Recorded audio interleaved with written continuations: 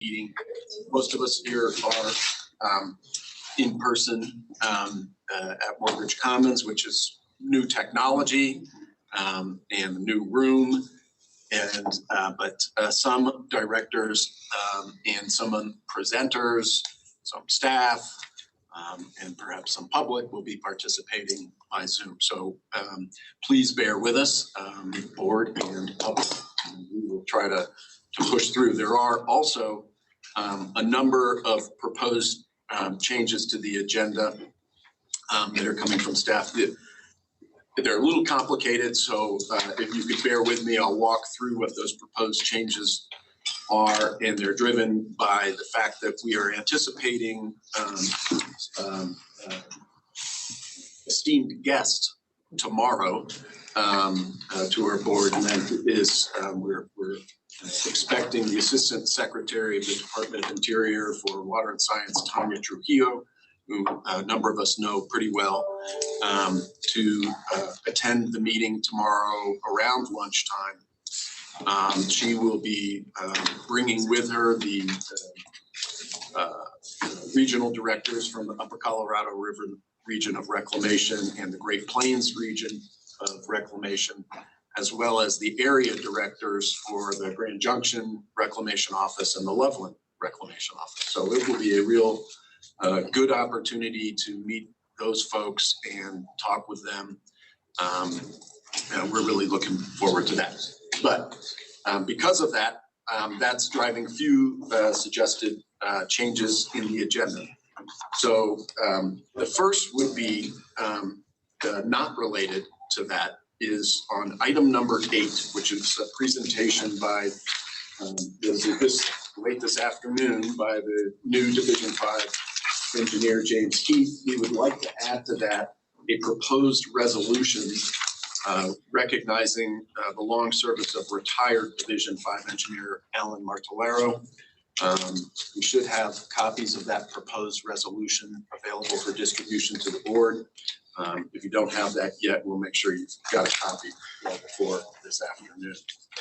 So that would be proposed addition. And by the way, sorry that didn't mention this, you do have in front of you a proposed revised agenda. We normally don't do this, but because of the proposed agenda shifting of the times was a little complicated, we thought it might be easier if we printed out a proposed revised agenda, and if the board adopts these recommendations, then you can refer to that version rather than your or my scribbling on the existing agenda. So then the changes made necessary by the new addition would be to move item 14, which is the external affairs presentation, from after lunch to before lunch. Basically move it to the number 12 time slot so that external affairs will be held from 11 a.m. to 11:30 a.m. This is tomorrow. Then we would move lunch from noon to 11:30 and make it 11:30 to noon. So it's going to be a short lunch tomorrow, but I think it's just sandwiches, so we'll make do. Number 12, which is the USGS presentation on the joint funding agreement. That, of course, is related. USGS is a department within the Department of Interior and is under the Water and Science review of the Assistant Secretary Trujillo. So that we will add to what is currently number 12. It will become number 13, and we'll make that a presentation discussion with Tanya Trujillo, the Assistant Secretary for Water and Science of the U.S. Department of the Interior, adding plus the existing language for number 12, the USGS proposed joint funding agreement amendment. And that would occur right after lunch from noon to 1 p.m. The remainder of the items on the agenda would just move down in numbering and timing. So those are the proposed changes.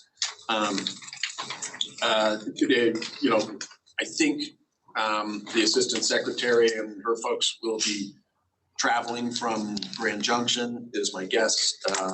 All of that timing could be in flux depending upon their schedule. Either it gets moved up a little bit or back, perhaps depending upon their schedule, but hopefully it all works out.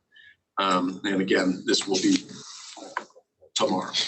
Okay, does anybody have any questions about that? Move to approve the agenda. No, hold that thought. We're gonna do a roll call quickly, so we've got a roll call for the. I'll do that. Okay. Marty Whitmore, Present.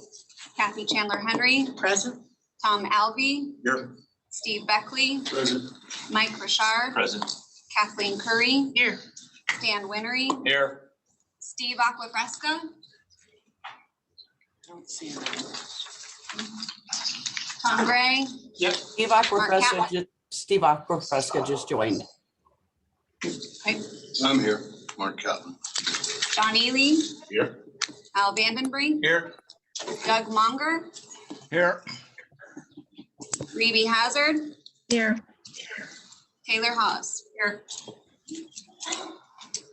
Thank you very much. Now I would entertain a motion to approve the agenda as revised. No, I want Want me to repeat it all over again? Yeah, would you do that again? Move to approve the agenda. Second. Second winner. Okay, all those in favor, aye. Aye. Opposed, same sign. All right. President Whitmore, if you would entertain a quick introduction of some of our new folks before we move on. So we'll cover this later in the general manager's report, but we have several new faces. Some you have met on Zoom and some are here in person on staff here. Over here to the left, we have Stephanie Moore. She's our new executive assistant. She replaced Lori, who will be joining us for dinner tonight. So you'll have an opportunity to see Lori. Raquel Flinker, she joined us in March. You did possibly meet her on the April Zoom meeting. We have Brendan Lagenheisen, who started last October. It's just introducing folks since he's, we haven't been in the same room for a long time. He's our new director of technical advocacy. Marielle Cowden back there, our new director of public relations. So she stepped into kind of a blend of when Alicia left us. And then we have Lindsay DeFreitas. Sorry, I was struggle with that one. And Lindsay just joined us last week. She's our new public relations and media specialist. So those are our new folks. And Amy Moyer also is new. You guys met her as well. I believe she will be joining us by Zoom and also in person later. So there's a lot of new faces. A lot of new faces. It'll be nice to get a chance, nice to see everybody in person, and we'll get a chance to visit with all of our new people this evening at our party. So first thing on the agenda is consent agenda. Do I have a motion to approve? Is there anything anybody wants to remove from the consent agenda? Okay, if not, is there a motion to approve? Move to approve. Second. Okay, second, Richard. First was Winter. Former Director Aquafresca has his virtual hand raised. If you can, okay, Steve, is there something you wanted to remove from the consent agenda? Thank you. No, I just wanted to respond to a roll call. I came in late. We got you. Difficult. Here. Okay, motion and second to approve the consent agenda. All those in favor? No. Aye. Aye. Any opposed? All right. We will now move on to the general counsel's report. Peter, do you want to talk about going into executive session? I certainly will. Excuse me. Pursuant to CRS section 24-6-402(4) and E, I'd make a recommendation that the board convene into executive session to discuss the items listed under agenda 3A. A couple of clarifications there. We would ask that the board invite into executive session our special counsel, Shoshana Rosenthal, who is on the Zoom. And also clarify that only certain staff will participate in the executive session discussion for the first item 3A, Romanet 1. And that would be myself, Jason, Audrey Turner, Hunter Causey, and Lauren Nichols. Is there a motion to go into executive session? So moved. Second. Second, I'm sorry. By Ely. Okay. All those in favor of moving into executive session, say aye. Aye. All those opposed? Okay, we are now moving into executive session. While we're getting people out of the room, I also just want to say to everyone, because we have such a full agenda, I am assuming everyone has read their packet materials. And items that are perhaps not as critical as others this time around, we may slide through a little bit more quickly. We have some items that really need very full discussion. And so we won't shortchange or short shrift anything that really needs a lot of discussion, but there may be a few items here and there, not that there was anything unimportant on the agenda, but we may have a few items that I suggest we kind of scoot through fairly quickly. Okay, with that, Peter, do we need to continue recording this session? Yes, I would, or the answer is no, but thank you. The subject in executive session will constitute attorney-client communications for which no further recording needs to be made. I just have a quick question about internet. Is there? It's mortgage. Thank you. During the River District's discussion in executive session today, the board discussed with counsel the items listed under agenda 3A. I want to note for the record that Director Chandler Henry was not present during the discussion of item 3A, Romanet 7. And we can take up the public session items. Right, we'll take up the public sessions after a 10-minute break. Be back at 11:30, please.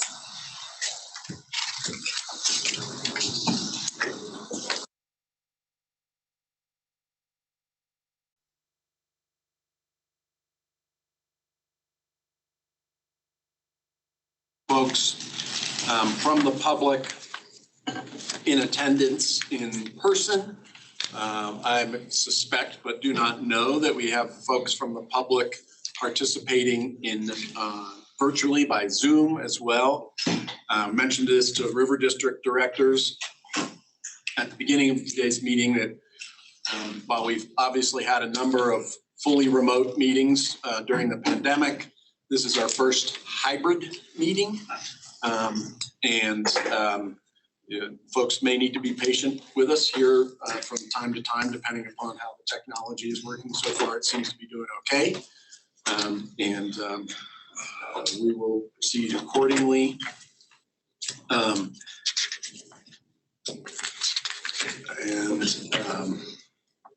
The next item on the agenda, the discussion, is an update on the Department of Natural Resources Anti-Speculation Task Force.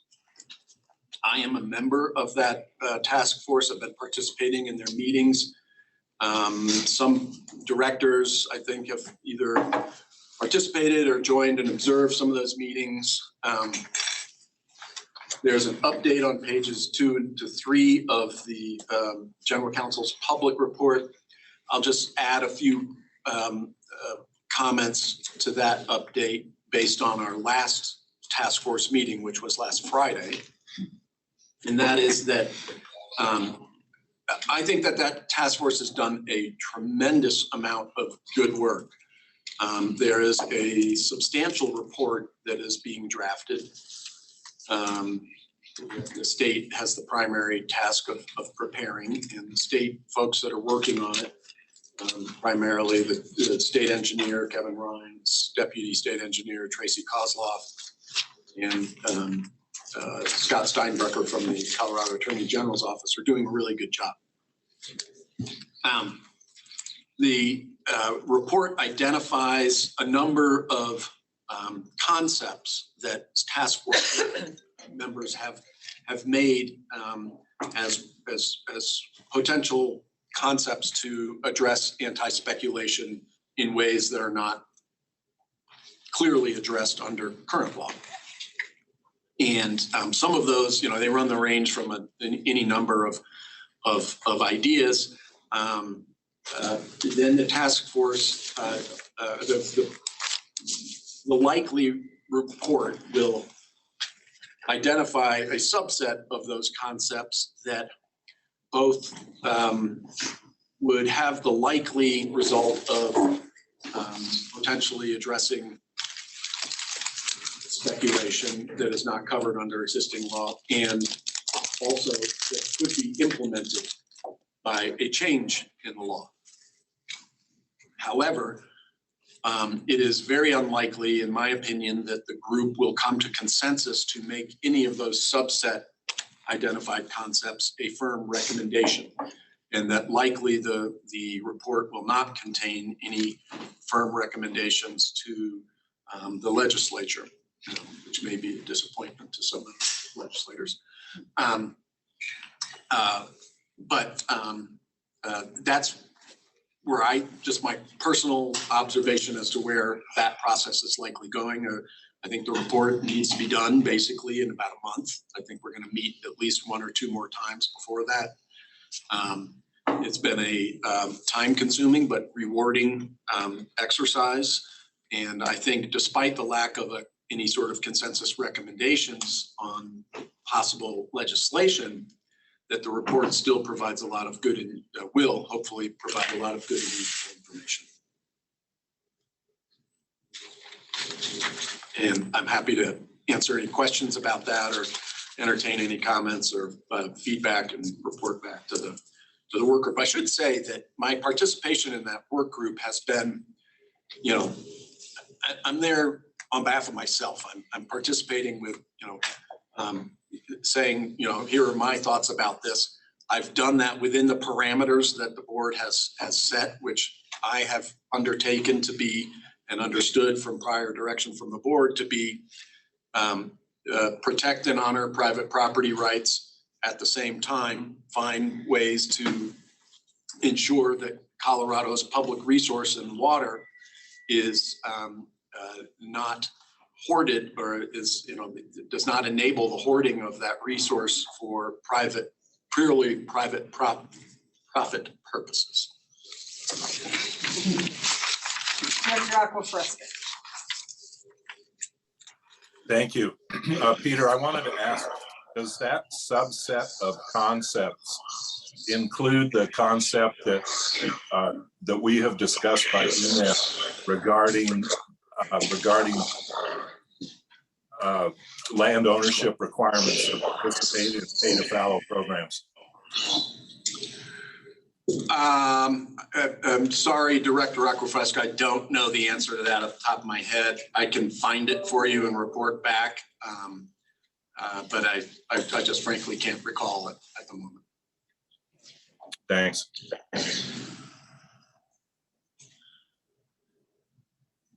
Anyone else? I just want to ask Peter, I think I heard you right, that what you're saying is you don't expect this to be fruitful. The anti-speculation concept, the way it is now, to actually get consensus. Well, I certainly don't expect, let me say, I'm very hopeful that there will be a consensus report. That is not a definite thing, but I'm hopeful that there will be a consensus report.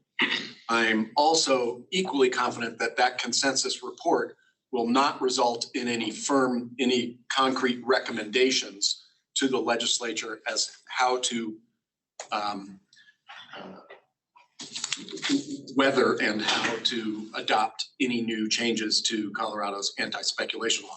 I'm equally confident that it won't, recommend any changes that would certainly weaken anti-speculation. That hasn't been on the table at all. But as far as new changes that would attempt to address speculation that currently escapes the purview of the water court, just because it's not set up that way, I don't think there are gonna be any firm recommendations. But I do think that the report will still be worthwhile. It'll still be a good work product, even without any firm recommendations. So it'll be a recommendation, but it may note the concerns that. There won't be any firm recommendations. It will identify, and this is all based on current drafts, that could change. But it will identify concepts that were discussed, pros and cons of each of those concepts. All of the task force members have had full opportunity to go through and voice their concerns or their cheerleading for a specific concept or their concerns with some. And as you would expect, they all have various pros and cons. Yes. Thank you. And I would agree. I've been listening to those discussions pretty religiously, and the thought of presenting concepts as opposed to recommendations, I think, is the direction that I had heard, which I think is wise, because there are lots of different points of view and differences of opinion. But what'll be nice for the legislatures, you'll be able to see, Water Resources Review Committee especially will be able to see how tough this issue is. How you think you might be able to do something about speculation, but the devil truly is in the details when you try to figure out exactly what that looks like. Then all kinds of other issues come up. So I thought, Peter, that was another positive, was that the legislators will be able to see how challenging it is to actually try to, quote, strengthen those statutes. Yes, I agree. And you know, the report, I don't think the report is going to say, at the same time, it's not making any recommendations. It's also not saying don't do anything. You know, legislature can do, you know, whatever it wants to do. The other thing that I've tried to be clear about is that you know, speculation, and we use this term speculation like it's a bad thing. It is a bad thing in the context of the use of Colorado's public water resource. Speculation in the concept of investment in water infrastructure or property, you know, is not necessarily a bad thing. Obviously, we invest and speculate that there will be a financial return on things that we invest our money in. And that can often be, you know, a very good thing. The problem is you know, using that same term that means two different things. Using the same term causes some confusion, understandably so. And so my point has been speculation in water, as that term is understood in the firm context of the use of Colorado's public water resource, is never allowed. Just because we have certain provisions that you know, might escape the purview of the water court doesn't mean that it's allowed. It doesn't mean that Colorado law would say, yes, you can speculate. And by definition, speculation in water, anti-speculation, is you know, doesn't necessarily mean, hey, I'm going to invest in this piece of property, farm it for 20 years, and then, you know, I hope I'll be able to sell it for more in year 21. That's not what we're talking about. You know, we're talking about the hoarding of the water right purely for the sale for private profit. I can't get that straight. At some point, you know, in the future, whether it's a day later or you know, a year later.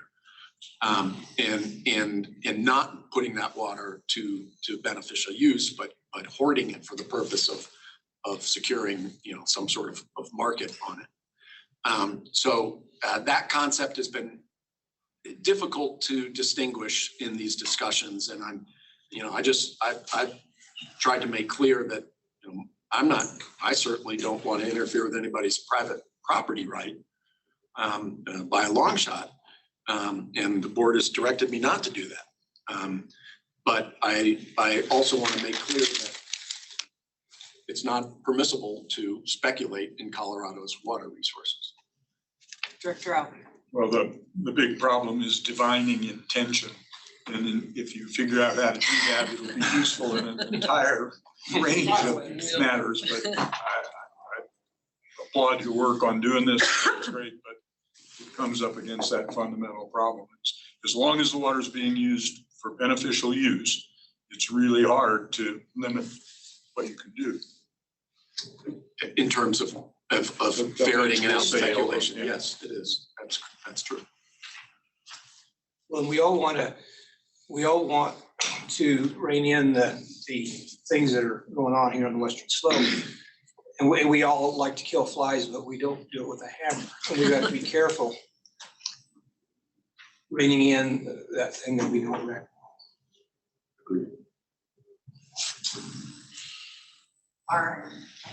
Yes, hearing nothing else.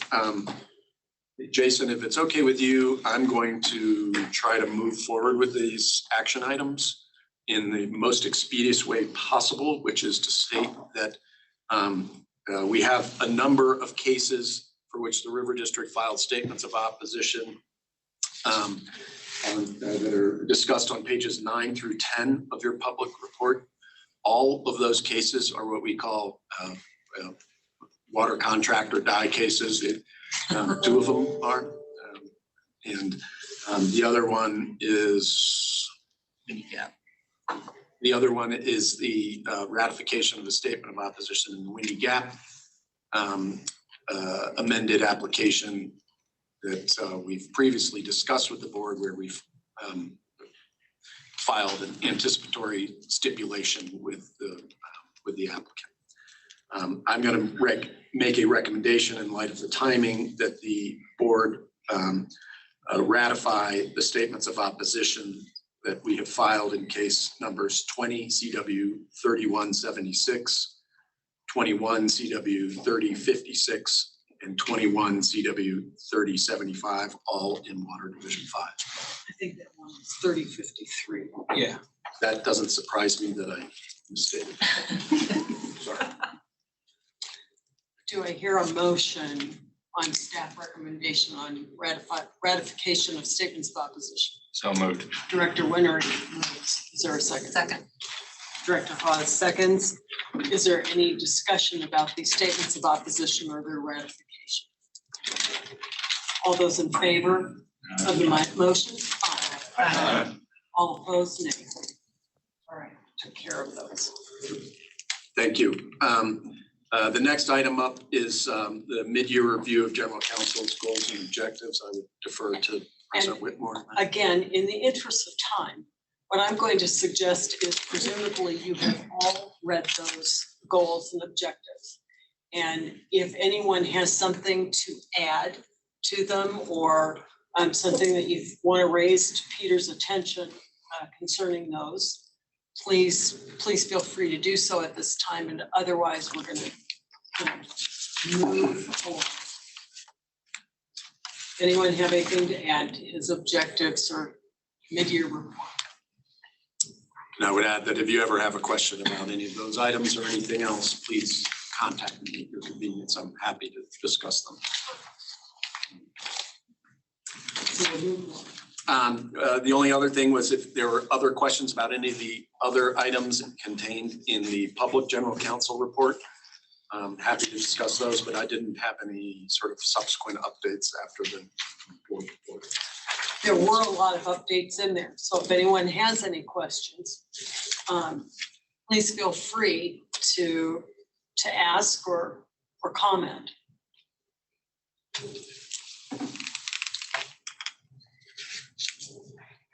Well, there you go. Thank you. We're caught up with our already. Yeah, right. Yes, thank you. I think we did a good job there. At least that part of the morning. The one case that you really, that was in the package that I thought was kind of interesting was the hill case, you know, the stream bed. Anything else to add on that from, or just what's in the report? Just what's in the report. Perfect. Okay. If anyone else has anything to say or questions for Peter, great. And if not, having just gotten back from a break, we'll now take one. But we're caught up. That's good. Good job, Madam Chair. Yeah, right. So back on it.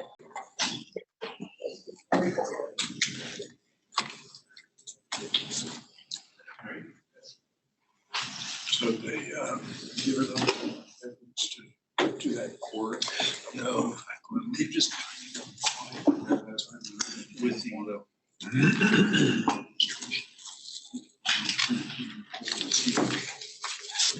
give some inroads.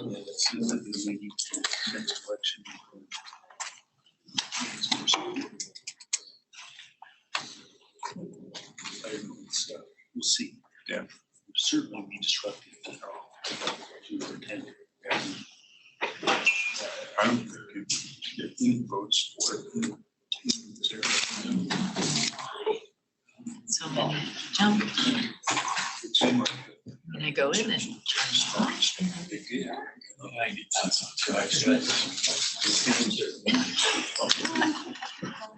something, I'm not sure what. since it's Can't read my lips. But now that we all have multiple choices, we get to have on everything. good, a little bit. Two of my three devices. That's what I said.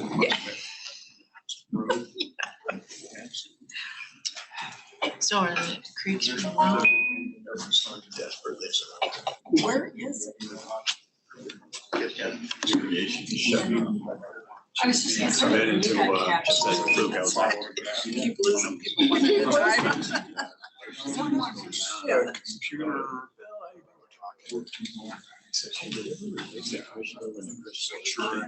Tell you what it is. so he's not.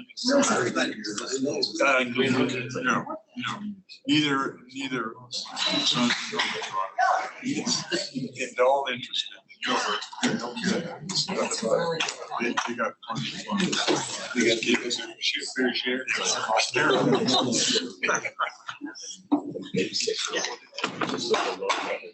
All right, we're gonna get back to the agenda. We still have a lot of work to do this afternoon before we can go party. I haven't heard that in a long time.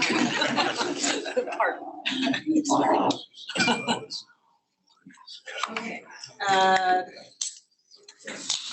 we are now ready for public comment.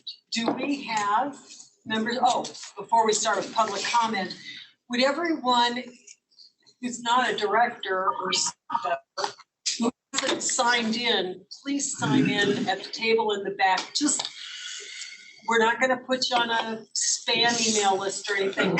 It's just for purposes of our minutes. We really like to know who's here. So if you wouldn't mind making sure that you sign the register, the login sheet back there, we'd appreciate it. And this is an opportunity for anyone who has something in particular they'd like to bring to our attention, or if you have a comment on something, if you would like to speak to the board, this is a chance. So anyone from the public who wants to speak? Do we have anyone on the Zoom who's? Nope. All right. We're ahead of schedule now. Okay, DK. I'll be happy to take up all the time I that was you just give saying, me. we gave you got an extra 5 or 6 minutes. I'm thrilled to be here in person with you all. You heard from everybody else. I'm just gonna say the same thing. Wow, great to see everybody. Great to be here. And that's gonna be about the best news that I've got. We're gonna see if this cool PowerPoint thing works. It's gonna get up on the screen, and I'm gonna try to control it from here. And there is a memo in your packet, of course, and you can follow along, but since it was written at the beginning of the month, many things have changed. as you can imagine. So see if this will, I'm gonna point over here, if this works. If it doesn't, I'm gonna need to see if I can get some manual assistance. Okay, so again, some of this is gonna be background, let you know how we got to the dire situation that we are in. This one will look familiar. Looking back last year, our snowpack and the way it developed and the way it went through is on the lower side of this plot. This is a plot that shows the range of snowpack over the last 30 years. The black is this year, 2021, and how it falls into the range and the sort of classifications of historical norms, right? So lower than normal, came in at about 89%. This is above Lake Powell. And the red is the lowest ever and the blue is the highest ever. So again, I think that tells the tale. The snowpack was not horrible. It was not great, but things got worse from there. And again, I'm gonna kind of point over here for some assistance because this guy doesn't want to behave. We think it's a battery issue. So here we are on SWE, snow water equivalent, and telling the same thing. Just want to go over it again, but on the right-hand side, and a lot of these plots I've got from Reclamation. They are doing a lot of updated work on the hydrology, and I'll tell you why here as we go. The right-hand one I'll bring your attention to, which is the cumulative runoff, okay, for the Upper Colorado River. The lowest ever is in that orange, and you can see just here in the springtime, we bumped up above that cumulative low, and really just telling that same tale that things are not good and not surprising. So if we move on to the next slide. Again, I want to kind of show why we're here, and you've probably heard about soil moisture, and I can't overstate the impact and influence of soil moisture. And this is basically the antecedent or those conditions that happened before this year that set us up for where we are today. Again, the red and the dark colors represent a modeled condition. And you can kind of see purple is the worst in the lower basin. And if I was able to stand up and show you, well, maybe I can. I don't know, maybe this is going to be the way to go. You know, lower basin here in Arizona, if you don't have your bearings, upper basin here. But again, we're in the between 30 and 70% of average soil moisture in a deficit. So any runoff needs to fill the deficit before it runs off into the river. This is a theme that we're going to be talking about. So we'll go on to the next slide.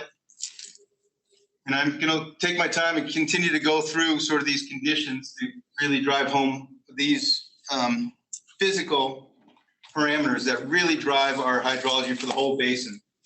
And when we're comparing on the left 2020 and on the right 2021, you'll see a few different differences, but really not too much change, okay? July has been above average, but we're not seeing a response in the soil moisture yet. Again, you can find, your eye may go to a few areas where that deficit has decreased, but it's still pretty bad and possibly getting worse. So if we move on to the next slide, precipitation. So the other big part of sort of the mass balance, the water balance, if you will, you know, is what's happened to date, what's happening today with precipitation. You put those two together along with the atmospheric conditions, which I'll get to, and it really tells the tale. This is probably the glimmer of hope. On the right-hand side, July, a water year to date. Let me start over. On the left-hand side, the month of July, and you can see some green and some cooler colors reflecting some of the monsoonal flow, which is starting to have a small beneficial impact. But when you look at the whole year to date, still looking pretty harsh, pretty hot in terms of precipitation, dry, okay? So again, we'll move on here. And I've got, I'm gonna keep talking about drought because that's the theme. But show you again, some glimmer of hope. In these basins, we're seeing, especially in the Colorado, between 90 and 125% of average in June. And July, I suspect, will be similar. The San Juan, really interesting. So, you know, the southern basins have really suffered when we look at snow. But when you look at the monsoon, that's where that input of precip has been making a difference. But above Lake Powell, when it's all integrated, below average, 80% for June. Okay, as we move on. The other thing, as I mentioned in this water balance, you got your soil, you got precipitation, and then what's going on in the atmospheric conditions. This is a relatively new parameter that shows what's been going on in the atmosphere for the last 7 weeks. The short term is eddy, and it basically can be summarized as sort of the thirst of the environment. In other words, the red areas where you have high levels of evapotranspiration, and the blue where, you know, you're moving moisture from the red to the blue in a sense, and from the oceans. And it's a critical piece to our circulation and reflects that we are seeing some pretty incredibly low relative humidities and issues throughout California and the Northwest, right? You all heard about the heat dome. This is reflected here in that. And Colorado is kind of in the middle. It's a little bit, again, a glimmer of hope. And if you move on, I'm going to just show you how it compares over the longer term, 7 months. Again, in that lower part of the Southwest, extremely dry and extremely, well, arid, of course. And these spots in areas that we don't normally see it in Washington and even in the upper Midwest, in the Dakotas and in Minnesota. And so we're going to see, I think, some issues with commodities based on some of these issues throughout the U.S. If we move on again, I'm just really trying to drive this home. Over the last year, this represents that atmospheric thirst for this region. And you can just see how dire it is, especially in the lower Colorado and across the entire state of Arizona and California, which coincidentally are suffering terrible wildfires right now. So if we move on again, this thing hopefully will run in an animated way, looks like it is, showing how the drought developed from 2020, the drought monitor from 2020 to today. So this slide, just you can kind of watch and see how things are evolving in the Southwest and then as it develops in the Northwest. And this tool, I think, is a very powerful visualization. You know, there's always drought somewhere. There's always below average conditions in places, but this shows those antecedent conditions that really led to where we are today, of drying of the soils in a regional way and affecting low stream flows as we go. And it is pretty long, but I just want you to kind of see this, and it shouldn't be a surprise, but you'll see the red continuing to grow. We're only in the beginning of 2020. Again, dial back to last year, we're all kind of sheltered in place and maybe not paying as much attention to what is happening. The other thing I want you to bring your attention to is Eastern Colorado. Eastern Colorado went from extremely dry to today when we're actually wet circumstance. And you'll see that as we get through this animation. But to me, I just thought that you'd be interested in watching on a regional scale how our atmosphere is changing and how it affects the hydrosphere. So again, going into the fall, things are just getting worse and worse in Utah, and you'll see Arizona and Western Colorado. And all of a sudden the signal's starting to grow in California. And similarly, California didn't have a terrible snow year, but because of the same conditions with soil moisture and high demands, fires, it's just continuing to grow here. And hopefully you've got the patience to go through this. I actually show 21 as well. to me, it's just fascinating to see. And again, it gets worse here. And I'm hoping we're going to see a peak and we're going to start to see some of the monsoonal moisture coming in from the Gulf of Mexico to replace some of this. So if we click on to the next slide, you'll see 21 to date. This is still 20, but the next slide, as it comes up, will be 21. And again, where we are beginning of the year with our low snowpack, low antecedent conditions, and exceptional drought, D4 they call it, which is really the highest category of drought. And no surprise, leading to some pretty tough situations, low inflows across the basin. And the other thing to point out is this is a regional effect. We've seen this kind of drought before, we've lived through it, but not in this regional scale. And when they look at the percentages of the West, we are breaking records in upwards of 90% of the West that is affected by drought, as defined by the Drought Monitor. This is University of Nebraska at Lincoln. This product comes out of. These are all available online. And again, I think you get the picture here.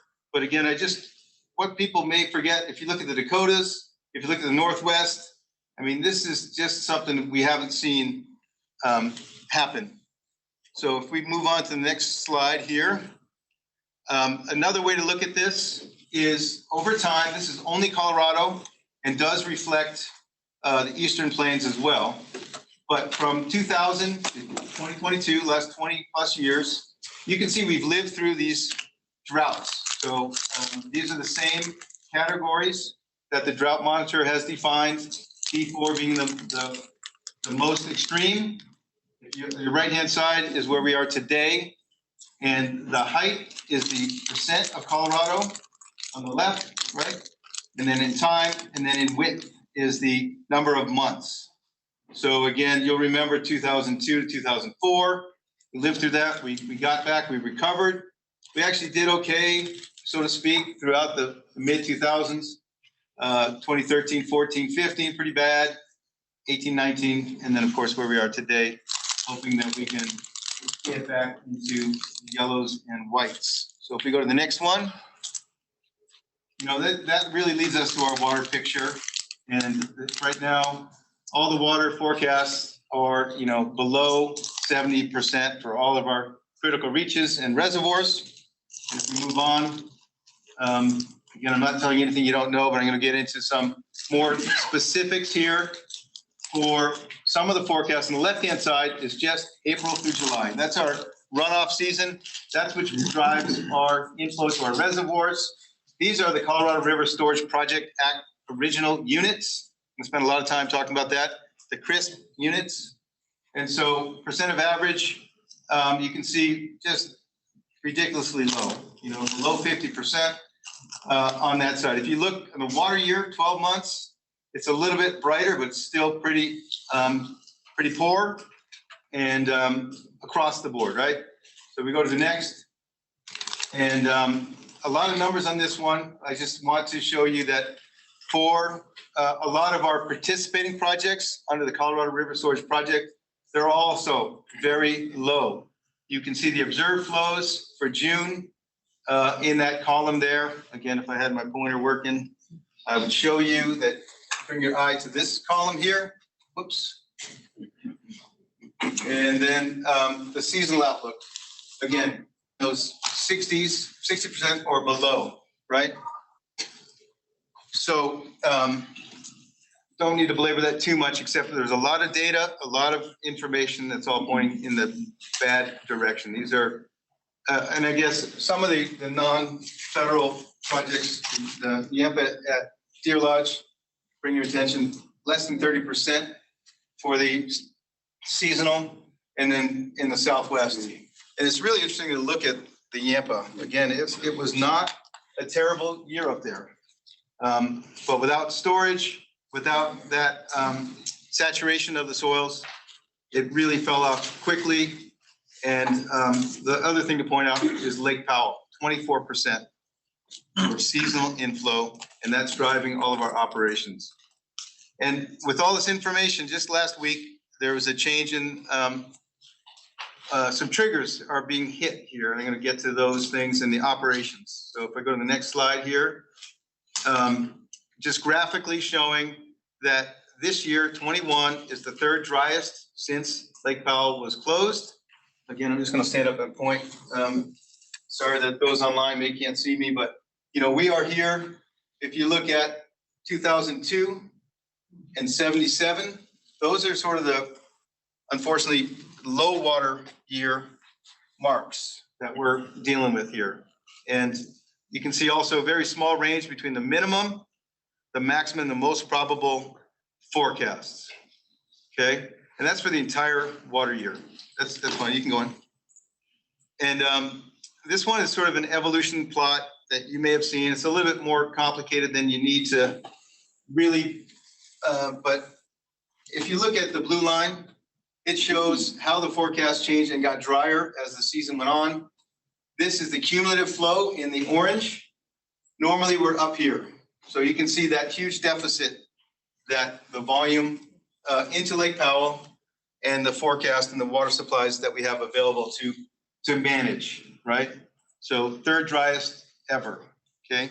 If we move on, and I should mention that there's a lot of different numbers and statistics out there. We are talking about unregulated inflow. This is a metric that reclamation uses. It takes out the reservoir operations and some depletions, but it's not virgin flow. It's really a hybrid between what is observed and what is modeled, okay? And that's what we're reflecting here. Whoops, we'll go back one. Again, this is just as of yesterday, hot off the press from reclamation, showing what we call a teacup diagram on the right. And you'll notice the Flaming Gorge looks pretty good, right? In the upper left in Wyoming-Utah border. Keep that in mind. Look down Lake Powell, less than half full, 33% full.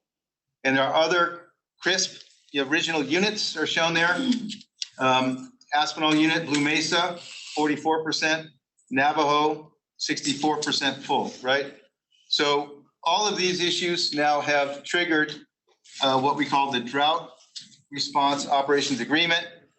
And shown in the next slide, in a narrative sense, it's part of the drought contingency plan that you've all heard about. It's really item one. It's the first thing that reclamation is going to. The Secretary of Interior, under her emergency powers, triggered this again just last week. Some of you heard this in the Flaming Gorge operations meeting. You heard a little bit about it at the roundtable meeting last night in the Gunnison. It's very new. It's never been done before. It means moving water from the upper basin facilities that Flaming Gorge, Aspinall, and Navajo. And I'll show you how that's going to work. It's separate and distinct from the storage agreement, which Peter mentioned, I think, earlier. And it's not anything to do with demand management. It's just moving physical water from those upper facilities that have already been stored in priority to Lake Powell. And I should point out under item 4, we are also doing these activities under the DCP, which is basically cloud seeding and vegetative management. So we'll go to the next one real quick. And I want to talk about that DROA, Drought Response Operation Agreement, and these volumes that were just identified to move downstream from these units. And you'll see Flaming Gorge, which was relatively full, is going to move 125,000 acre feet above and beyond the previously identified operations. So that means more water in the Green River. And I think the Secretary and Reclamation wanted to spread out some of the load, even though it's much less of a take from Blue Mesa and Navajo. They are still identified to contribute. And you can see the monthly volumes in this table. And you can also see the anticipated and approximate changes to the elevations modeled by December 21. And it's projected that if all this goes forward with the average conditions going forward, Lake Powell will rise by 3 feet by the end of the year. Blue Mesa will lose 8 feet, and Navajo is going to lose about 1 foot to 2. Navajo is a little bit, the modeling is a little bit unclear based on how much water comes out for the Navajo irrigation project. So really the bottom line for DROA is right here, all you need to know, so to speak. Never happened before. First line of defense to protect Lake Powell levels because of a threshold 25 feet above sea level that was identified in this agreement. And I'll talk about this a little bit going forward and try to focus that. The 25 shown here is a critical elevation. The black line is where we are today, July. The dashed lines on the right are projected, modeled between minimum probable, most probable, and maximum probable, okay? Obviously, we don't know what the hydrology is gonna be. We do have an idea of what the uses will be in the lower basin. And this is all played into here. And the key for us is with this information and the violation of projected of 3525, two things happen. One is that DROA release, and another is a decreased release from Lake Powell from 8.23 million acre feet to 7.48 million acre feet in 2022. Okay, so that shores up Lake Powell a little bit. That's really between the green and the red, if you will. Hopefully the green. The blue is pretty optimistic, okay? And on the left-hand side, you can see the different tiers. And so we are falling into that mid-elevation release and could go into the lower elevation balancing tier, excuse me, which is not desirable. And again, which triggers these different operations. And probably enough about that real quick here as I'm moving rapidly and trying not to get over speed over time. But if there's any questions at any time, please jump in here. And one other thing to point out there is that minimum power pool, 3490 dashed line. On the minimum probable, if things continue to deteriorate, we are in jeopardy of reaching that in 2023, thereabouts. That's another reason that the secretary decided to act last week. And again, 3 feet is not a lot, but it's our first line of defense. So let's move on to the next slide, which I believe is this cumulative impact of operations. I'll spend a little time on this. So I mentioned that next year is projected to be a 7.48 million acre foot year in 2022. In the yellow, right now 21 in blue is 8.23. And then you see sort of the running average, right? In red, progressive 10-year volume that we all talked about. And what the compact calls for, this is compact accounting projected at Lee Ferry. That's our compliance point below Glen Canyon Dam. The green line is that 8.23 million acre feet that we have all known or come to know and not love. The 7.48 is the critical sort of minimum, what some people call delivery obligation, but we may better describe it as the non-depletion amount. So there's a lot there to talk about, but basically what I want you to see is the red line impinging upon that minimum 8.23 if the next 4 years are 7.48 releases. Those are projected. We don't know yet. So worst case scenario, we are still above 8.23, sort of 10-year progressive, okay? So good news there, I guess, right? And well above the 75/10, right? Critically important plot for us to understand, but it's, again, projected. Again, right-hand side, annual volume, millions of acre feet. Left-hand side, the 10-year running average or progressive volume. So I can kind of just leave that there for a second. Looked like somebody had a question over there. You looking at me? I don't know. I looked at you. You looked like you were. Well, I am, because, well, part of my question, I'm arguing with myself again here.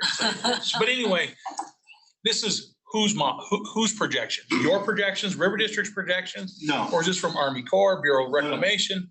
Reclamation and Okay. Upper Colorado River Commission. So these data are from the Upper Colorado River Commission, which is really the body that is charged with deciding these issues. But I want to just point out, there's quite a bit of debate between 8.23, 7.48, or some other volume. Thank you. It has to do with the depletion amount in the upper basin.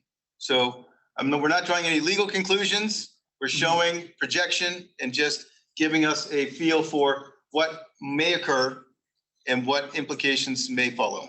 Because another model that, and I know models are subjective so much. And this is so. very simple. Yeah, and I know over the one that another one that I recently saw here in the past month had just for our White River, a loss within the next 5 years of another 20 to 30%. And I'm like, put that across the whole basin, 20 to 30%. Well, that throws this whole model here just kind of right out the door. And it's hard to project when you're just hoping, I mean, you're praying to get to that 7.48 million acre feet.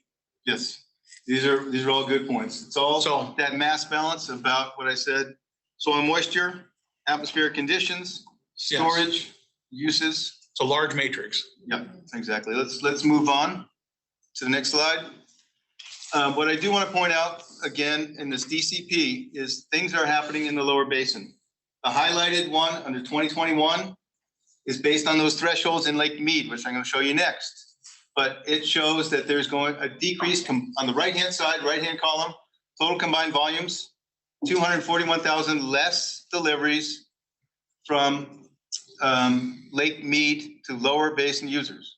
Next year, it is a certainty that there will be 613,000 acre feet of less deliveries to the lower basin. This means that Central Arizona Project in particular will bear the brunt. And you can see, again, we don't have a lot of time to go in here, but each state is shown there and allocates the different reductions. So Arizona, 512, Nevada, 21, and even Mexico is in the game. Mexico will get less water in 2022 as part of the DCP agreement, which is signed into federal law. So, and there's footnotes there about Secretary of Interior taking affirmative actions to do other things. These are pretty hard and fast. This is pretty much the certainty, what's going to happen at Lake Mead. And so if you can go to the next slide, the cumulative impact to Lake Mead, you can see it is also declining and falling through different thresholds based on those hash marks in blue.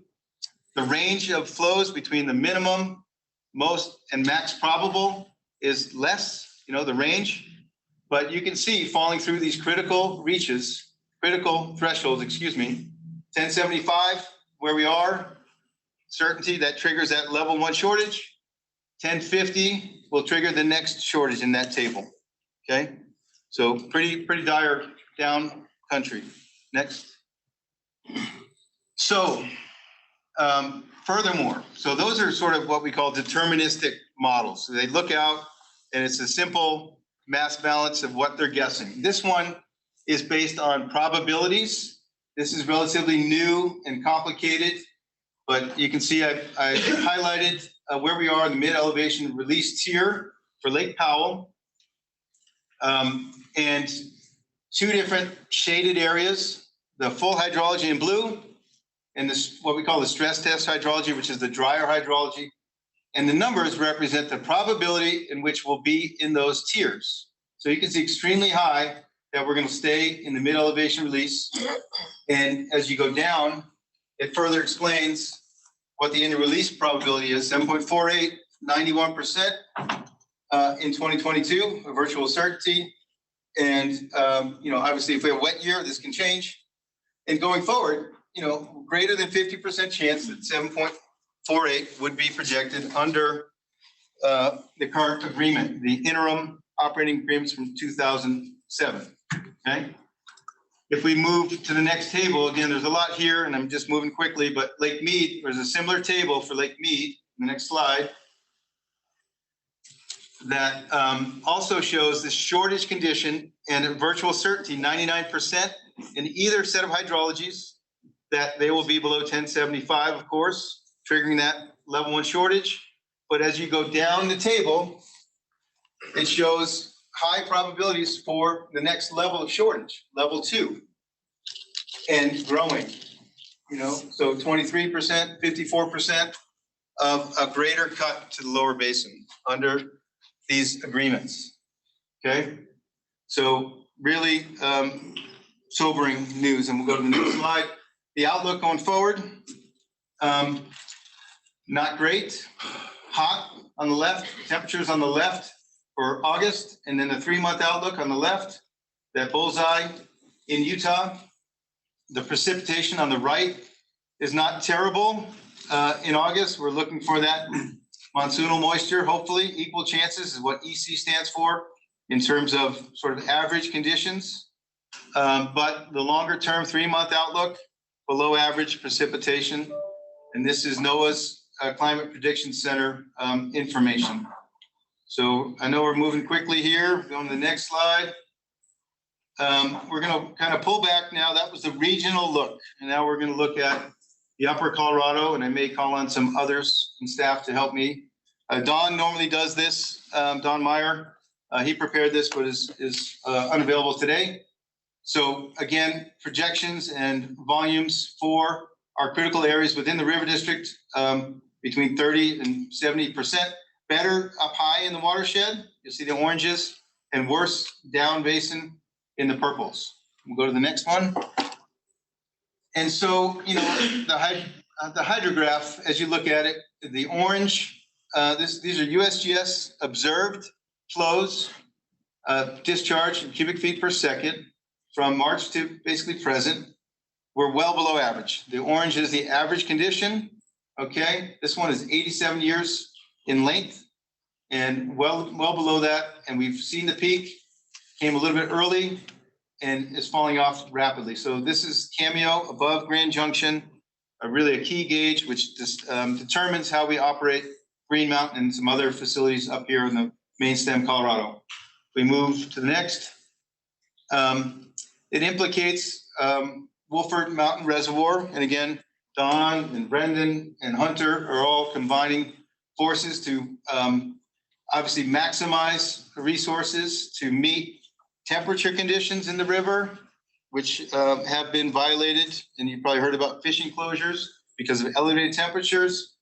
Also, probably need to talk a little bit about substitution, which is a complicated issue, which means essentially that Green Mountain Reservoir is not projected to fill.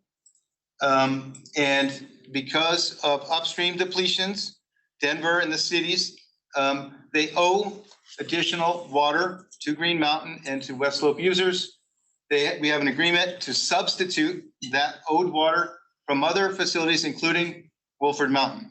So we're going to show you what that looks like. But right now, this, whoops, a little bit too fast there. Just want to show, you know, we did fill. We're still pretty good in storage.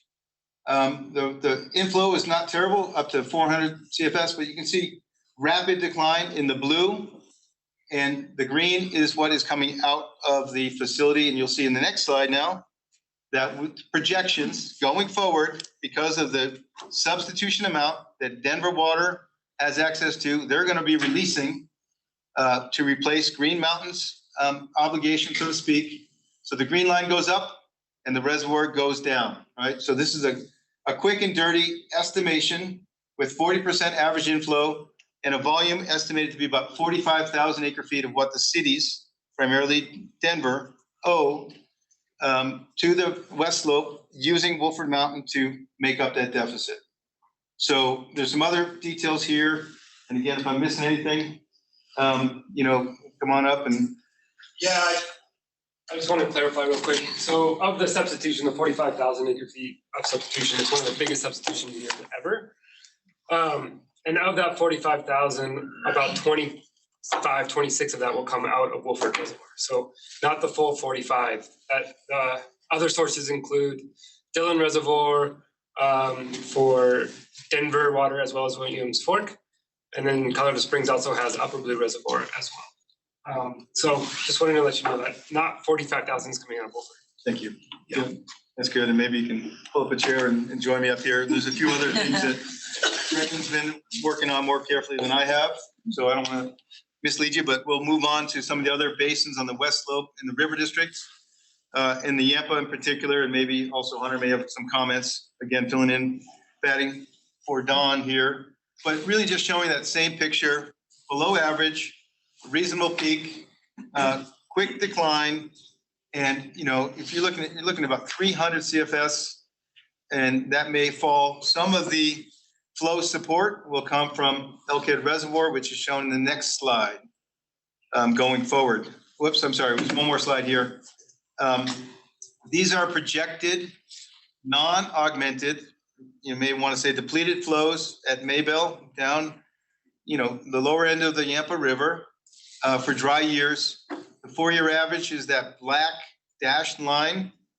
And you can see some of these driest years, and we're pretty much on that same trace. We're not showing, we're showing in blue where we are, and we're just trying to use that as a guide moving forward and trying to estimate the kind of augmentation, the amount of replacement water, if you will, from facilities like Elkhead, which again is shown next, I hope. So here's Elkhead. And again, good news, we filled it. We're still pretty good, but we're projecting those strong demands to cause that facility to start to increase releases and decrease storage. Anything you want to add here? Yeah, I thought it might be helpful to mention that the recovery program in a normal dry year, they target 93 CFS, maybe gauge for the recovery program. This isn't a normal dry year. This is an exceptional one. So they're afraid that if they target that 93 CFS and they start releasing that 7,000 acre feet from Elkhead, they're just going to run out. So they're actually targeting a number closer to 75 CFS. So they're not even trying to hit the dry year target for the recovery program. Yeah, and that's a really good point. So all of our flow targets in the river district and recovery program they have drought exceptions or rules that allow changes and what you may call excursions versus that, you know, optimal flow. And we're seeing some of those falling in the Grand Valley, 15-mile reach, the lower Gunnison near Grand Junction, and the Yampa. So that's a theme that we're dealing with, trying to provide enough water for the fish, but not to you know, drain these facilities. So if we move on to the next one, I'm getting close to the end here. And one more thing about the Yampa, at the April board meeting, you approved funding for the pilot project out of Elkhead. So we've got 1,500 acre feet that we'll be releasing to try to keep the call off. So that should hopefully help agriculture in the basin. Good. And then I think just one more slide. Looking at the Gunnison, it's a little different visual, but it shows in black where we are today, more or less, versus the different classes of water. You know, right now, thanks to the Aspinall unit, we're almost in the green. It's going to fall off there. So those targets, we've done a really good job, or Reclamation's done a good job of keeping flows at Redlands, which is near the mouth of the river, above or at that flow target. Okay, the flow target is right around between 750 and 890. We can go down to 750 in a dry year. We haven't done that yet. Keep in mind the DROA, those increased releases will pull out another 32,000 from Aspinall. So good news for the river, not so good news for storage and carryover for Blue Mesa. So I anticipate that we'll be in that sort of tan color or even in the green moving forward until we end the year in December, and we will have less than 200,000 acre feet of active storage left in that facility. That's the projection. That can change. The good news about the Gunnison is it does benefit from monsoonal flow better than typically the upper Colorado. So we may get some decreased demands. Some other highlights, good news, the Uncompahgre Valley does have pretty much a full supply. You know, I'm using that term loosely. They've been on rations 80%, but they are having a very good season. It's kind of a bright spot because of the Aspinall unit. The Gunnison Tunnel has been running full, more or less. And Ridgeway Reservoir, which also helps provide water to the Uncompahgre Valley, has done, say, yeoman's work to keep good flows for those irrigators. I think that's my last slide, and I wanted to save time for discussion because there's a lot here. And hopefully I didn't overwhelm, but I was told not to be shy about loading it up with info. So here you have it. Okay. Okay, could you talk a little bit about the projected inflows to PAL this year and the projected uses, consumptive uses in the upper basin, and how that affects the total natural flow? Yes, and we talked a little bit about this. There's a lot of terms out there, and I want to make sure I'm using clear terms. You know, virgin flow is that flow which, if there were no depletions, that which would flow. That's a modeled number with a lot of uncertainty. The numbers I showed were that unregulated inflow, which is a observed number plus what's being stored in upstream facilities and some depletions. So everything we saw today was unregulated inflow. So Just crisp facilities. no, it includes exports as well. So when you look at the TMDs, we have a good idea of what's coming out of the upper headwaters. Those are put back into the unregulated flow. So that's all modeled in what you saw. Going one step further to the virgin flows, what's available and how our uses change, that's what we want to get at. You know, and those in the upper basins really understand this. You can't deplete water that's not there, okay, pretty obvious. And without storage, you can't access that water. So in the upper Gunnison, upper Yampa, upper White, no storage, your uses go down, okay? In a year like this, dry conditions, less use, okay? Less depletions. When you go below the storage, and I just mentioned this for Uncompahgre, Grand Valley, their uses go up. And it's a artifact or by design, using that storage, depleting the system to meet crop demands in real time based on hydrologic and atmospheric conditions, uses go up. So we got to keep that in mind. It really depends on where you're located. In the upper basins, they have been practicing demand management involuntarily forever. And in this year, you will see some record low uses. Those are modeled uses based on some observations, but it's a number that has a lot of uncertainty. So I want to just clarify that. Downstream of the Gunnison Tunnel in the Grand Valley, they are depleting those flows at a much higher rate. So you combine those two at Lake Powell and integrate all those flows and uses, they're somewhere in the middle. We're not going to be at a record use, I predict. We don't know these things until about a year later when all the data is in and the models are complete. I'm going to suggest that we're probably going to be a little bit below average in uses. So why does that matter? Because our compact obligations talk about that depleted flow, right? And our ability not to, or our obligation not to deplete down below the natural native flow, which we don't really have a great idea about what it is. Nobody agrees upon what model to use. I shouldn't say nobody, but there's a big disparity and hard to narrow that uncertainty about how much water, to get to your question, how much is there and how much are we using? So Reclamation publishes on a 5-year basis the consumptive uses and losses report. That's what powers the model. That's what gives us our virgin flows. We do have some preliminary numbers. I'm sorry I don't have them with me, and I'm happy to give them. Reclamation has improved their models, and it's not a real-time thing, but it's much closer in real time to provide. Look who's here. Anyway, hopefully I'm getting this point across that there's a lot to it. Yeah, a question around the Bureau of Reclamation and Interior are releasing flows now, are going to be, if they're not already. They are. They are, okay, so green. out of the green, Flaming Gorge.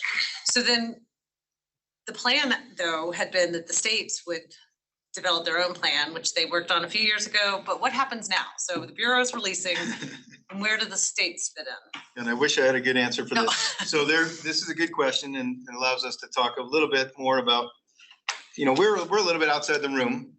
The states are meeting. River District has not been invited into those meetings with reclamation. I think that door is going to be opened up wider for us to participate now that these decisions have been made. How it moves forward, I think we're going to lobby to really be in the door, trying to understand the models, projections, uses, and supplies. That's the short term, right? We're only talking about increased release through December. And we're all interested in what happens next year. When we know about 7.48 coming out of Powell, that I should have mentioned, that doesn't go hard until next month. The August 24-month study is the time frame when reclamation gets everybody in the room, says this is what we got, this is what we are going to do. That's the consultation. There's essentially 3 consultations under the annual operating plan that includes CRSP and all its original units, participating projects, all the depletions. That's going to happen early August and gets published in mid-August. Okay, that August 24-month study. So that basically sets the priority or the operations, for the next 12 months from August 21 to August 22.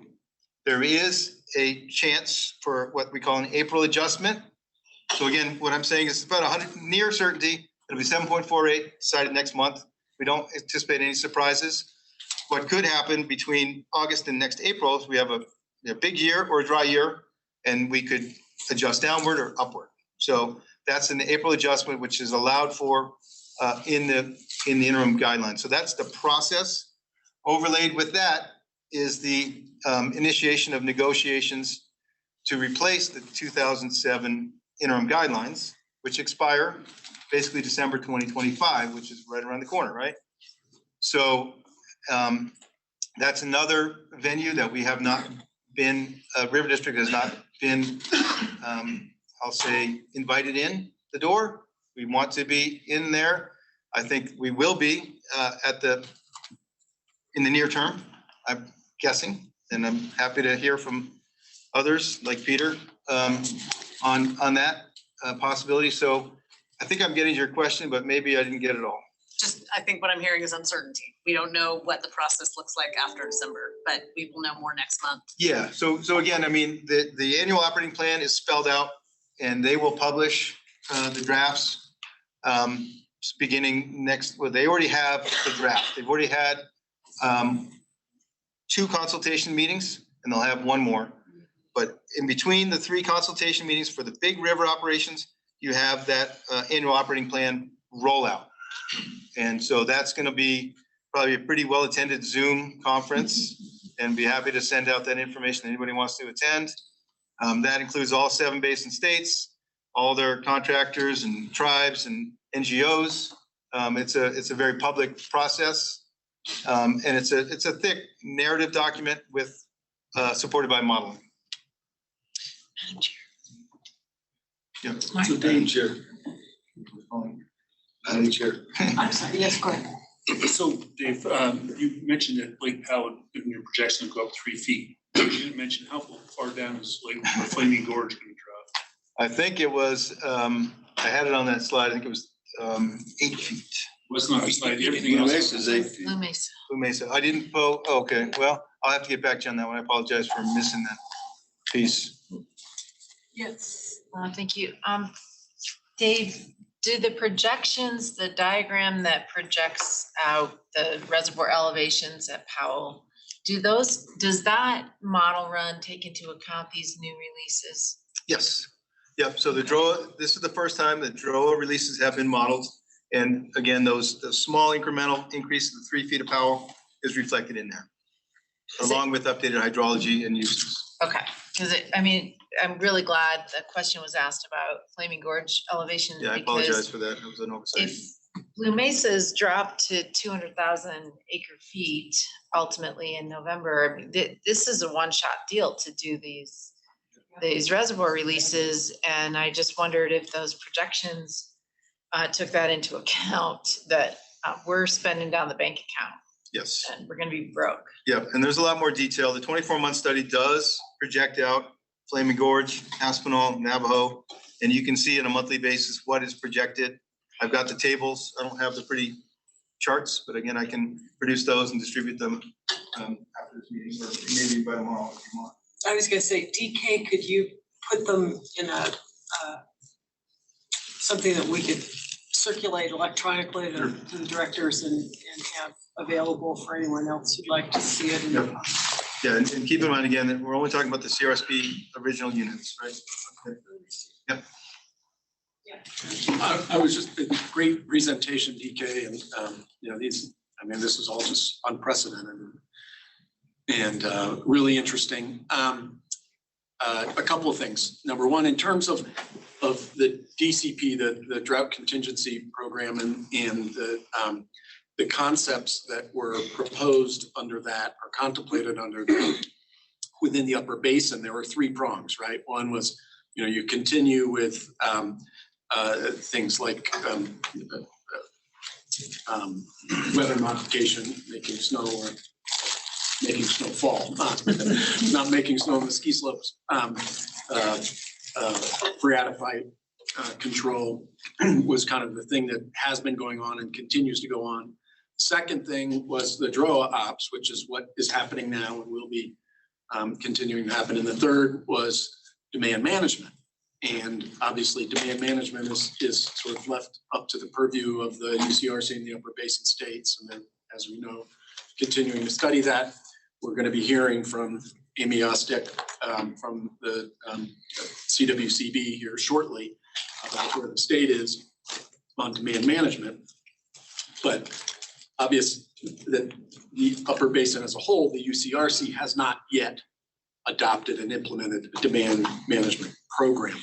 And that makes Director Curry's comment about the one-shot deal, the one-time, you know, influx of these DROA operations. I mean, in theory, there's still water available in Flaming Gorge, and it may get depleted even more next year if next year is bad. But you're starting those reservoirs further in the hole than you otherwise would be. So, you know, those you know, you still got space that needs to be filled there. The other thing I wanted to mention was all of this is a great conversation and will be very good topics, I believe, for discussion tomorrow with the Assistant Secretary and her staff that's going to be coming in as well.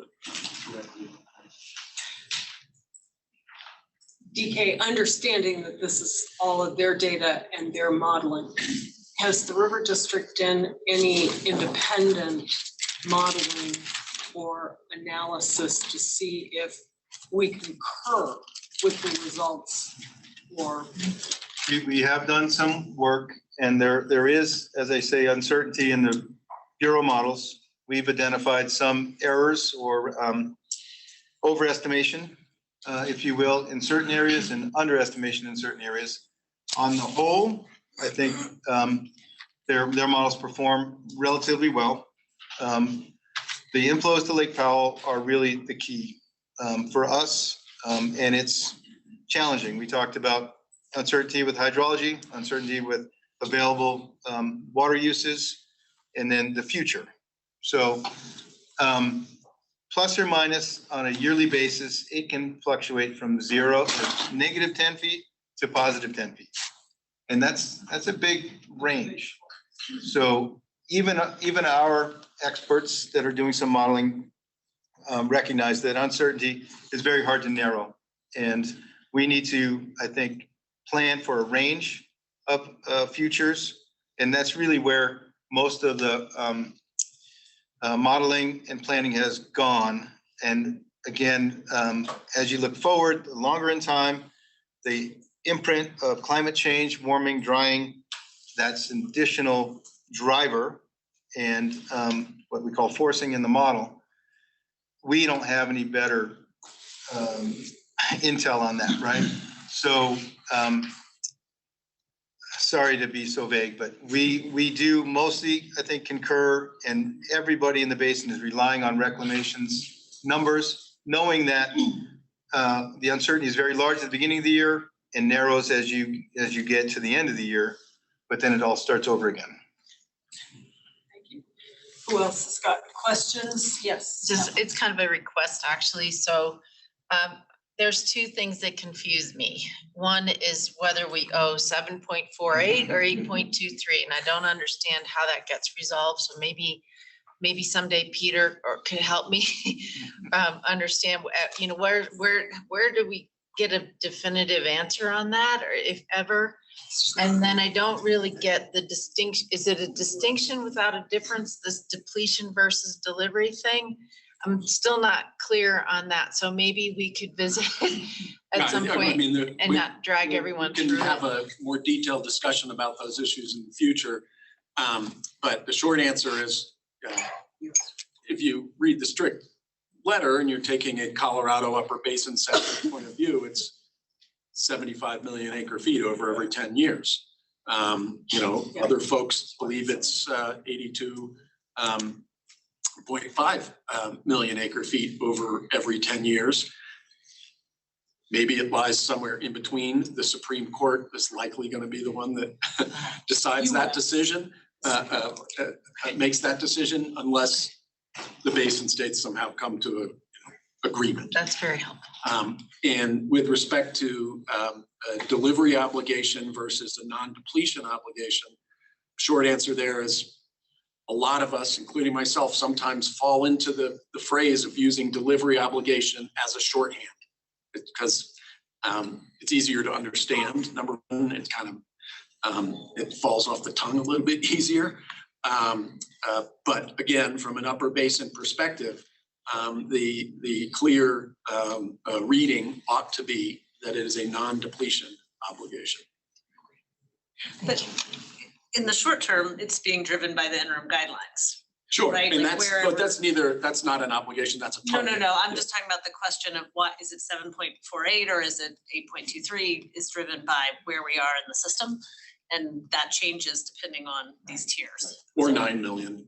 Right, or 9 million. Plus, I mean, when you look at 2011, it 11, seems yeah. a So long lifetime ago. ago. Yeah, it actually was quite a while ago, but we wish we had it sooner. That year, there was a release of, I don't remember how many million acre feet, but it was well above 9 million acre feet. You can also see why this is such an important issue for the interim guidelines is what might the resolution be going forward. Okay, yes. If you have time, I just have one more question. Okay, your slide showing that the lower basin was actively curtailing uses and based on Lake Mead elevations. What is that? I think this coming year it would be 300,000 acre feet. 600 in total between Nevada, Arizona, and Mexico. And so California takes no shortage right now. okay, so they're reducing their depletions from what? I mean, because the structural deficit piece has always been, well, they need to curtail even in good years because they're overusing. So is that curtailment still? I assume it's still drawing down Mead because it gets worse and worse unless hydrology improves. Yeah. And so it's a subtraction from what number?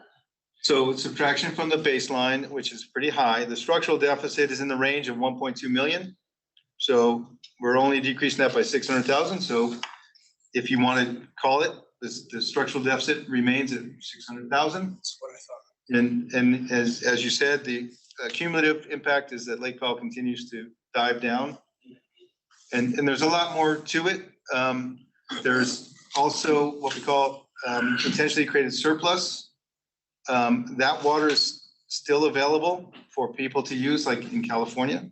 So this year, California will take a full Colorado River aqueduct, close to 1.2 million acre feet. So there's a lot again there because the State Water Project, which moves water in California from north to south, their allocation is in the range, I think, of 5% of normal. So they're really relying on that. So they banked water in that ICS, intentionally created surplus. They're taking that out, and that's reflected in those levels. Arizona is not, Nevada is not. So there's still additional, some people call it the race to the bottom. They still have access to that under the DCP. The DCP actually allowed for them to take that. That was sort of a compromise that occurred. Prior to that, they couldn't access it in these tiers. So when we talk about the negotiation, that's another topic for them in the structural deficit and how those volumes of water can either come out or need to stay in. Thank you. Excellent presentation. And if there aren't any other burning questions or comments, we will move on. Thank you. To the general manager's report, and in Andy's absence, Peter and Audrey are going to cover the general manager's items, and so however you guys have split it up. Thank you. Take it away. Sure, thanks. Yeah, Audrey and I will tag team a little bit on this section of your board's presentation. Andy's report starts off with, and I'm going to cover the first item between now and 2 o'clock or the next presentation.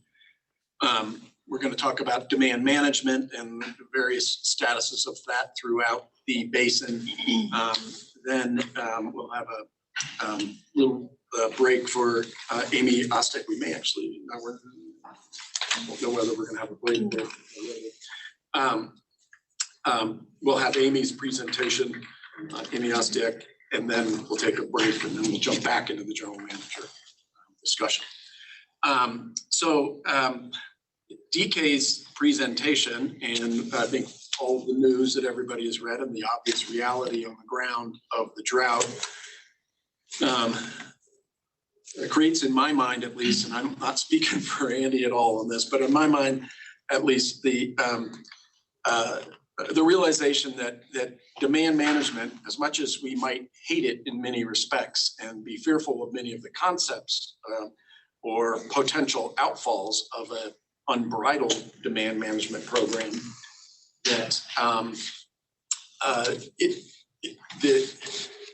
it being the lesser of two evils between a temporary and compensated program and a involuntary and mandatory program curtailment, either anticipatory curtailment or compact violation curtailment. It sort of makes, this hydrology sort of makes that distinction a little bit clearer. It's unfortunate, but it is what it is.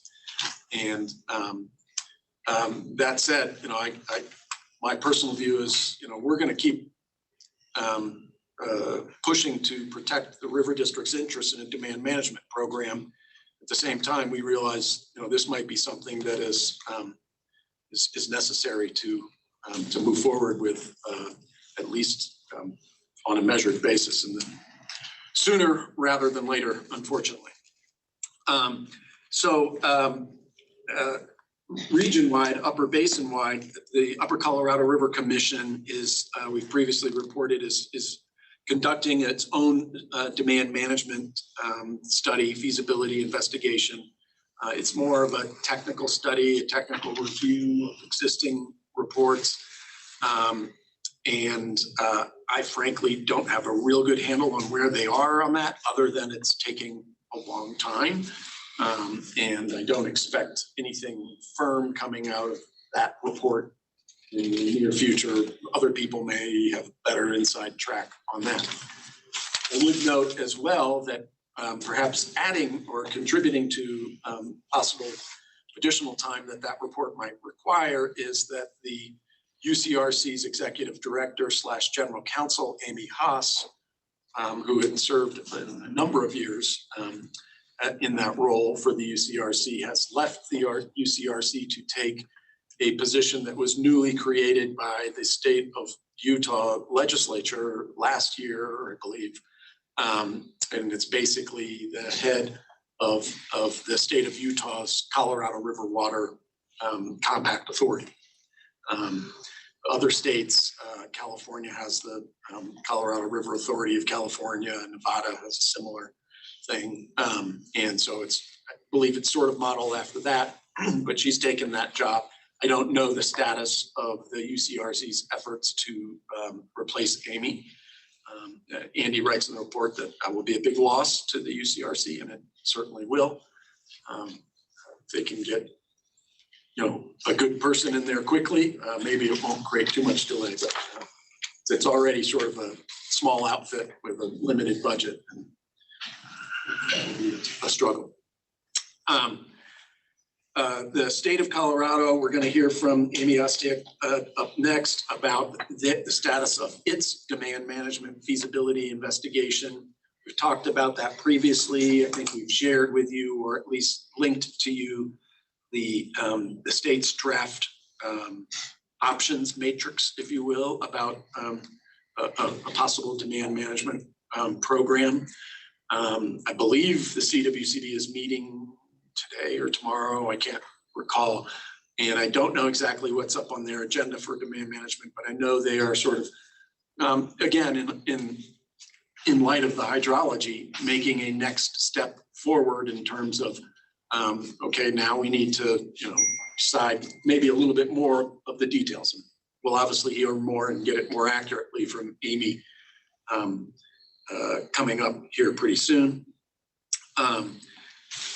We've talked a little bit about the, and DK mentioned some of the experience and a little bit of the frustration we felt with working with the state on some of the interstate negotiation matters. I don't need to rehash that here today, but just know that that is out there, and we continue to offer the River District's experience, expertise, and modeling work to help out the state on interstate matters.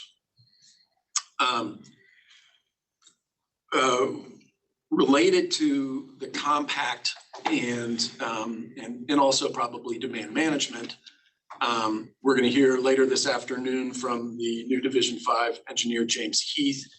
The state engineer has recently discussed his intent to promulgate new West Slope measurement rules. I don't know if he's going to call it compact water measurement rules, but surface water measurement rules. His theory being, and I don't want to put words in his mouth, but the theory being that you can't administer what you can't measure. Lots of basins in the state, including many West Slope basins, already have pretty good and robust measuring devices, gauges, measuring devices on diversion structures and ditches and laterals, and have a pretty good handle on this. Other basins we've talked about, of course, frankly, aren't up to speed on that. Number one, because they haven't needed to. The AMPA, you know, has never been administered on a system-wide basis before until very recently, and there simply has not been the need.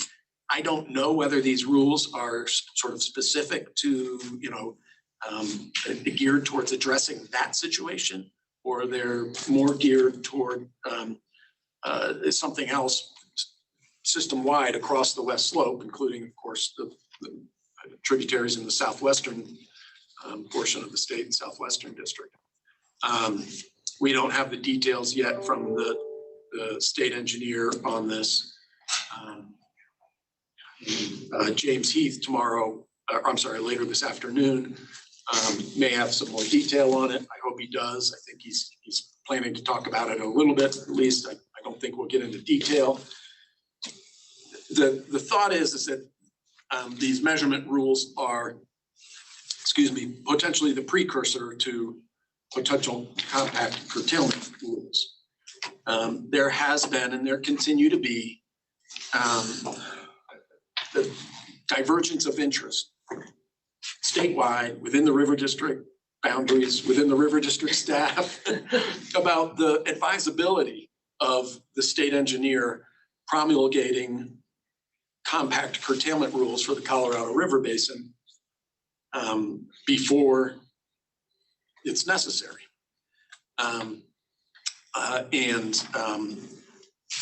Again, the hydrology indicates maybe it's, you know, you saw DK's chart about even if we have 7.48 a million acre feet of releases from PAL over the next 4 years, we're still above that 82 million acre feet over 10-year running average.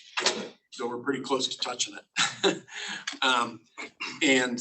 So, maybe we're getting a little bit closer to that period where the state engineer at least might be thinking, I gotta get some rules in place so people know what to expect. And a lot of people say, yeah, I wanna know. Am I gonna be curtailed, or is my neighbor gonna be curtailed? We've made prognostications about this in the past, and it's hard to really figure out, but we've had different thoughts about it. One is goes strictly by priority.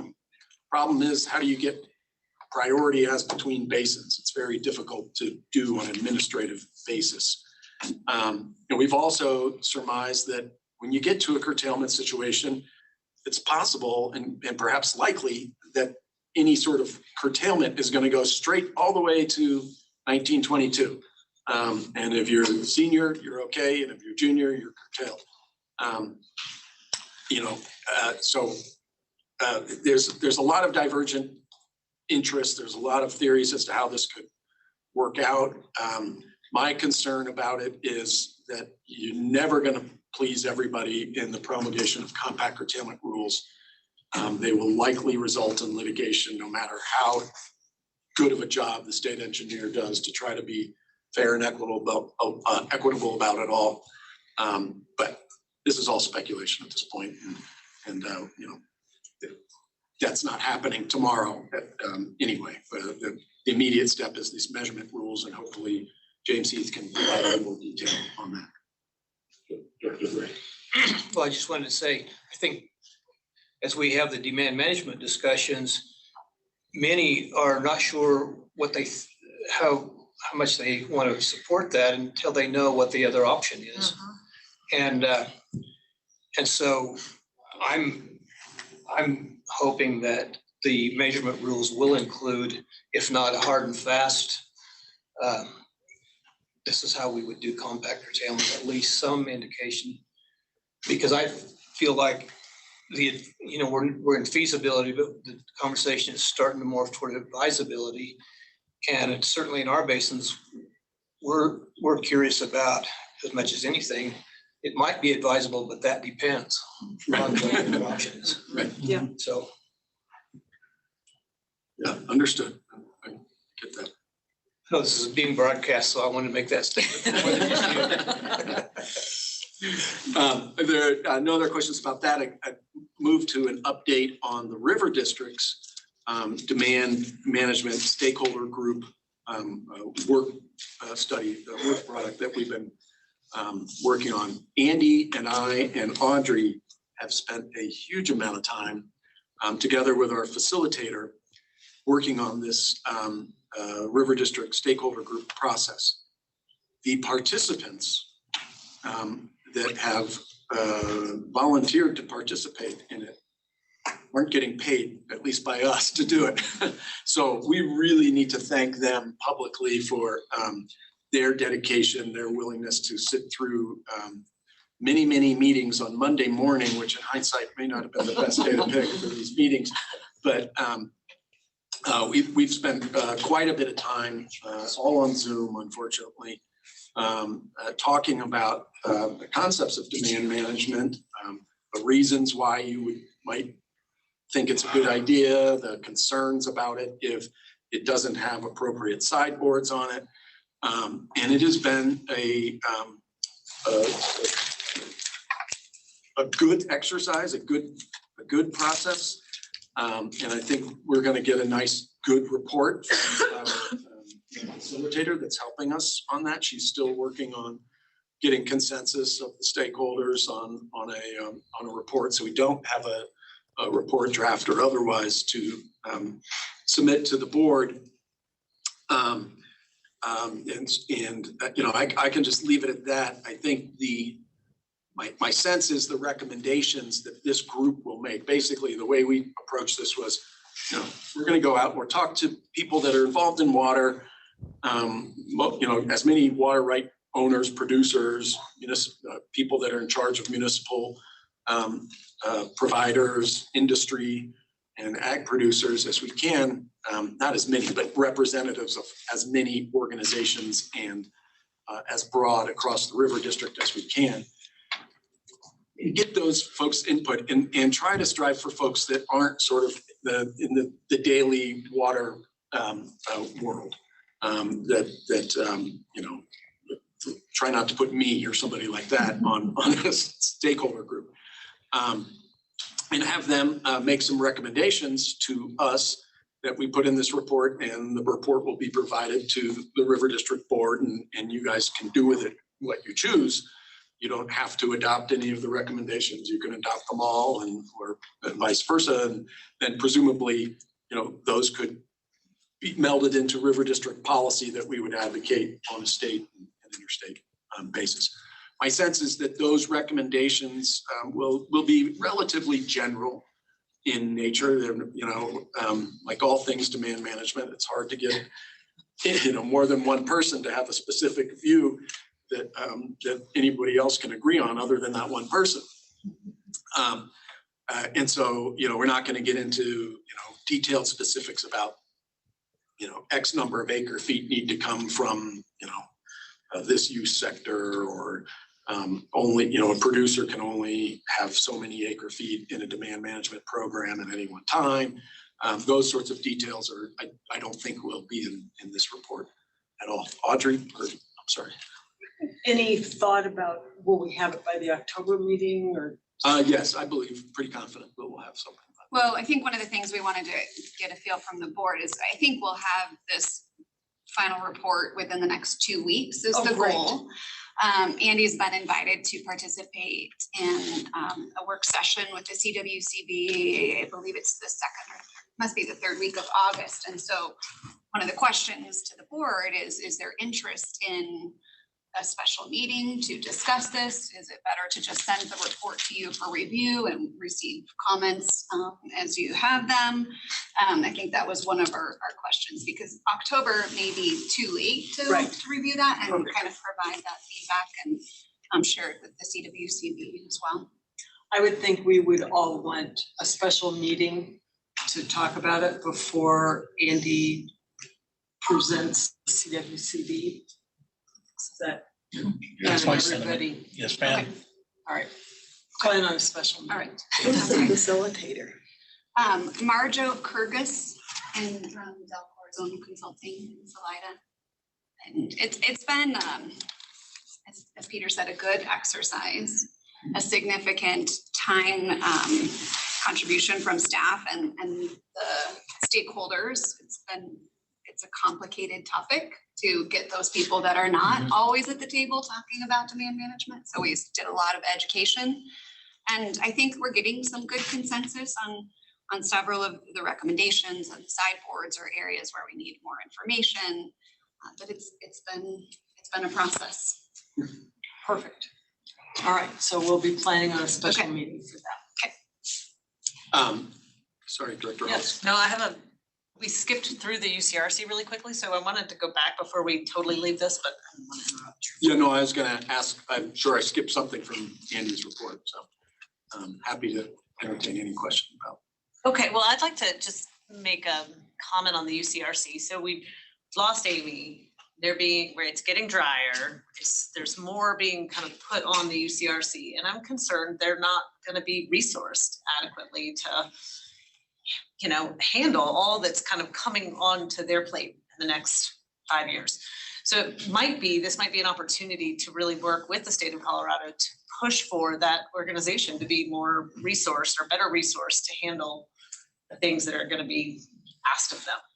So just something to be thinking about, because anytime you lose staff, it's an opportunity to restructure and consider that. So I just would put it out there for consideration. I think that's a great idea. The way that the UCRC, I don't know the exact details, but the UCRC is funded by contributions from the upper basin states. And Colorado's, can't recall exactly, but if they contribute pursuant to their compact allocation, which Colorado has 51.75% of the Upper Basin compact allocation, but they only have one vote. And there's 4 Upper Basin states and a federal representative. I can't recall whether the feds contribute. They often will provide grants to the UCRC. I don't think they contribute to its general operating budget. But that is an excellent point. The Upper Basin really needs to make sure that that's well-staffed and funded enough to do the job that it needs to do. Thanks. And that Colorado's getting good representation. That's that too. And so how do we accomplish that? Do we send a letter to the General Assembly, to the governor? I mean, how do we accomplish that? Do you have some thoughts? I would say probably the place to start is to talk to Becky and Amy Ostick and just find out what their thoughts are for where they see the UCRC, how we can support the UCRC with the level of increasing responsibility they're going to have over the next few years, and just see if they have a plan, and if not, start to see what we might do as a state to have those conversations with the other states. Because again, this is an opportunity in a way as they shift staff, but I know they're not, that just what they can pay their executive director isn't that high, and so they need good staff going into this next few years. So I think starting with Becky and Amy would be a place to start and kind of see where it goes organically. That makes sense. Okay. Anything else on these topics? And if not, can we just jump right into? Yes, as we bring Amy Ostick, she's going to be appearing by Zoom. There's Amy. Hello, Amy. Amy is the Deputy Chief of the Interstate Division. I might have mangled that, Amy, before the Colorado Water Conservation Board. And thank you for appearing. I got the pretty good chunk, if not the full board here, both in person and by Zoom, as well as a number of staff and public members in the audience, and perhaps by Zoom as well. And we'll just turn it over to you, Amy. I know you want to make a presentation on a number of things, including demand management and other interstate issues that might be up for discussing. Great. Thanks so much, Peter. Can you all hear me okay? There we go. Yeah. Okay. I just have to say, Oops. Now you're breaking up. I'm gonna get you with it.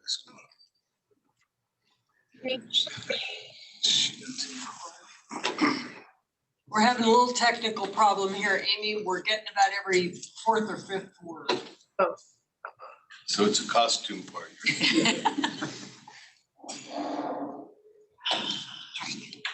Do we have any other participants we can ask to turn on their videos or anything? Is it a bandwidth issue or what is it?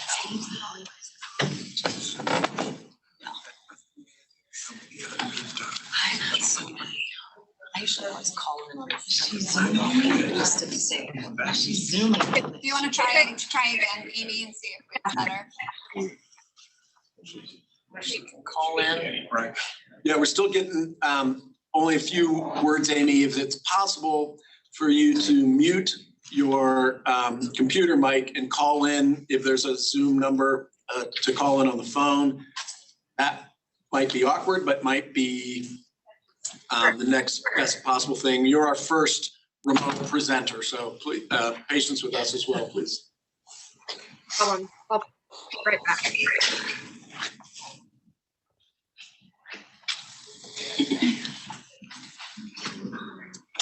It's tempting to take a break. I know. I'm wondering if you might actually, Peter or whoever's down over there, why don't you guys try to mute yourself? See if you can hear me better for just a second. Okay, testing. Can you hear me okay now? I of course can't hear anything you're saying, but I'm just wondering if that would have fixed the issue. that a thumbs up? Yes, okay. So I am just going to dive right in then, and maybe I can just run through a few things really quickly. And then I can shut up and let you all ask any questions or start the discussion. So I guess to start, I think I'm going to go ahead and try to share my screen if that's okay.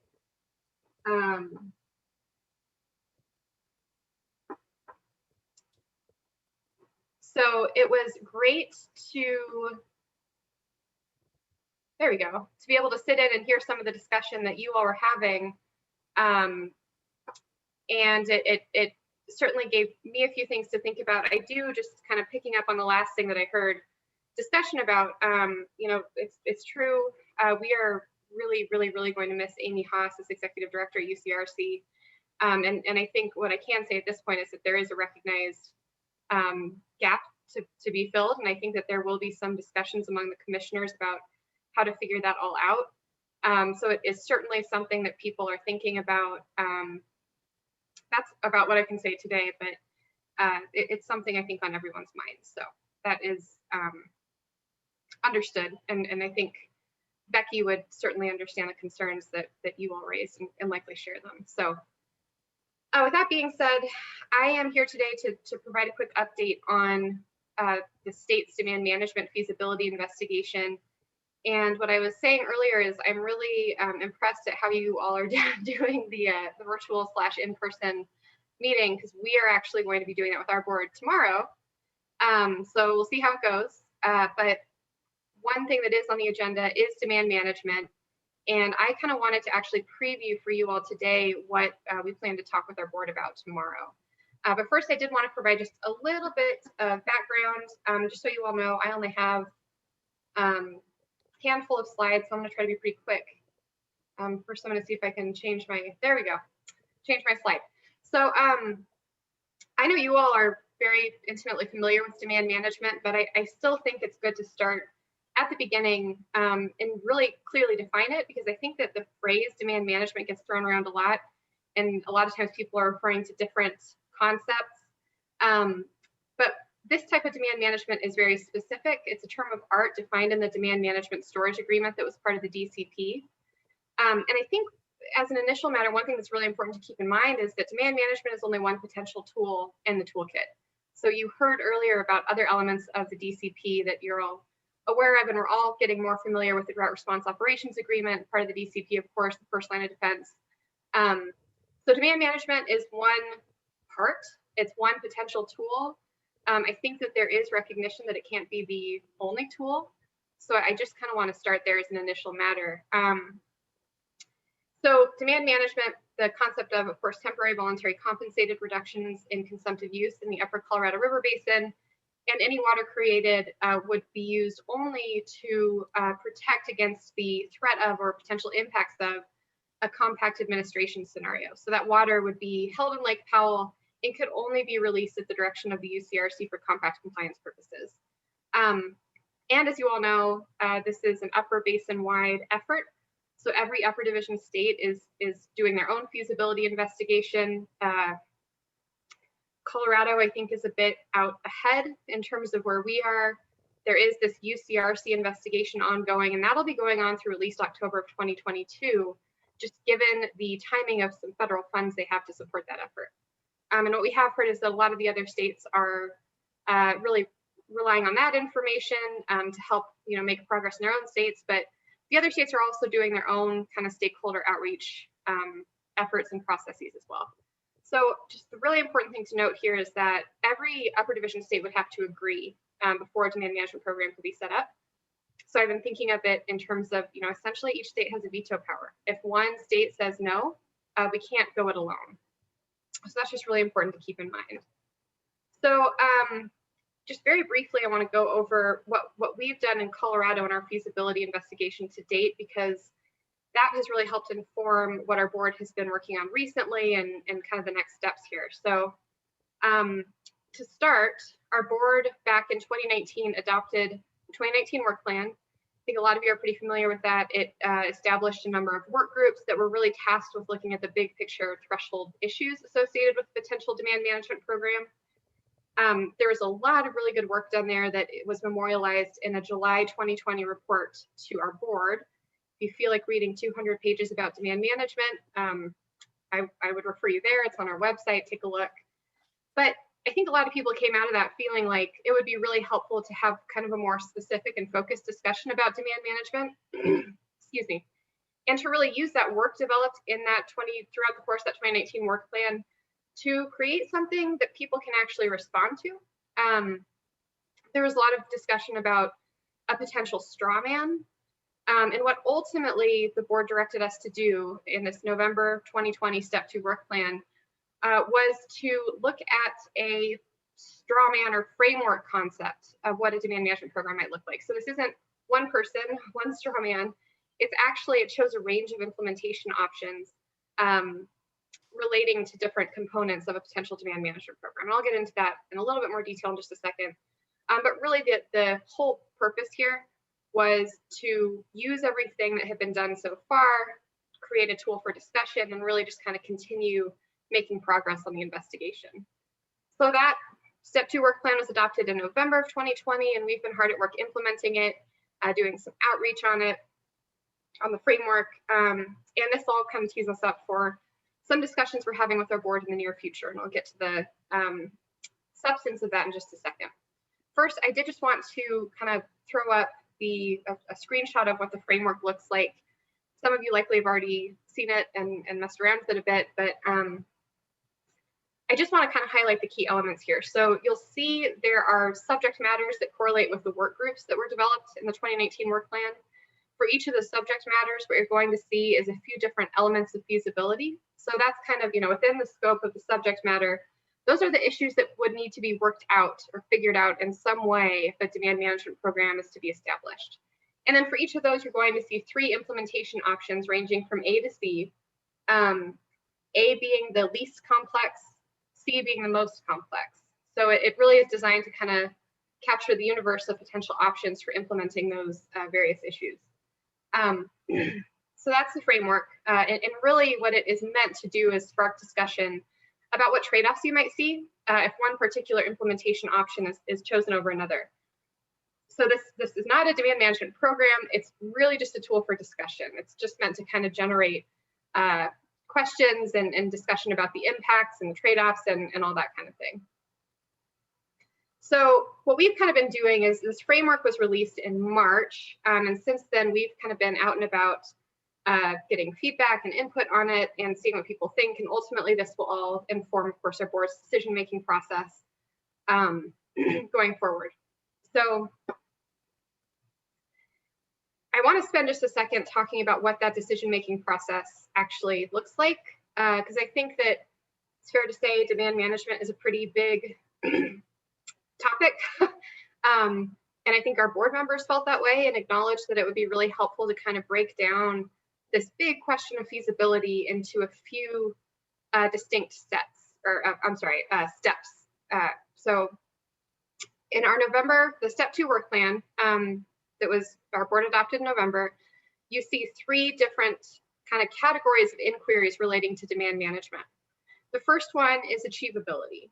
And this kind of encompasses the types of questions that get at whether it's technically possible to establish a demand management program from Colorado's perspective. So a lot of things that would fit here are, monitoring and verification of conserved consumptive use. Is it possible to do that? Do we have the tools available to do that? Do we have the tools available to track environmental impacts and benefits? Things like that. So really the kind of the technical, is it technically possible type questions. Second inquiry here is whether it's worthwhile for Colorado. There are a few different types of questions that I think fit here, but one really important one is that proportionality and equity piece. So even if the way I think about this is even if we can establish a program, even if it's possible, is it a good idea to do it? Should we do it? Can we do it in a way that will not create adverse impacts, unacceptable adverse impacts, or would mitigate those impacts? As a lot of you probably know, the IVCC has done a lot of work and a lot of thinking on that proportionality piece. We anticipate having further discussions with IVCC about that we can kind of provide that input to our board going forward. Finally, the advisability question. before I talk about this, I want to be very, very clear that this is not where we are at this point. This is not where our board is at this point. This inquiry is really, it comes later. It's a point in time when, there's already been a determination of achievability, that it's worthwhile. And really this question is focused on, looking at all the other things going on in the Colorado Basin at that time, which we all know can change somewhat quickly. Is this really the right tool at the right time? How does this fit into our broader Colorado River strategy? So that's the type of question that you get to in the advisability portion here. So I think a lot of the work that is coming out of the framework and a lot of the discussions that have been had, a lot of them speak to achievability. Is it possible to do this? Some of them also, I think, speak to the question of whether it's worthwhile. What are the potential impacts we might see? What are mechanisms to try to mitigate those impacts? Those types of things can help inform that.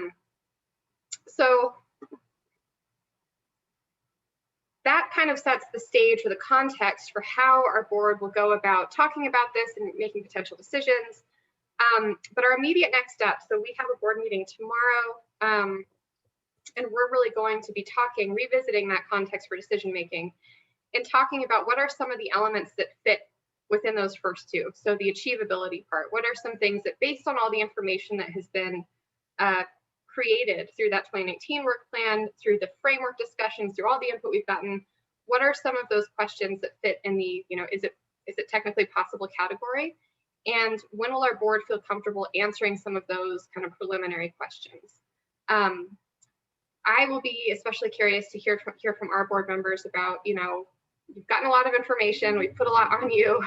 What else do you think you need to answer some of those questions? And what do you see as the big questions that need to be answered within those categories? So that is the discussion that we are hoping to have tomorrow. Our board has also received a package of all the input we've received so far.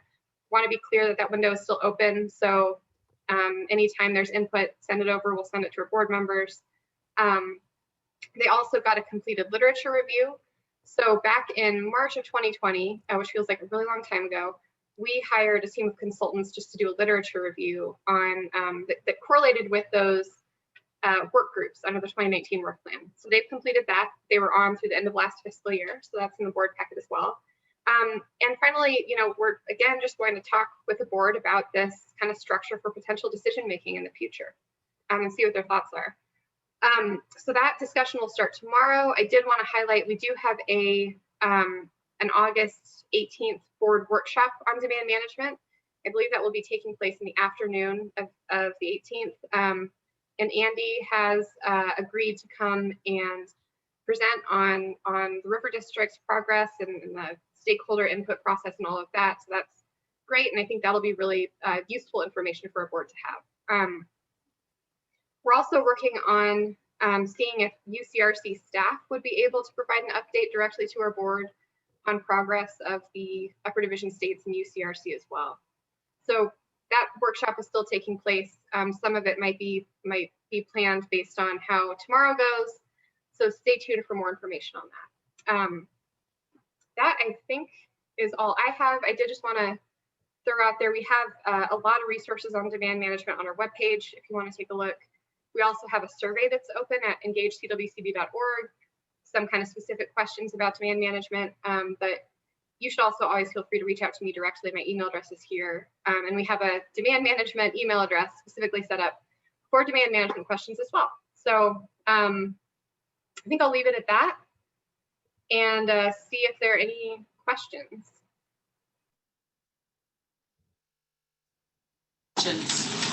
For Amy. Comments? Yes, Peter. Amy, can you hear me? It's Peter. I had a couple of questions. One was if you heard my very brief presentation on the status of the UCRC. I know you said you were hoping to get a report from UCRC staff for your board meeting coming up. I was more than ambivalent or ambiguous about their sort of time frame and their study. you hopefully have a little more insight into that than I do. Do you know at all what the time frame is offhand of the UCRC study? Yeah, so what I can say is the report that we expect to be receiving that are hopefully will be presented to our board is I think will just be a status update. So that's not a written report or anything like that, just a status update directly from staff on what's going on at the UCRC level. So there's that, but the other timing element I will note is that the UCRC does have funds through October 2022. So I anticipate and think most of the other states anticipate that that work will be ongoing through at least that time. Thank you. And one other question. You may have covered this, and if I missed it, I apologize. My understanding, and while I've talked with him, I know that Jacob Bornstein, who used to work for the state, for the CWCB, is working for the CWCB, doing under contract to do a study or an analysis of potential secondary impacts to local economies from a demand management program. And I think his focus is specifically on the West Slope. I don't know that for a fact. I'm wondering if you will get a presentation from Jacob tomorrow at your board meeting, and whether how the state plans to incorporate Jacob's work, demand management analysis. Yeah, great question. So essentially what had happened is that coming up to the end of this last fiscal year, we had some additional funds and kind of we're looking at the universe of knowledge that we have about demand management information being developed. I want to be really clear that the scope of Jacob's work is pretty limited. So it's not the actual impacts, potential secondary impacts of a demand management program.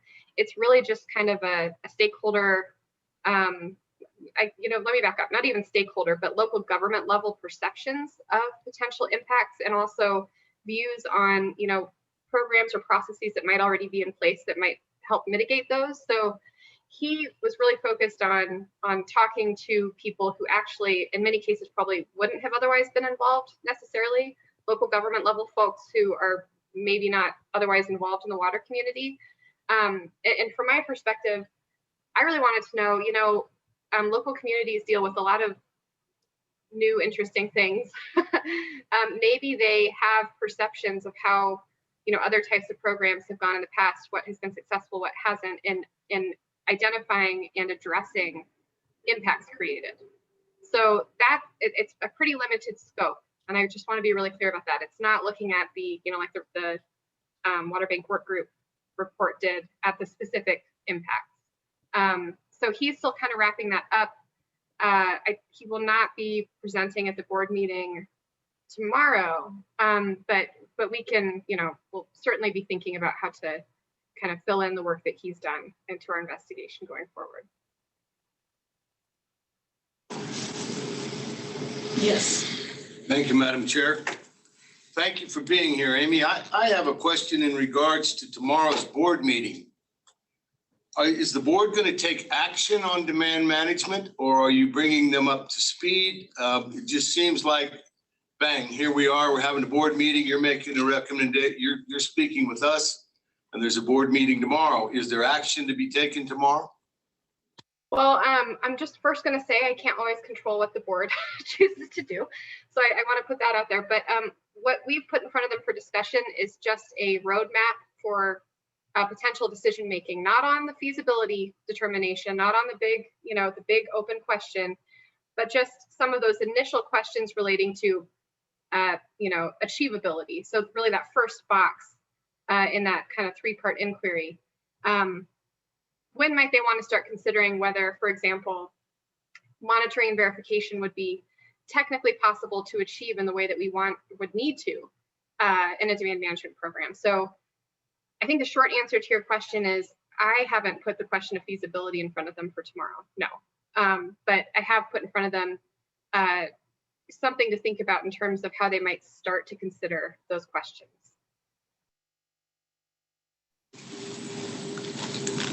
Yes. Thank you. And Amy, this is Kathleen Curry. Is there a feeling of urgency with in your office or with the CWCB with regard to the declining hydrology and the fact that we're going to have reservoir releases and we're starting to implement the DCP? And I just wondered if you see any changes to the timing on with the decision points that the CWCB has. Yeah, that's a good question. And I think the short answer is there a greater sense of urgency generally? Yes, I think that there is. How that relates or goes directly to the demand management question, I think people see it different ways. I think some people look at the hydrology and look at the DROA being implemented, the emergency provision being activated and say, we need to do something with demand management, more urgently than we thought. And others look at it and say, we need to take a second and look at everything going on and look at the whole picture and consider what our best options are. So I think I'm not really answering your question directly because I think people look at it differently. I think everyone kind of has a different view of that. But there is certainly a sense of urgency, whether it's on demand management or not, varies and is kind of an open question. But people are paying attention. Things are not good. So yeah, people are nervous. Director Haas and then Director Aquafresca. Thank you. Hi, Amy, it's Taylor. I'm just curious about, you brought up the question of trade-offs in the framework. And I guess I didn't really see that in the framework. I didn't see tools that we might have to look at trade-offs. And so I'm curious kind of how you see that progressing and how we will get our minds around trade-offs. And then the ultimate trade-off, as Director Gray said earlier, is between a program like this as one tool versus curtailment. And so when do you see those conversations happening, both at the kind of micro scale and the macro scale? Yeah, there's a lot there, but a few things, I guess. First, the framework itself is really meant to look at a potential implementation options for potential demand management program. So what you are not going to see there are the trade-offs between potential compact administration and demand management. You're right that is not there. But what I would highlight is that there is, all the way on the right, there is a column that is specifically aimed at kind of, identifying some of the trade-offs, specifically associated with if you're to choose one implementation option A over C or whatever, things like that, and also some of the interconnected issues. So in other words, if we are going to set up a really robust, environmental review, for example, what does that mean in terms of funding or, things like that? So there is a section of the framework that's meant to kind of initiate those discussions, but it doesn't answer all the questions. It's just kind of, this is tracking what we've heard so far in this discussion. A couple other things I'll note within the framework, there's also, so I mentioned that it kind of correlates with the work groups that were developed under the 2019 work plan, but there's actually one section that does not, that I think is important, and there's some good work to be done there, which is process considerations. So I think that there's this open question in terms of, what are the potential mechanisms to ensure proportionality, for example, to ensure that the program is tailored in the way that the state would want it to be. So there are some considerations in terms of process. So, I hate to use the phrase adaptive management, but something, like akin to that. Are there opportunities there? So that's one section that kind of captures, how could a program be built to fully understand impacts, to identify those trade-offs, and to kind of make those determinations. The third thing that I really want to highlight as well is the IBCC has done a lot of work in terms of proportionality. And I'm not saying that all trade-off type questions are captured there, but I think a lot of the discussion around proportionality in some cases does relate to trade-offs as some people think of them. So we have actually, Becky has sent out an email to all IBCC members seeking their input on the framework and help identifying those proportionality considerations, trade-offs. I think that is open until the end of the month. So we anticipate getting feedback on that we will then convey to our board. We also anticipate the IBCC having more discussion about this at their October meeting. So that's all to say. I'm hoping that we have more kind of input that we can convey to our board that will frame up a good discussion for our board in, you know, maybe November and beyond about, okay, what are the real trade-offs we're looking at? You know, what are people kind of converging around in terms of what proportionality may mean? And what are some potential tools to address that? So that's kind of what we're working on there. Director Aquafresca. Thank you. Hello, Amy. Thanks so much for joining us today. I had a couple questions about the compensation component, compensation to participating irrigators. Has the CWCB board or staff had any conversations about how compensation amounts or levels would be determined? And the second question would be, has there been any discussion about what the source of those resources might be to compensate irrigators? Yeah, those are really good questions, and I think it's fair to say on the top of everyone's mind, because this would be a potentially very large program that would be really expensive. So a few things I'd point you to. One is that in the lit review, the literature review that was part of our board packet, so it's on our website, just released not long ago. One of the consultants was actually, Westwater Research was focused on exactly that, funding and compensation. So there's a little bit there. And one thing I'll note is that we have some information about, you know, programs like this in the past, how much people have been compensated. One is the System Conservation Pilot Program. Who knows if that type of model would work, you know, would track over exactly on a demand management program. But it's all to say, we do have some research that we've done on funding amounts. I think a lot of people feel like it would be helpful to know how much it will cost before figuring out what the appropriate funding source is. But there are, you know, some kind of cost ranges and potential options for funding a program identified in the framework. But to be honest, I think that's one of the discussions that our board is going to have to wrestle with in the near future is, you know, how much might this cost, and is there a viable funding source that would cover that? So there's a lot of information out there, a lot of information for our board to digest, but I think no determinations have really been made on those issues this time. Thanks. Anyone else have questions for Amy? Yes. Director Vandenbrink, you look like you are. Thank you. I need to work on my poker face, apparently. So I do. As I'm learning more about the DM program, it's voluntary, temporary, and compensated. But it seems like there's going to be a level of permanency with this program, if I understand correctly. And it's going to continue on. The program will be there in statute, and if needed, it'll be brought back up again. But with that, there's also, when we're talking about this, there's that 500,000 acre foot, that pool that's in Lake Powell.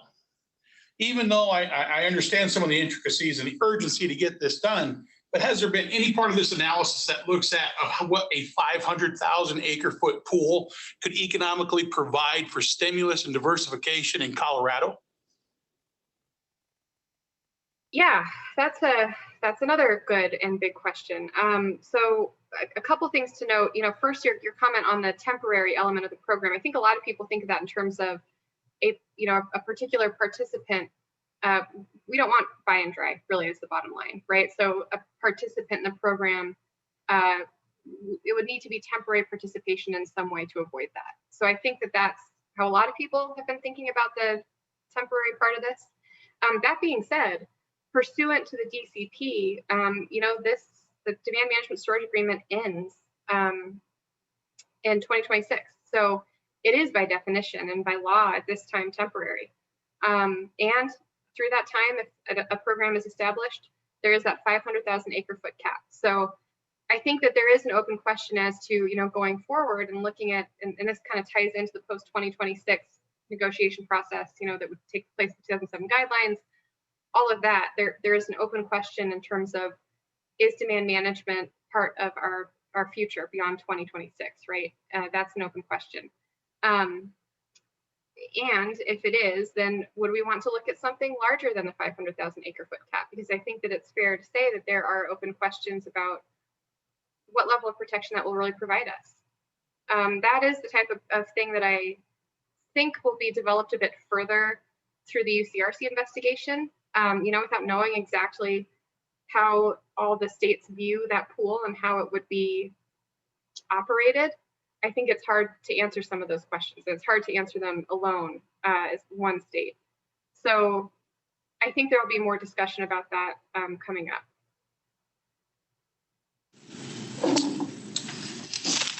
Thank you, Amy. Yes, Peter.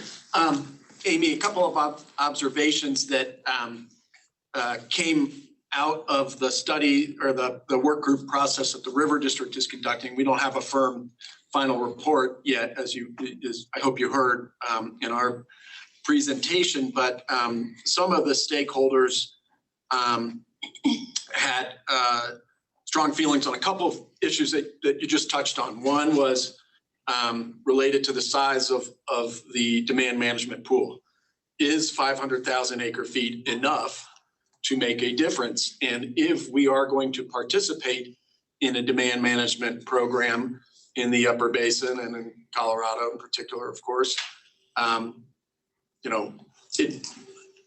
it would make a lot more sense to do it if we knew it was going to have a meaningful impact. And we don't know that so much for the 500,000 acre foot level.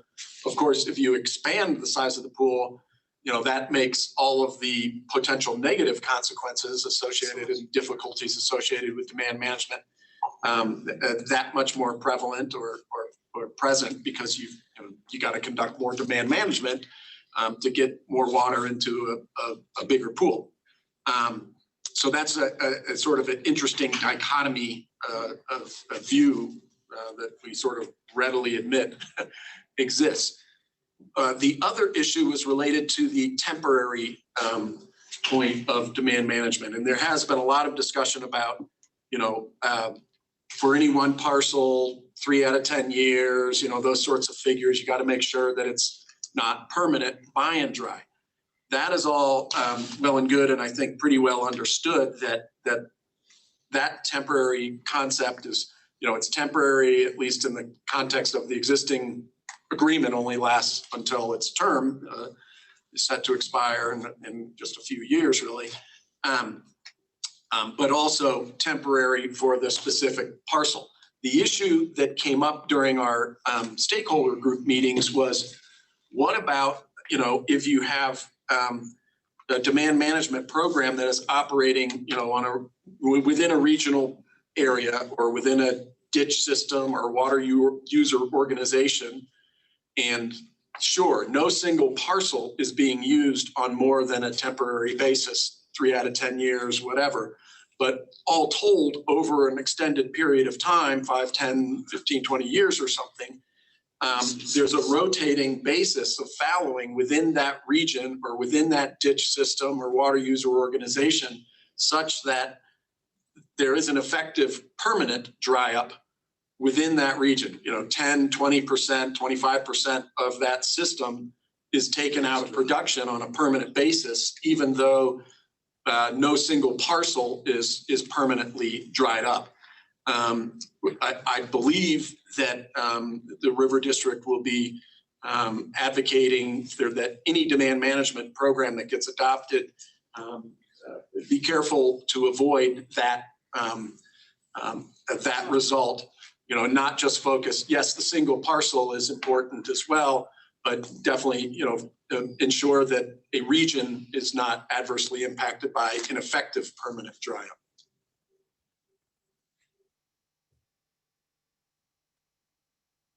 That's all good input. And I think that in particular, I think our board will find it really helpful, I guess, to have some input on, what might this actually look like? What are the impacts? How could they be, even if we are talking about everything that you just said a lot more eloquently than I'm trying to repeat right now, but what are some mechanisms for making sure that doesn't happen? I think that's the type of input that our board would find really valuable. So I look forward to seeing the report, and I'm sure our board does as well. Other questions? Yes. Just really quickly, thank you, Madam Chair. Amy, this is Kathleen again. I just wanted to pass on some input from our area that the survey that went out at our municipal utility regarding demand management, they weren't familiar enough with the topic to really respond. And that might be something that's happening with other folks in the public that just don't have the knowledge base yet to give you detailed feedback. And they reached out to luckily to the Upper Gunnison district to try to get some help with responding. But I just wanted to pass that along, that did happen in our area, and it could be happening elsewhere too with folks that just haven't been in the conversation that much yet. Thanks. That's a really helpful input to have. And I just wanted to note one component of this step 2 work plan was trying to identify where those kind of areas or where that might not have heard about demand management, but might be tangentially involved in the conversation or getting pulled into the conversation, whether they want to or not. So we've made some progress, but any thoughts that you all have on how to make sure that we're expanding that umbrella and that we're getting the information out to people who need it, that is helpful input to have as well.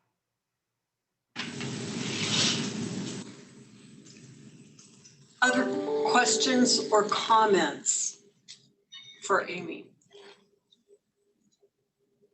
Amy, thank you very, very much for being with us today. We really appreciate your time. And I think you said that the materials that are going to your board tomorrow are in their packet that's on the website. So we could all probably benefit from looking at those materials so that we understand what's being presented tomorrow. Thank you all so much.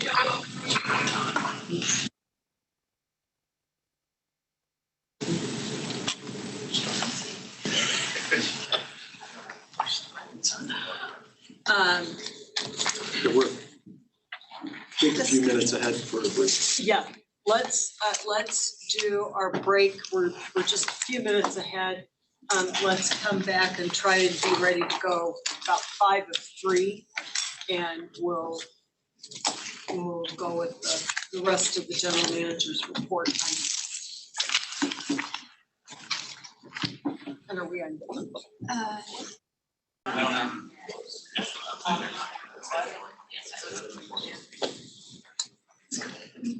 You guys don't have a problem. There you go. Lenny. Yeah.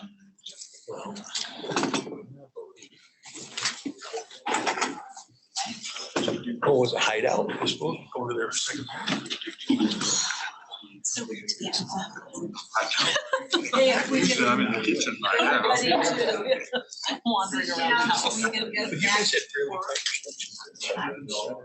Oh, yeah. Must have been the outdoors. I had a thought that I wanted to run by the board following our presentation from Amy. And certainly she has provided some interesting thoughts and perspectives.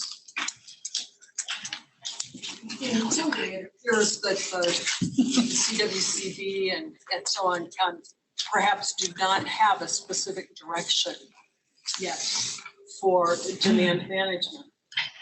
And so perhaps there is still an opportunity for the River District to provide some more specific thoughts and ideas. I think we've heard a lot of process, but perhaps not as much specific substance as might be useful in advancing the conversation.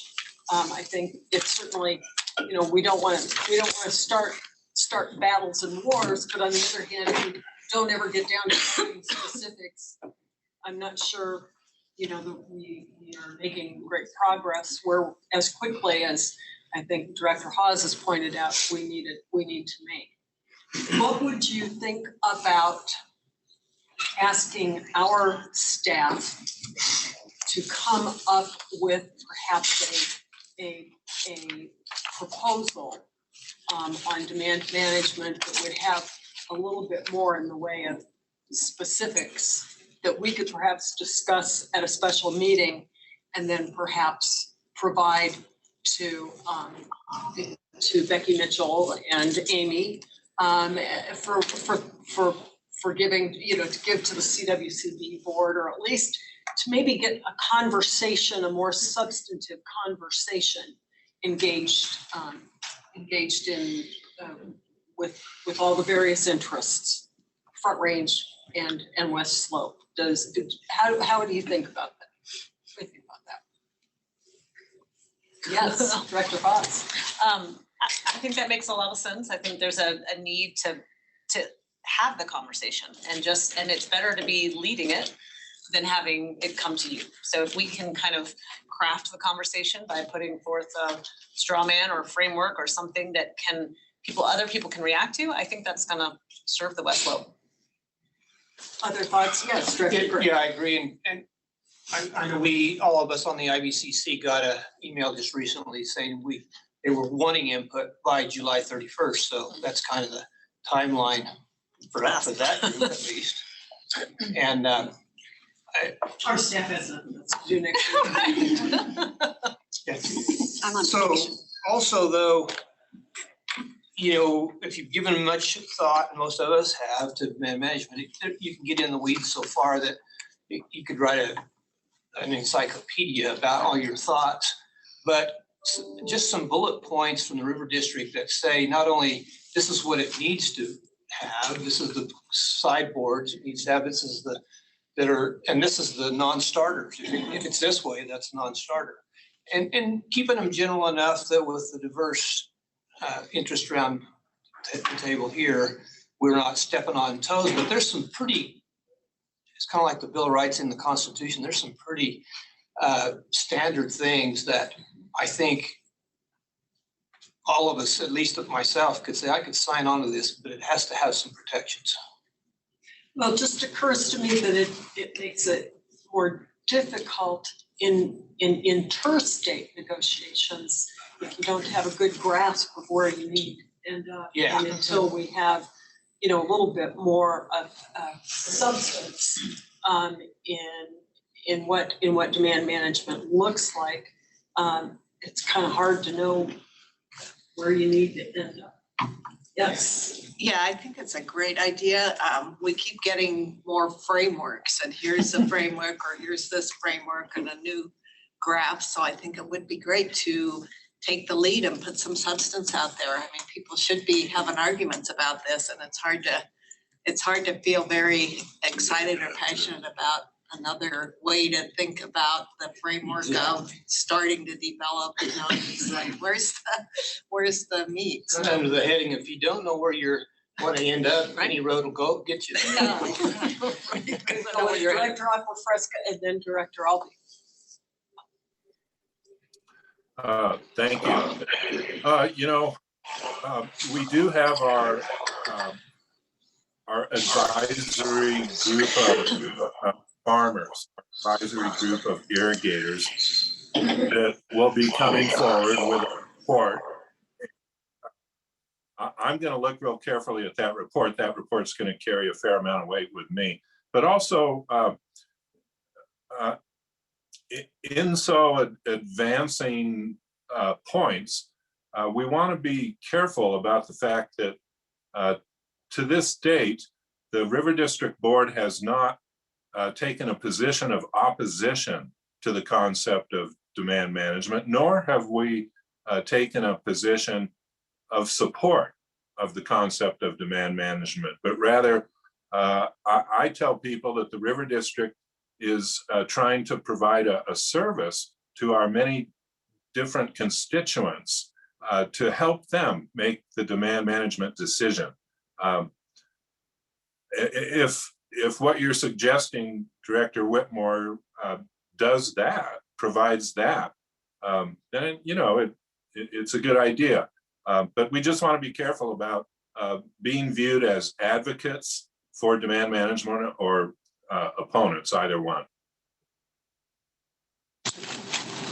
Director Alvey. Yeah, I think it's a good idea, but I wonder how realistic it is to ask staff to come up with something that's going to solve a huge bunch of problems. I think taking a shot at it would be great.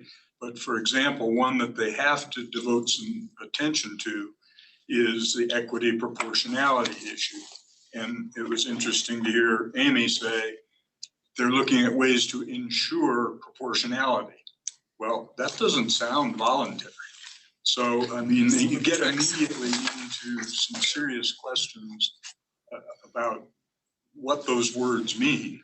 And you know, I would love to see what the staff thinks about it. I think that would be great, but it's not going to be a simple or quick discussion. Yes, Peter. It's a great observation and question, Director Alvey. We've actually given that a fair amount of thought. And as it is related as well to the issue of voluntary.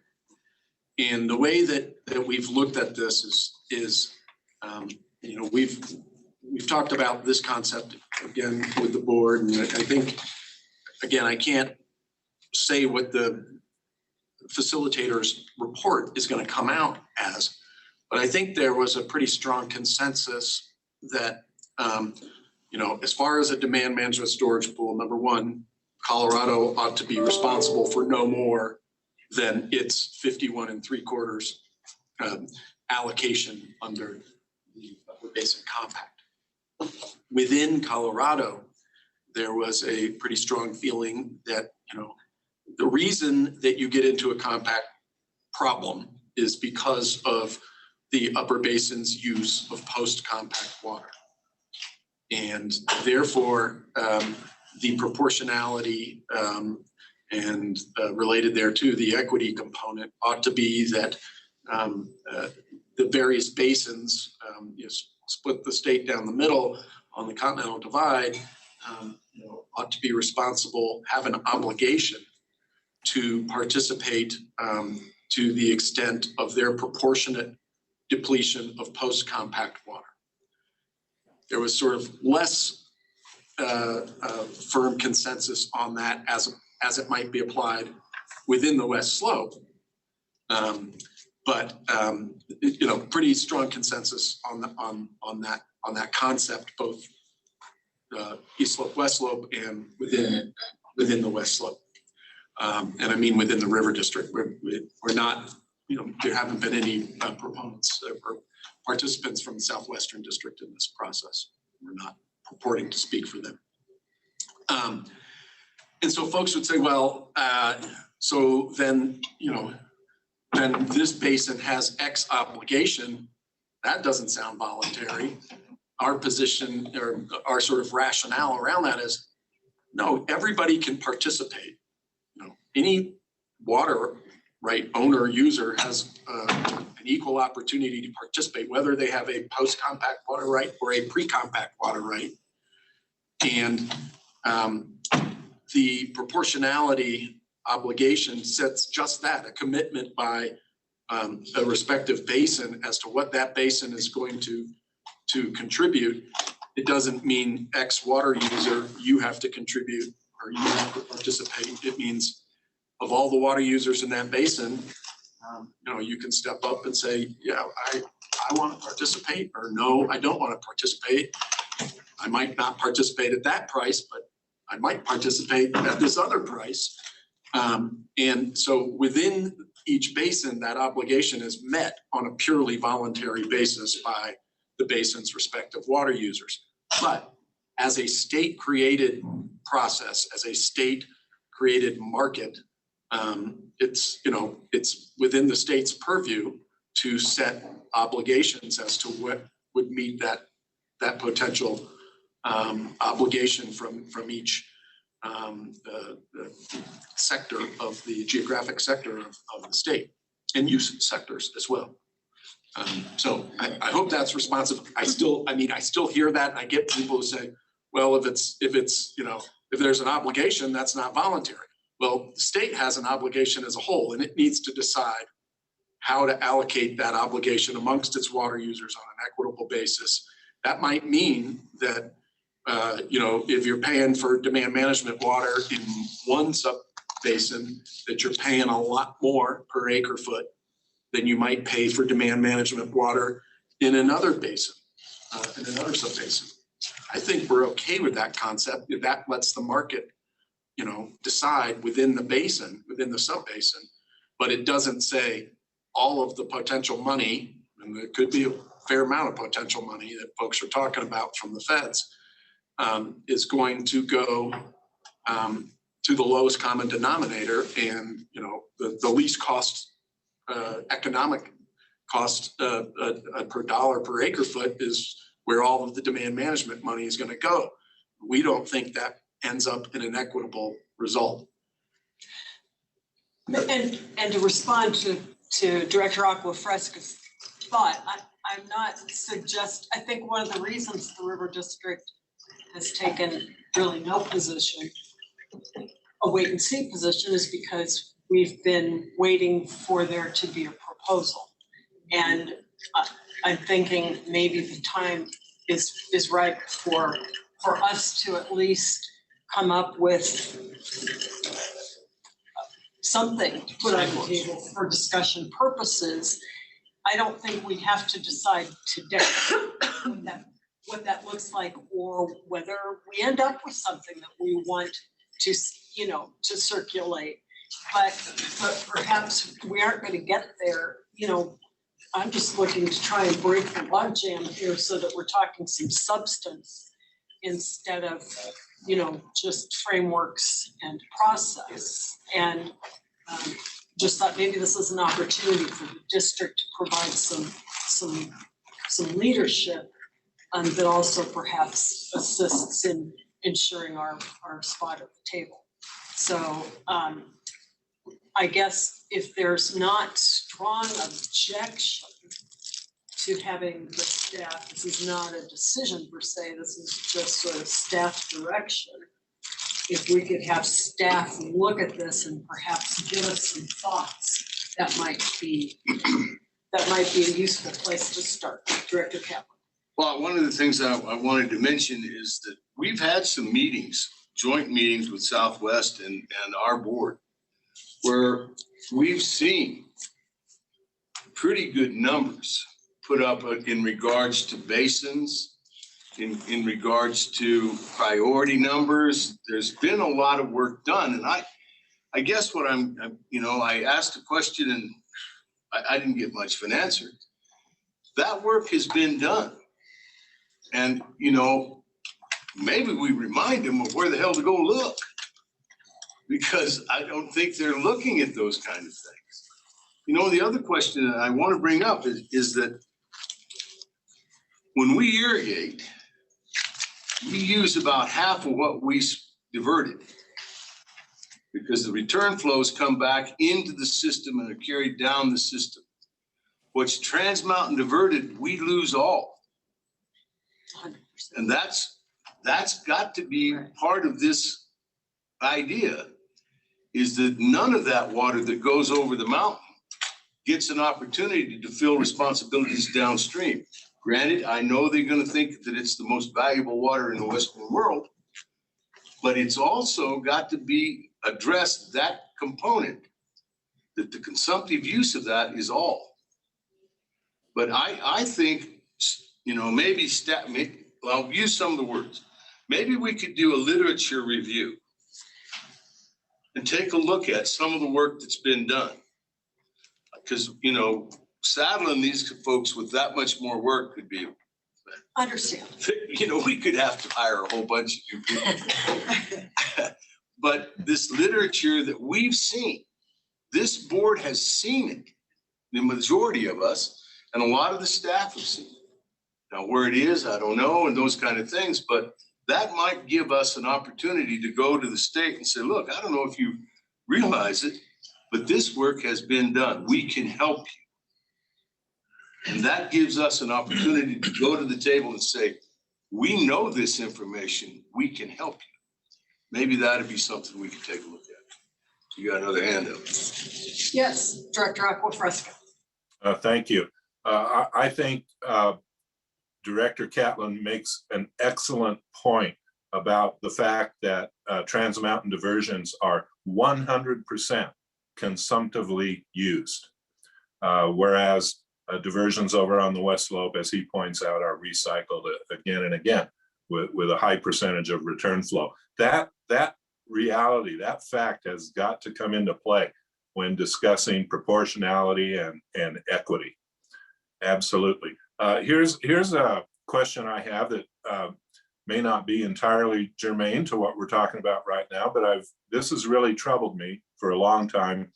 Whatever type of demand management program may or may not be in our future, it seems to me that the lower basin states are going to scrutinize it quite carefully and be making recommendations or even demands of their own. The lower basin states are going to have concerns about how a Colorado or how an upper basin demand management program conducts its stewardship.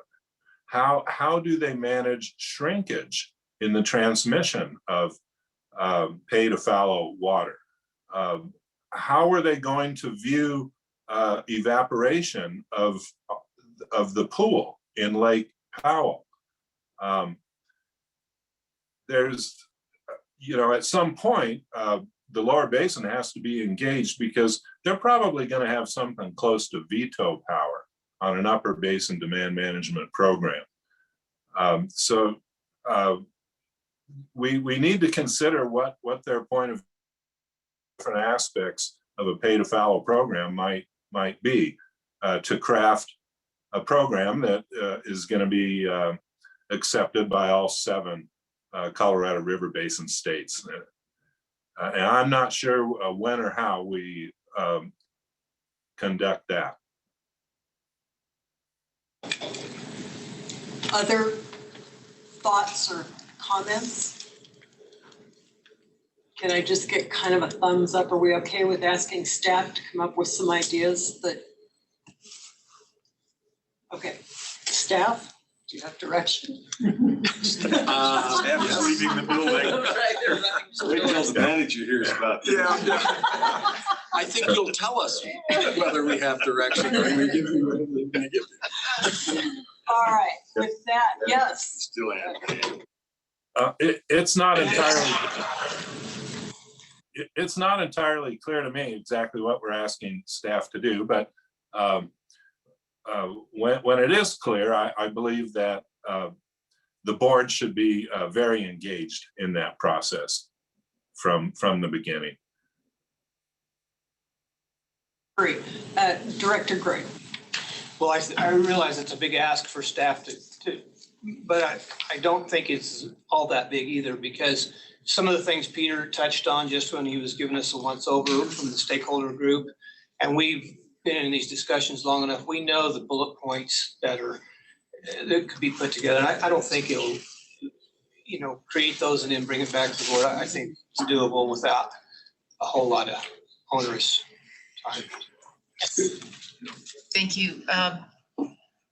So if you're looking for input on what your recommendations might be, I want to make sure that whatever kind of compensation program is developed, that it takes into account the long-term impacts and the broad range of impacts associated with yields on even partial fallowing or full fallowing. There was a recent article that Jared Smith wrote, and the headline was that the project up in the in Grand County had a 42% water savings on partial fallowing for forages. And I hit the roof when I read it because it didn't talk about the downsides, long-term impacts to yields. It didn't talk about whether that was full fallowing or partial, what months of the year, what is that? So it was it gave the impression that if we just tackle these high elevation forage outfits and we curtail water on those, that all of a sudden life will be grand. I just want to offer that this compensation business isn't just about the market value of the crop that year. And so as you think about, as you and Andy and the staff think about how you put this together, I just wanted to give you that input as a, and, you know, just something to consider. Yeah, we've heard, sorry to interrupt, thank you for the input, Director Curry, and we have communicated with some of the key participants in that program, and we have heard similar concerns expressed that you know, this is potentially more difficult and more expensive than we had anticipated. I don't want to put words in their mouth, and things might change, but that's what we've heard. Yes, Director.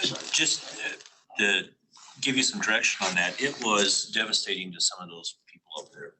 The fact that there was no rain last summer really took a toll. A lot of those meadows that were irrigated this year had big spots in them. The grass had completely died off. They're sitting there going, oh my goodness, what are we gonna do now? So they're probably looking at having to do some seeding in certain spots. It was not a simple deal last year by no means. Several of them said they would not participate in a program like that again. So it was not serious. I'm not by any means suggesting that there's a simple solution out there that, you know, all I'm suggesting is that perhaps it will be useful for us to, for the district to provide some, maybe some discussion, you know, some substance for people to start really engaging in serious conversation. And so I think it sounds like everybody's okay with that. And this is the last time we'll talk about it. As I said, we already know we're gonna have a special meeting sometime before October. So this can be part of that agenda. And so now I'm into a lot of the general manager's report time, but all good. Well, it's not on the agenda, but I thought if you're okay, I'd like to give just a quick update on, we reached a big milestone. DK has reached the end of the RCPP contract period.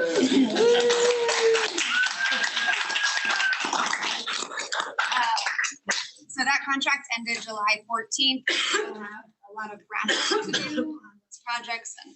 And so we do plan to give a full report to the board in October on that program. So, but I just wanted to give credit to DK and of course Raquel and Ian and Sonia is also here and she deserves a lot of credit as well. But it's a great accomplishment that's been really critical to help some of those landowners and the off-farm projects as well and in that lower Gunnison Basin. So just wanted to mention that.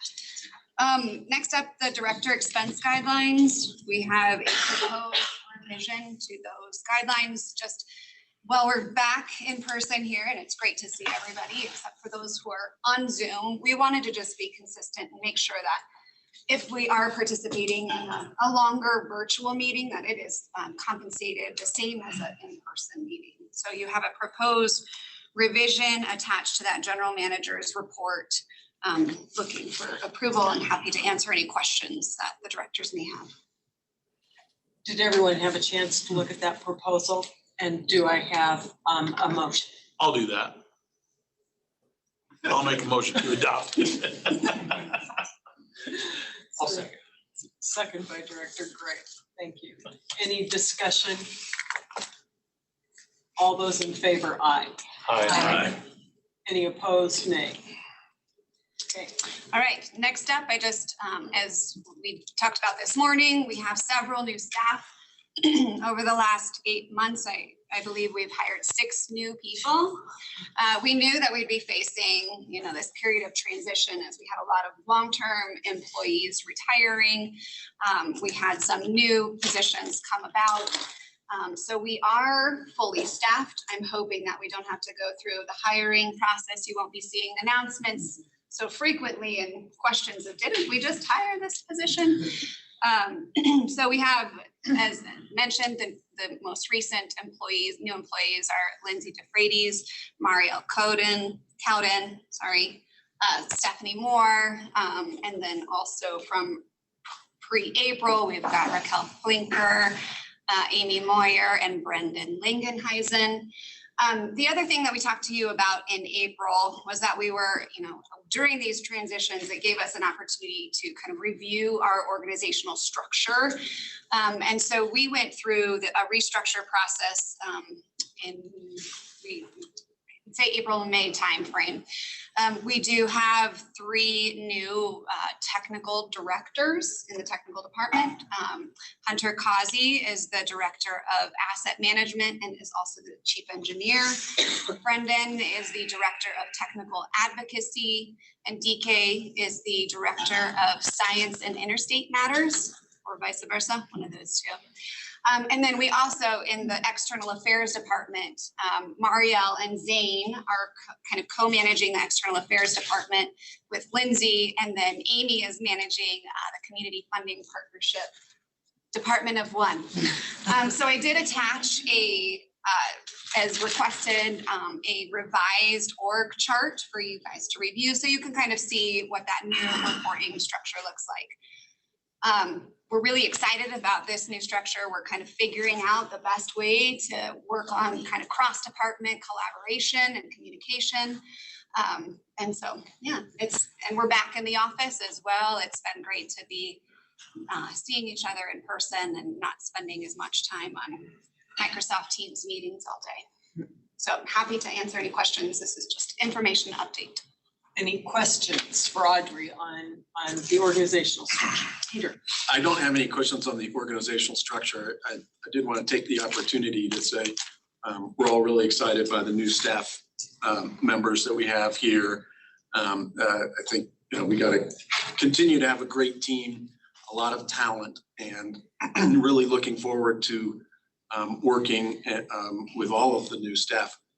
I did want to point out that we're going to be recognizing some retiring directors this evening, hopefully those folks, directors, can make it, as well as a couple of retiring staff members, which we normally do, at the July board meeting or another board meeting, dinner on an informal basis, and we just haven't been able to do it during the pandemic.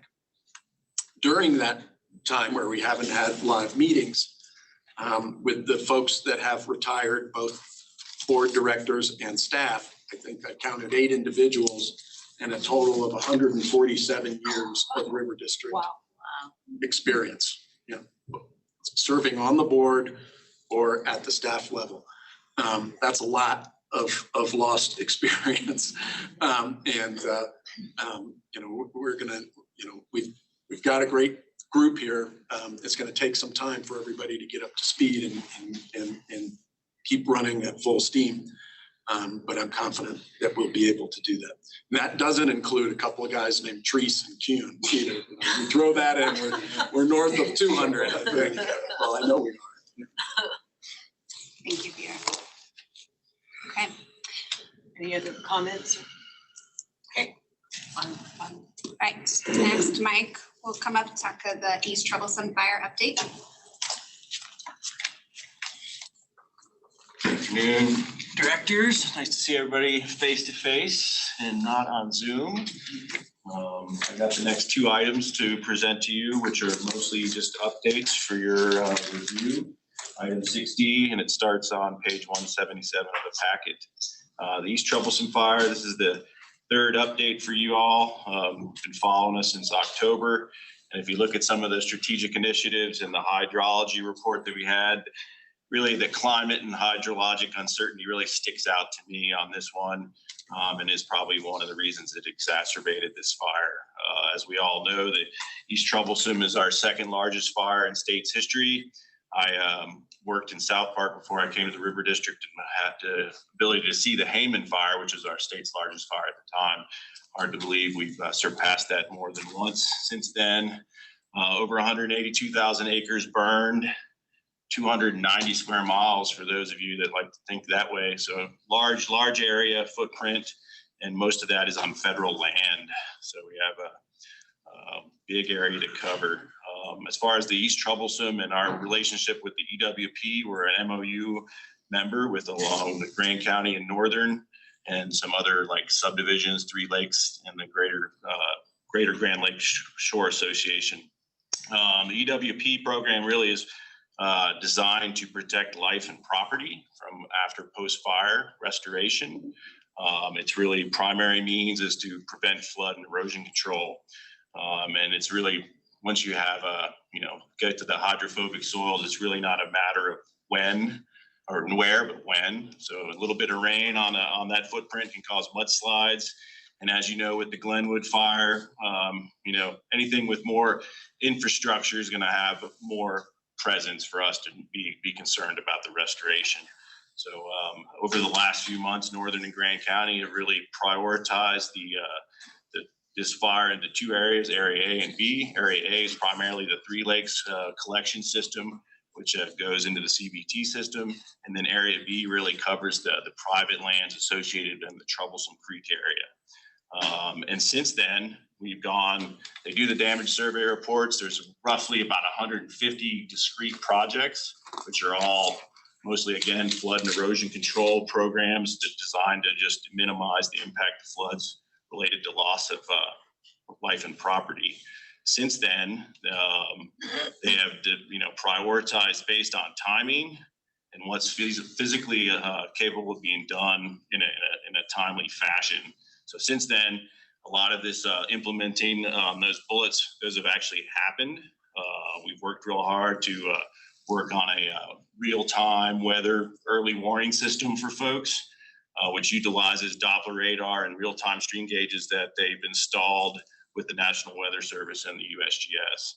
We haven't had a direct on the ground, boots on the ground in this project, because Northern and Grand County have really taken the lead on these, and they're really they're working with their own contracts through the USGS on implementing those.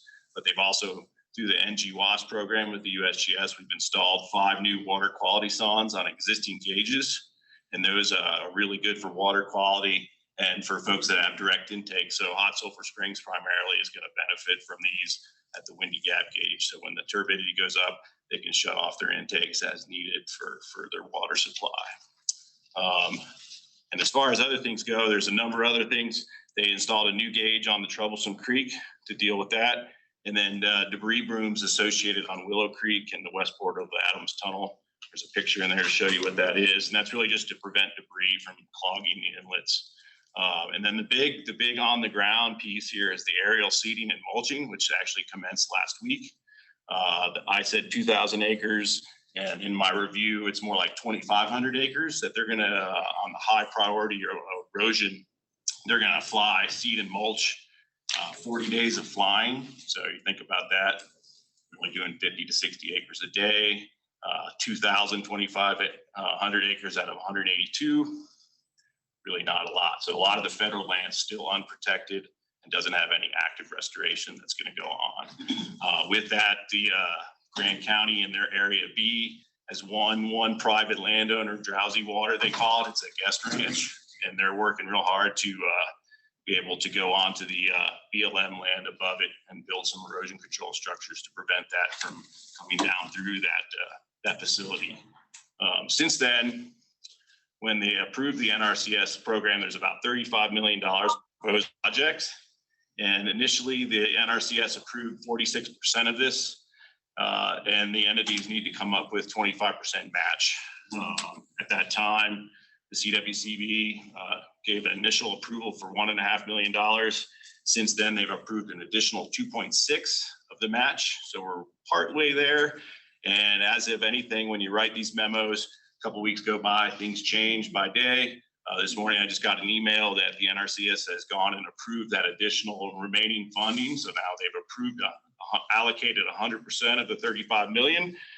Timing is still going to be worked out, but we still need to come up with an extra 3.5 million of match for that program. We do believe that the CWCB's Senate Bill 21-240 gave $30 million in June, and we believe that that'll be allocated appropriately as things come online and we develop those, but they have to engineer them and then get them approved by the NRCS, and they can backfill that as we go. So with that, we're just working as a staff to advocate for Grand County and Northern on federal and state funding as needed. And really, unless there's any other topics, there is one item that I would say that we didn't mention is Northern and Grand County, because of the process of the EWP program is kind of slow. So you get funding and being able to implement it. A lot of folks were really, the public was really concerned that they wanted to do something now. So Northern and Grand County actually implemented self-serve stations that they provided straw wattles, sandbags, and seed mulch for folks to come get on their own, to put on their private land. And so that's outside of the EWP program. Worked really well. They couldn't fill sandbags fast enough, to be honest with you. And the straw wattles were used, numerous number of pallets were used for that. With that, again, we're just looking for those funding to come through from the state level. We assume that it will. We've had an introductory meeting with them to see if our community funding program could work, but we're hoping that the funds come in from a different avenue, so we don't have to go that way. But if, I was going to say, Director Richard, if you had some comments.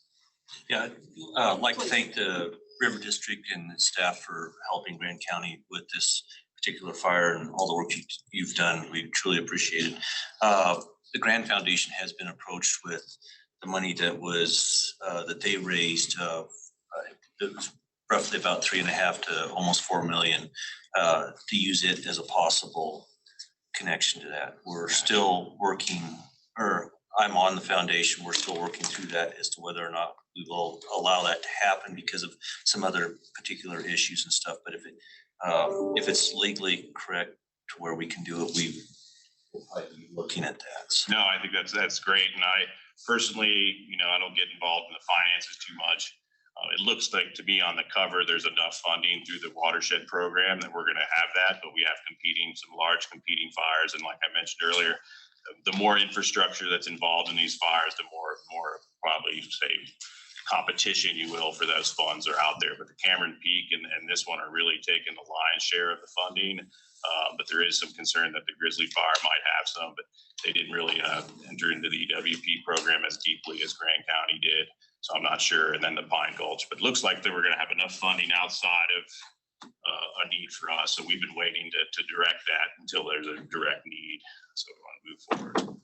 But it's a big effort, and we're going in from design and engineering to implementing, and it's probably going to take anywhere from 1 year to 2 years before they're done implementing this. Could go on as long as 3 years, but you gotta extend that EWP program because it has some tight timelines that are associated with the delivering those funds.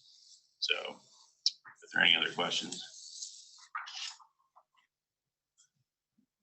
Yes, go ahead. Mike, is there any increased water quality monitoring?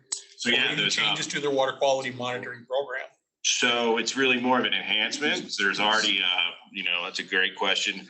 And the Three Lakes system already has a large amount of water quality monitoring that goes on an annual basis to kind of keep an eye on that water quality. But with these those early warning systems and those water quality sondes, there's 5 of them. We use one at Wolford. I will add that these are added, and I believe it's part of the NGWAS program. So it's really the USGS kind of stepping up on their national scale and coming to assist us locally. And so those are going to stay permanent, they're not just an artifact of the fire, I don't think. And so the real-time specific conductance, pH, dissolved oxygen, and turbidity are associated with that. And then those real-time stream gauges, real-time rain gauges were installed in both the Williams Fork and the East Troublesome area. And those are kind of interesting because a lot of people, when you think real-time rain, you're getting that monitor, but really what they're using those for is to ground truth the Doppler radar readings because actually Grand County kind of sits in between the Front Range's Doppler and the Grand Junction Doppler. So they're not sure if the shadow effect, if it, it's reading. So they're using that as a ground truthing method. But it also then would also trigger alarms. You get a 1/4 inch of rain on this burn scar. That's bad news. They've already seen some significant debris flows and mudslides, but nothing like super huge at this point. But it's only going to continue to exacerbate as it goes on. And some of those areas are really hard to even mitigate because it's such steep terrain on those erodible soils. So you really can't manage that on the ground. It's got to be done by aerial. And then it's a question of whether the seeding, that was a big debate in the thing, whether to seed now or in the fall. And so Northern's they chose to seed now rather than wait. It may or may not germinate. It's the big deal. But a lot of effort going into that. A lot of people are putting a lot of time into it for sure. Any other questions, comments? Thank All right, you. great. And then you're stuck with me again for item 6E. And this is, yeah, Zane's gonna come up and join me on this one. This one is really more of a team effort, and Andy's not here today, so we got get to pinch it for our general manager today.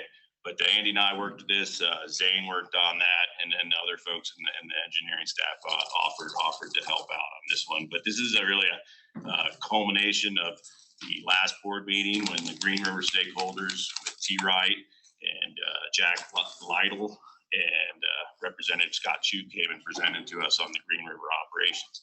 And in that presentation, they had a direct ask to the River District. And I had to go back and watch the Zoom and put it on closed caption to really get an understanding of what he asked, because he talked about a lot of things. And in that, he really said, you know, he's asking the River District to assist in the development of the Upper Colorado Recovery Program's 2023 conservation plan to help address these unintended consequences of the operation of the Flaming Gorge Reservoir. In my memo, we talk about the Flaming Gorge Reservoir and how it was built. I'm not going to go into a whole lot of detail on that. Really just suffice it to say that since about 2006, when they got a second biological opinion and a record of decision, the operations at Flaming Gorge have changed significantly since then. And with that, you've seen a lot less, say it's changed to protect the fish. And with that, you end up with a little bit of operational flexibility they've lost. And then they also lost some hydropower revenues that are associated with that, because they're not continually, and sometimes they go above operational hydropower capacity. And those are all, again, are described by the final EIS and the record of decision. And even today, it just changed a week ago. DK's report talked about the drawer releases. So that's got to even change the way they're operating, but that's all operates underneath the record of decision that's already in place. But again, all those are designed to help protect the stream flows and temperatures for the endangered fish below the reservoir. In my memo, I threw in a figure from the Muth report in 2000, which describes the Green River below Flaming Gorge, and it breaks it into 3 segments. Segment 1, where T. Wright lives, has a portion that comes through the Colorado section, but most of it lies in Utah, as do segments 2 and 3. And that is really kind of where we ended up. There's a real small impact in Colorado, even though it does come through, just not a lot of landowners. And really the big thing that the stakeholders are asking us to do is to work through the operations of the Bureau of Reclamation and the Fish and Wildlife Service to possibly amend the current operating plan to give the folks below the reservoir a little more certainty as far as recreational opportunities. As we all know, operating a reservoir, you got lots of users, and they're all competing users. They're not directly related, and one release might help one type of recreational float boaters, but it doesn't help the wade fishermen. So there's, you know, give and take there. And then you're trying to propagate fish and raise endangered fish that need high peak flows. And those only exacerbate the operations for the landowners, ranchers, as far as moving pumps, et cetera. So it makes it difficult for them. And I give a few bullet items there of what they asked us to address. And again, it's just be creating a new management plan, minimizing releases for power, realigning the power sales and production, and managing. One of the big things is flood control too. They think they operate the reservoir more full, and they'd like it to be able to handle higher flows associated with high runoff. And then with that, they think there's a need for developing some riverbank protections to help prevent erosion. Like T. Wright gave some very, you know, those are clear pictures that showed severe degradation. I call it mass wasting of the stream banks. It's unfortunate, but it does happen. And then with that, they think we should help lobby for improved snowtail forecasting in the upper basin to assist with developing of the models that feed into the operation plans. And with that, after all this, we know the bottom line is we need to balance recovery program with operations. It's a real difficult, it's tightrope walk. We're sympathetic to the landowners. but there's not a ton that we can do at the River District directly, but we can advocate and participate in these operation plans. So with that, we came up with 3 items that we direct, and we're looking for really board concurrence and direction if this is not what you think is appropriate. But we would like to continue to participate in the development of the 2023 conservation plan for the endangered fish recovery program, and then look for opportunities where we can continue to advocate for the Green River stakeholders within the development of that recovery plan. And then also we would like to look for additional opportunities of where we can insert our influence to help with the recovery program and the reservoir operations. And Zane, you might have some federal. I think you hit on everything that needed to be discussed. I think the only thing I would add on is just the trade-offs that exist. And I think when it comes to compensating landowners downstream of a reservoir for impacts of operations to their banks and their land, it would be inconsistent with River District policies and our approach as a reservoir operator to advocate for compensation. That was one of the asks that was made by the stakeholders, and ultimately for us, we did our diligence and went out and thanks to Mike for arranging conversations with everybody from reclamation to the recovery program, the stakeholders and everybody in between. But ultimately, I think we have to consider our position as a reservoir operator, our existing policies, and the importance of the Upper Colorado Recovery Program and the 2,500 water projects in the 4 Upper Basin states that depend on that program. So it is trade-offs. I think the recommendations that Mike's prepared for you and that we as a team have put together is a good approach. We're of course going to be engaged in the development of the 2023 conservation plan. I think there are ways that we can continue to work with reclamation and advocate for the stakeholders to work more closely with the Flaming Gorge work group. And ultimately, I think it's a tough situation, but I think the district has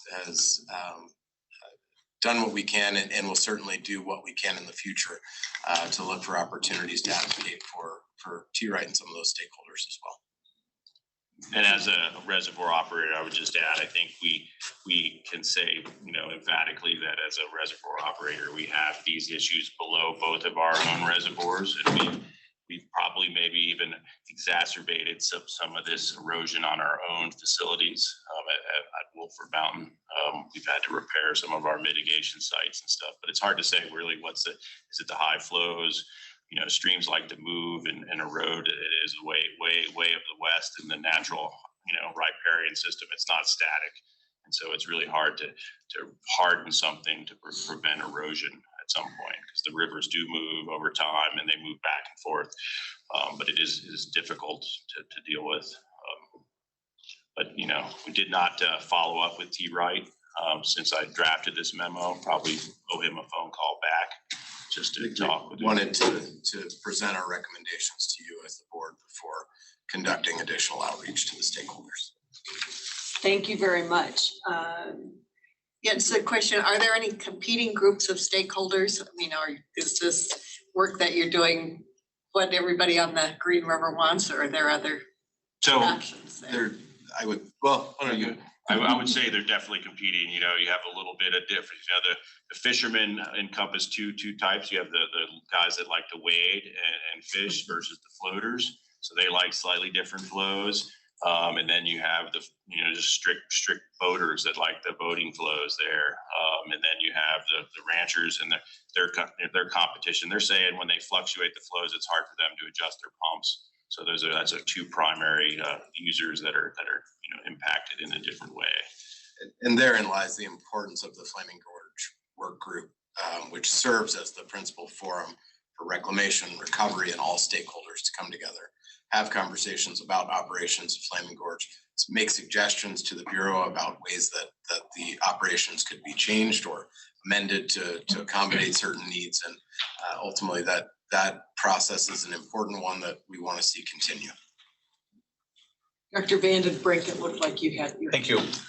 The recovery program giving you any feedback yet on the proposal here that you guys are, the recommendation you guys have? So we did speak with all interested parties, and they felt they're hesitant to go into the monetary world, I think, directly to compensate for damages, if you want to call damages.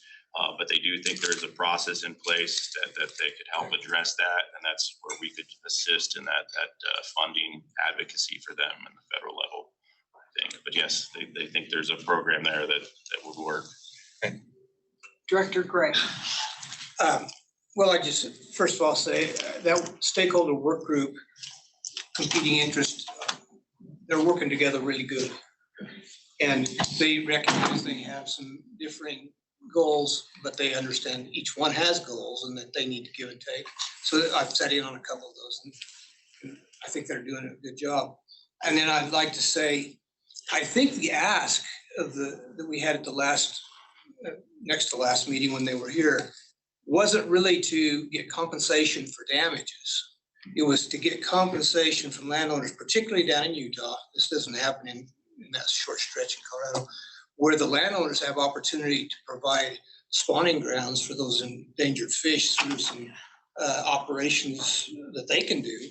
They're saying, look, we're gonna help you recover this fish and take some of our land out of production or reuse our water in a different way. We won't compensate it.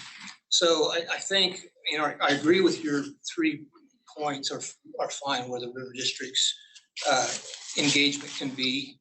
But I think we need to make sure that we're not on the record saying, well, they're asking for damage compensation. No, correct. So that's a good clarification. I think he may be ultimately a little bit of both, but really I think that partnership that you're talking about is really more what he was talking about in the compensation realm. And I agree. And I will add that the Fish and Wildlife Service totally is very interested in that and furthering that discussion. They do some of that now, but they were very open-minded to that. Got some very beneficial nursery grounds is what they're identifying that creates some sanctuary for them. So, and it's a public-private partnership is what that's got to end up being. And all this, I felt that was like the one olive branch that I kind of saw between the two groups, that there was some common ground there. So this isn't really an action item, however, staff is looking for direction and they have provided recommendation that they continue to participate in 3 ways. And so is there a sense of the board? Is everybody okay with the staff's recommendation? If not, please speak up. And otherwise, staff, I think you can assume you have direction to proceed as recommended. Anyone have a different thought or yes? Thank you.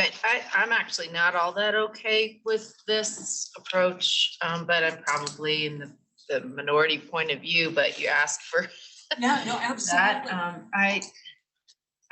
I don't understand why even the River District would operate a reservoir that damaged a downstream agricultural water user, why we wouldn't want to have the conversation about compensation. I mean, I know you guys said it would violate one of our policies, but when we want to talk about that, if our actions created property damage, especially if it was a new activity. So I guess I'm a little, it was a little surprising to me that we didn't consider that to be, and I understand the clarification now, Tom, that you said that really that's not the issue, even though it showed up as one of the asks. It sounds like that's not really the number one ask. That's not the number one. There's, yeah. But I'm still kind of bothered that we wouldn't think that.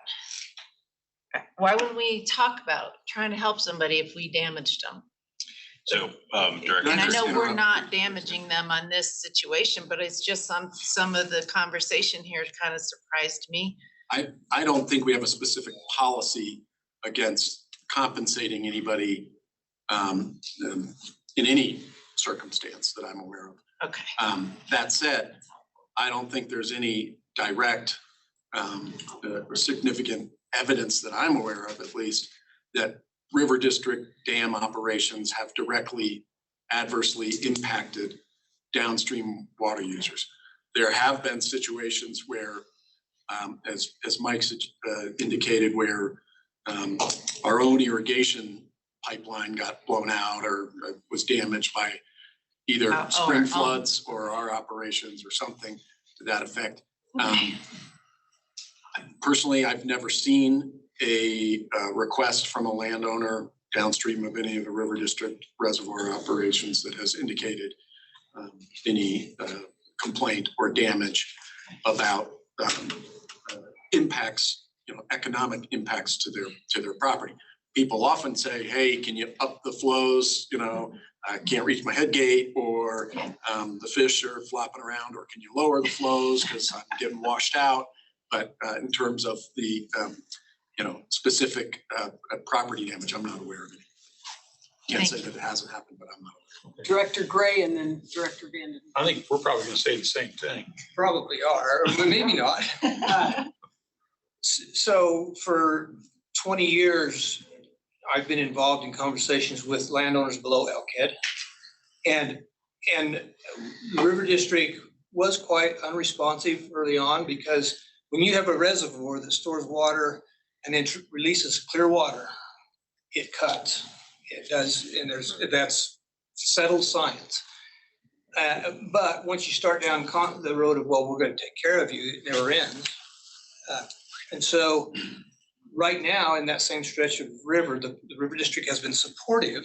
Hunter has been involved in that, of Trout Unlimited, putting together a pretty large bunch of money and going to do some restoration of that stream below Elkhead. And the River District's been involved in supporting that. As where you wear two hats. At the time, I was a Moffat County Commissioner, saying, look, this is harming our citizens, and your reservoir is what's doing it. As a River District Director, I'm like, well, how far down that road can we go, and where do you draw the line? So it's sort of a tightrope. But you bring up a good point, and I read this pretty carefully, what Mike's giving us, and I think we're saying we're on board with you to support what the stakeholders come up with. And I think that's probably, we don't own that reservoir, but I think that's a pretty good solution. Director I have nothing else to add, because that's exactly where I was gonna kind of go as well, so. Yes. If you don't mind, I think you bring up a really good point about Elkhead, because there's a close parallel there of downstream landowners, saying that there's damage from erosion. So there's a parallel there, but I will say there's also competing evidence that suggests that the peak height flows that dams capture are highly erosive. So we actually conducted a study with USGS at Elkhead that showed that actually there's been more erosion upstream of the reservoir than downstream of the reservoir. So I would so much say that our reservoirs are creating erosion downstream. It's more so just that we have a similar dynamic between the downstream landowners and ourselves. Thanks for bringing it up. So back to the staff's recommendation. Other questions or concerns about the staff's recommendations? Director Curry, did any of that respond to your concerns? I did, thank you. Anyone else have questions or concerns about the staff's recommendation? Okay, then I think proceed. Great, thank you. Thank you very much. Nice presentation. Okay, next up, just quickly, service anniversaries recognition. We have two. You'd like to go first. First up, Ian Phillips, who's here in the room, so we'll do Ian first. Laura's on Zoom. We get to present the plaque for those in person. So Ian has been with the district for 10 years now, as chief accountant. There you go. Thank you.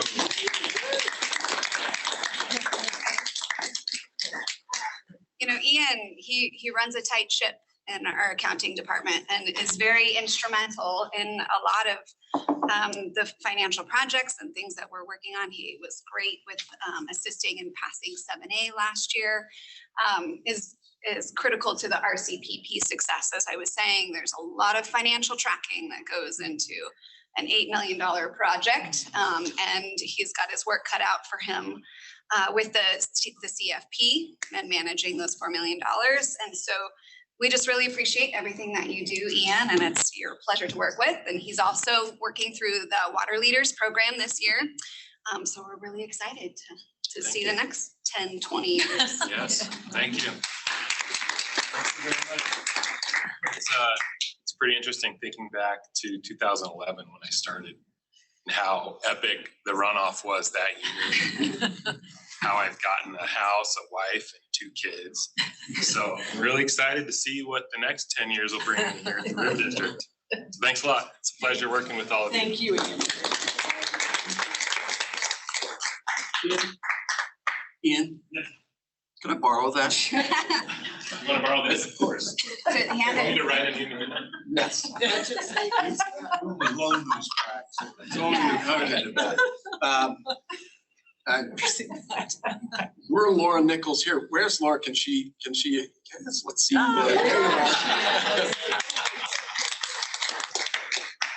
Laura is in Zoom land because she's helping on the technical side of today's meeting, which so far I gotta say has been really awesome. So kudos to the staff on that. But we're Laura here.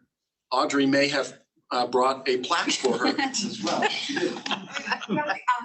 Where Laura is. So this is a certificate of achievement to Laura Phillips, for your work with numbers and accounting. Laura is celebrating her 20th year of service at the River District. Wow.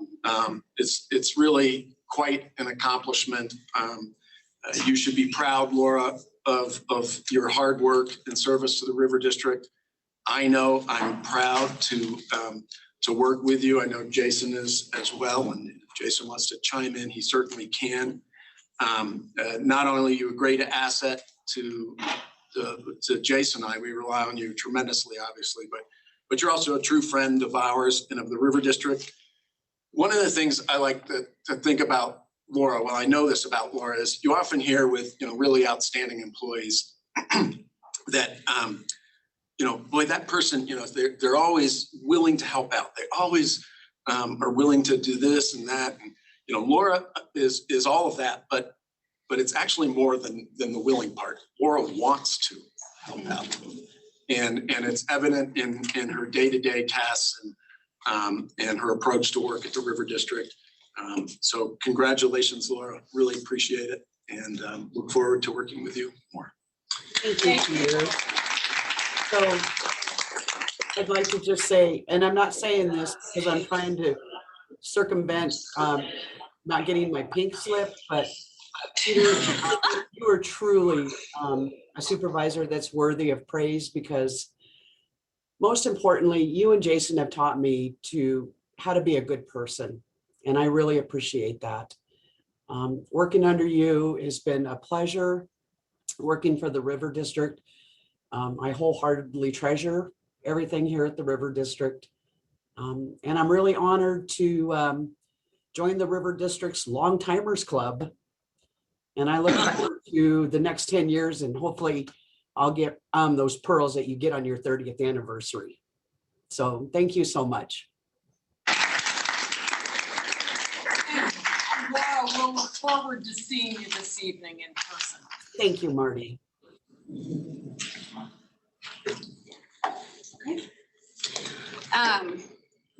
I think we can skip the mid-year review of the general manager's goals and objectives. If anybody, those were in the packet. If anybody has some suggestions or concerns or comments, I think you can communicate those directly to Andy. But as a result, we'll move on.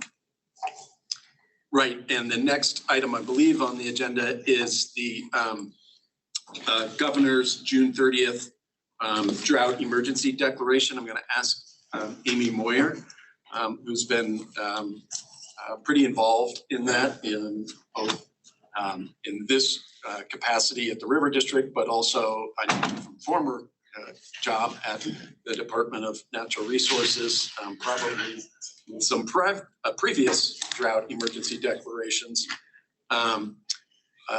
So I'm going to ask Amy, you to explain what the declaration does do and what it doesn't do, and then ask, what you think and what the board thinks, how we can best respond and serve our own constituents and help the government. Sure. So good afternoon, everyone. So I think this was largely meant to be a discussion topic, as Andy put in the director's report.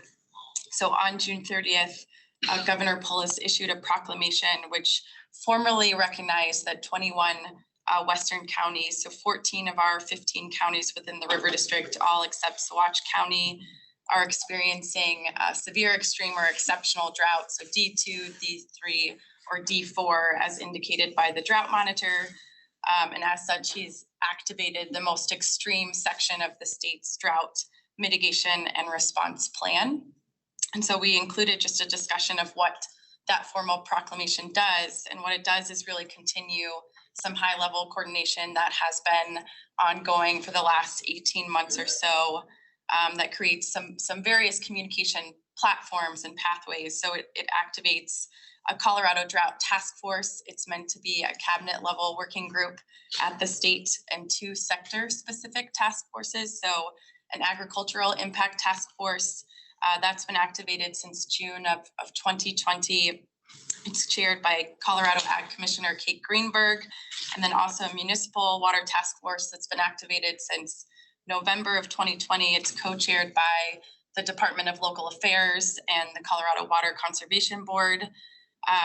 Activating the drought plan opens up limited funding at the state level. So it opens up $500,000 in a flood and drought response fund that's managed by the CWCB, and then a $1 million grant and loan program for emergency ag water augmentation. So in addition to this communication structure that's been set up, the state is also coordinating a drought tour in Northwest Colorado. That will be August 11th and 12th. It will bring across high-level state officials, ideally members of the governor's cabinet. I think potentially the governor himself may be able to make it for one of those days. It will bring some of our legislators, members of the federal delegation, and other partners to go see what's happening, particularly in Northwest Colorado, see those drought conditions on the ground. And so as mentioned in the director's report, we've identified just with these formal communication pathways that have been established, that the River District may be in a good position to utilize those and really communicate what we're hearing from our constituents and what we're seeing on the ground. And so we do anticipate that we'll have some staff participate in this upcoming drought tour in Northwest Colorado, and in particular, talk about some of the coordination that we've been able to lead with LCAD releases. We have been in communication with DNR and CWCB leadership, just with them asking and accepting our recommendations of, is there more that the state could be doing with the dollars that they have, or more options on the table. And so we've had some initial discussions amongst staff of, are there additional recommendations we can make? Is there additional feedback that we could provide? And I know the memo indicates that we were exploring, is there an opportunity for emergency purchases of feed? And what we've heard from some of our constituents in those conversations is there's really a lack of market options to do that. So I wanted to address that since it was mentioned in the board packet. But some of the other conversation points that we've had are, is there an opportunity to expedite administrative substitute water supply plans for our water users in need of augmentation? Is there an opportunity to provide additional dollars for augmentation needs? In the long term, we've talked about, can the state continue to leverage dollars toward resiliency through system efficiencies, through redundancy opportunities? Is there an opportunity to open up discussions with municipalities to enact permanent water restrictions statewide? And so again, as we have these formal communication links, and as some of the state leaders are really reaching out to us, given the disparities of what we're seeing in the drought, East Slope versus West Slope, we do think that there's a good opportunity to utilize those communication pathways. So I really just wanted to set the stage and provide some of that background in Andy's absence and open it up to the board for any discussion and feedback that you might have. Anyone have some thoughts to share with Amy or suggestions? I'm taking that silence as being concurrence with everything you've just said. Yeah. I do have some suggestions, and I'll try to be as brief as possible because I can rattle on pretty darn long about this here. Augmentation on the White River from where? Lean permitting. That's something that the state's actually talked about doing. I believe there was some leadership done by the DNR to actually develop a lean permitting process. But yet when you discuss with the state about how they can work collaboratively to do one record of decision, you don't get much of a response, especially in a time of need.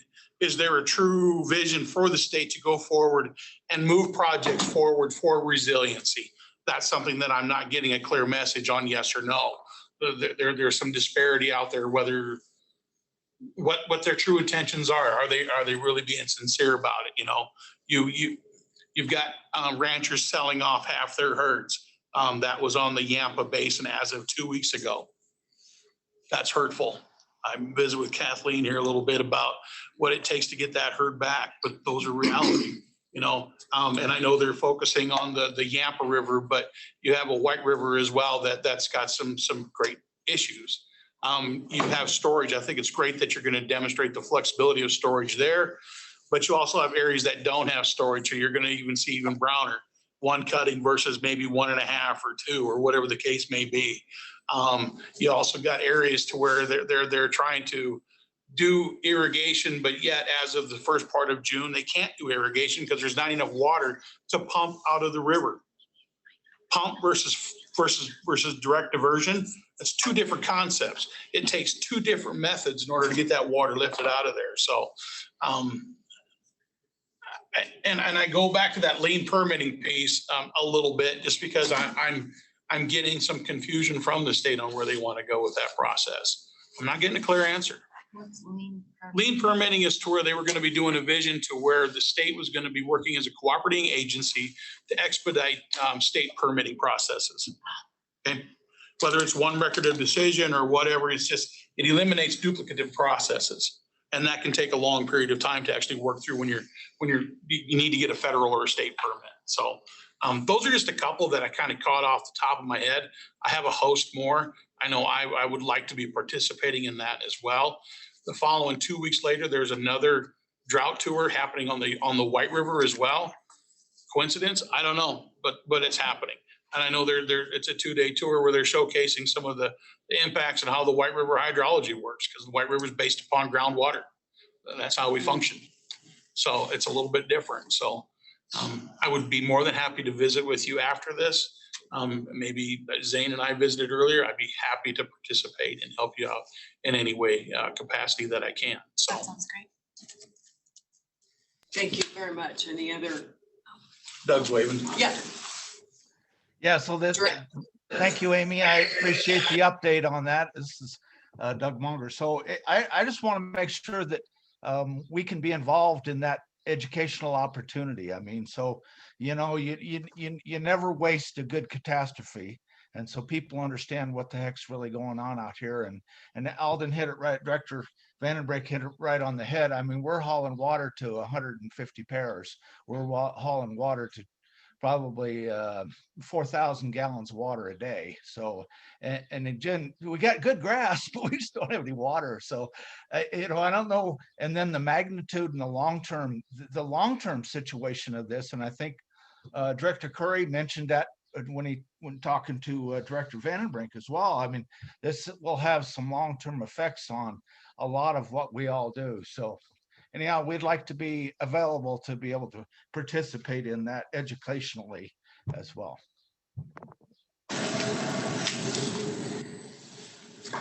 Anyone else?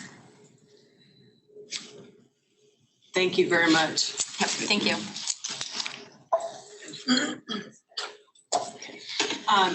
before our new Division 5 engineer, James Keith, gets an opportunity to visit with us, you'll notice that we have adoption of a resolution for Ellen Martellero. Sorry. That's who you're talking to. Former Division 5 division engineer. And so there is a proposed resolution before you, notwithstanding the fact that it looks like it's finished. We can make whatever revisions, changes, or whatever that anyone would like. So if anyone's got changes or revisions you'd like, great, please propose that. If not, a motion to approve would be fine. Just a little typo. In the first whereas clause, including more than 20 years as the division engineering for Water Division 5, maybe we take the ing off. Yeah. But okay, thank you very much. Does anyone else have additions, subtractions, revisions, corrections? If not, I'd entertain a motion to approve as amended by Director. So moved. Second. Moved by Richard, second by Winery. Any further discussion? If not, those in favor, aye. Aye. And opposed, nay. Okay, we have now passed the resolution. A bit of humor too in here. yeah. Great. I can do a brief introduction for our new Division 5 engineer, James Heath. James comes to Water Division 5, well, he's been there as the assistant division engineer, was hired immediately after Kyle Whitaker left, I think, when Kyle decided to go work for Northern and move to the Front Range. And James comes to us from Water Division 3, where there are many complicated water administration issues. So complexity, no, does not scare him away. Thank you, James, for visiting with us. We probably will impose upon you to get this resolution that we just passed, thanking Alan for his long service to Alan at some point. So, and James is going to talk about developments in Water Division 5 and hopefully also at the State Engineer's Office. And hopefully there'll be some time for discussion. Yeah, and I'd say ask questions as things come up. My presentation is maybe 15 minutes. I was asked to keep it fairly short so that we could have more of a dialogue. So I'd rather have that dialogue while we're working through things rather than all saved till the end. So ask me questions as I work through. See how long this delay is. That's not too bad. So you guys have probably already hit on this. I'm the new face. Alan's been sitting in this chair in front of you guys for the last 20 plus years as a division engineer. He spent his entire career here in Division 5. And that was almost 40 years. I think he was 2 months shy and he said he didn't want to get to 40. So we haven't had a retirement party with him yet. I'll touch on our COVID protocols here in a bit, but we are looking to hold something this fall. We're starting to get back to normal, so you guys will definitely be invited to that soiree wherever we have it. So this is the agenda that I'll talk about, and quick introduction on who I am, a little bit more than what Peter provided. Division 5 priorities, where we're looking for the next year or so, and then a couple state engineers updates, and then a quick update on 2021 conditions. So keep those in mind as we work through. If you have any specific questions, please let me know. So a quick introduction about who I am. So I am a 4th generation Coloradan. My great-great-grandparents or great-grandparents came into Colorado via Windsor, Alamosa, and Colburn. So I do have a little bit of tie here and a little bit of tie to Division 3. I grew up in South Metro, Denver area. That's where my grandparents ended up. And both my parents grew up. I went to Colorado School of Mines for my college degree. I've got a general engineering with an environmental specialty, which was the closest to water resources while I was there. The first 10 years of my career, starting in 2001, were in the private sector. I worked for TZA Water Engineers and Leonard Rice Engineers. At Leonard Rice, I worked for Aaron Wilson, who I'm sure you guys are familiar with, working on the decision support systems for the state of Colorado. And one of those decision support systems was the Colorado River Basin, updating the state mod model. After 10 years in the private sector, the lead modeling position in the Denver office for Division of Water Resources opened up. That was Ray Bennett's position back then. So I was driving down that modeling path and ended up getting into the Denver office, and the Rio Grande Decision Support System fell onto my lap. So I helped develop the groundwater model that was used to support the rules for groundwater use rules down in Division 3. As soon as my modeling component ended, we actually had an opening for the assistant division engineer down there. So I saw that as a great career opportunity for me to, after helping develop the rules, helping support the rules, go down and help implement the rules and work with the water users to find the solutions that they needed. So I went down to Alamosa in 2014, worked with Craig Cotton to set up the sub-districts, and I do similar to what I was doing here. I had supervisory duties over water commissioners, helped set up the program down there for the sub-districts with a couple new staff. And it was a great opportunity, but as Peter mentioned, Kyle abandoned you guys, jumped ship, went to the Front Range. And with my background and interest here in the Colorado River Basin, I thought it was a good fit. And I knew Alan was retiring shortly. At that point, he didn't know when, but he knew it was within a couple of years. So this was the position I was actually coming here for, not Kyle's position. So and I'm glad it's actually worked out. So June 1st is when I started, and that was known. Kevin Ryan appointed me in May, so it wasn't a surprise to staff, or hopefully not a surprise to you all either.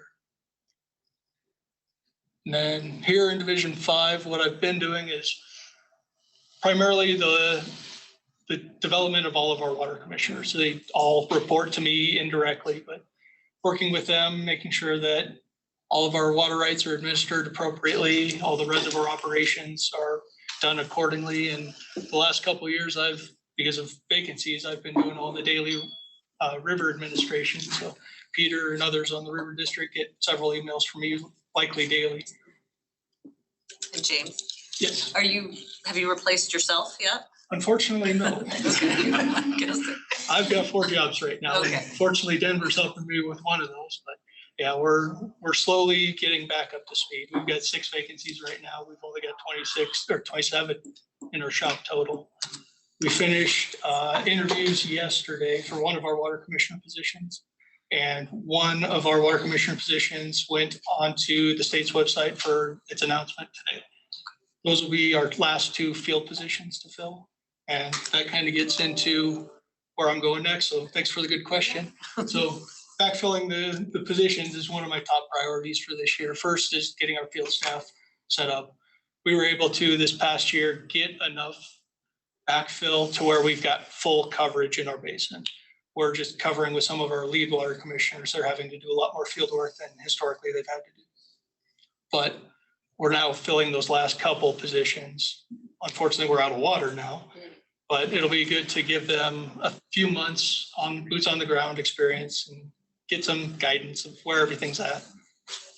Second is backfilling our office positions, and my old position is in the works already. It's just slow to get through our HR department at this point, but I am looking to backfill that as quickly as possible because it looks like that's going to be a domino. We've got 2 applicants from our office that are very interested, both are qualified. So it would be another open position right away once that gets filled. So we're just trying to work through those dominoes. And a lot of the holdup there is because we had a hiring freeze all of last year.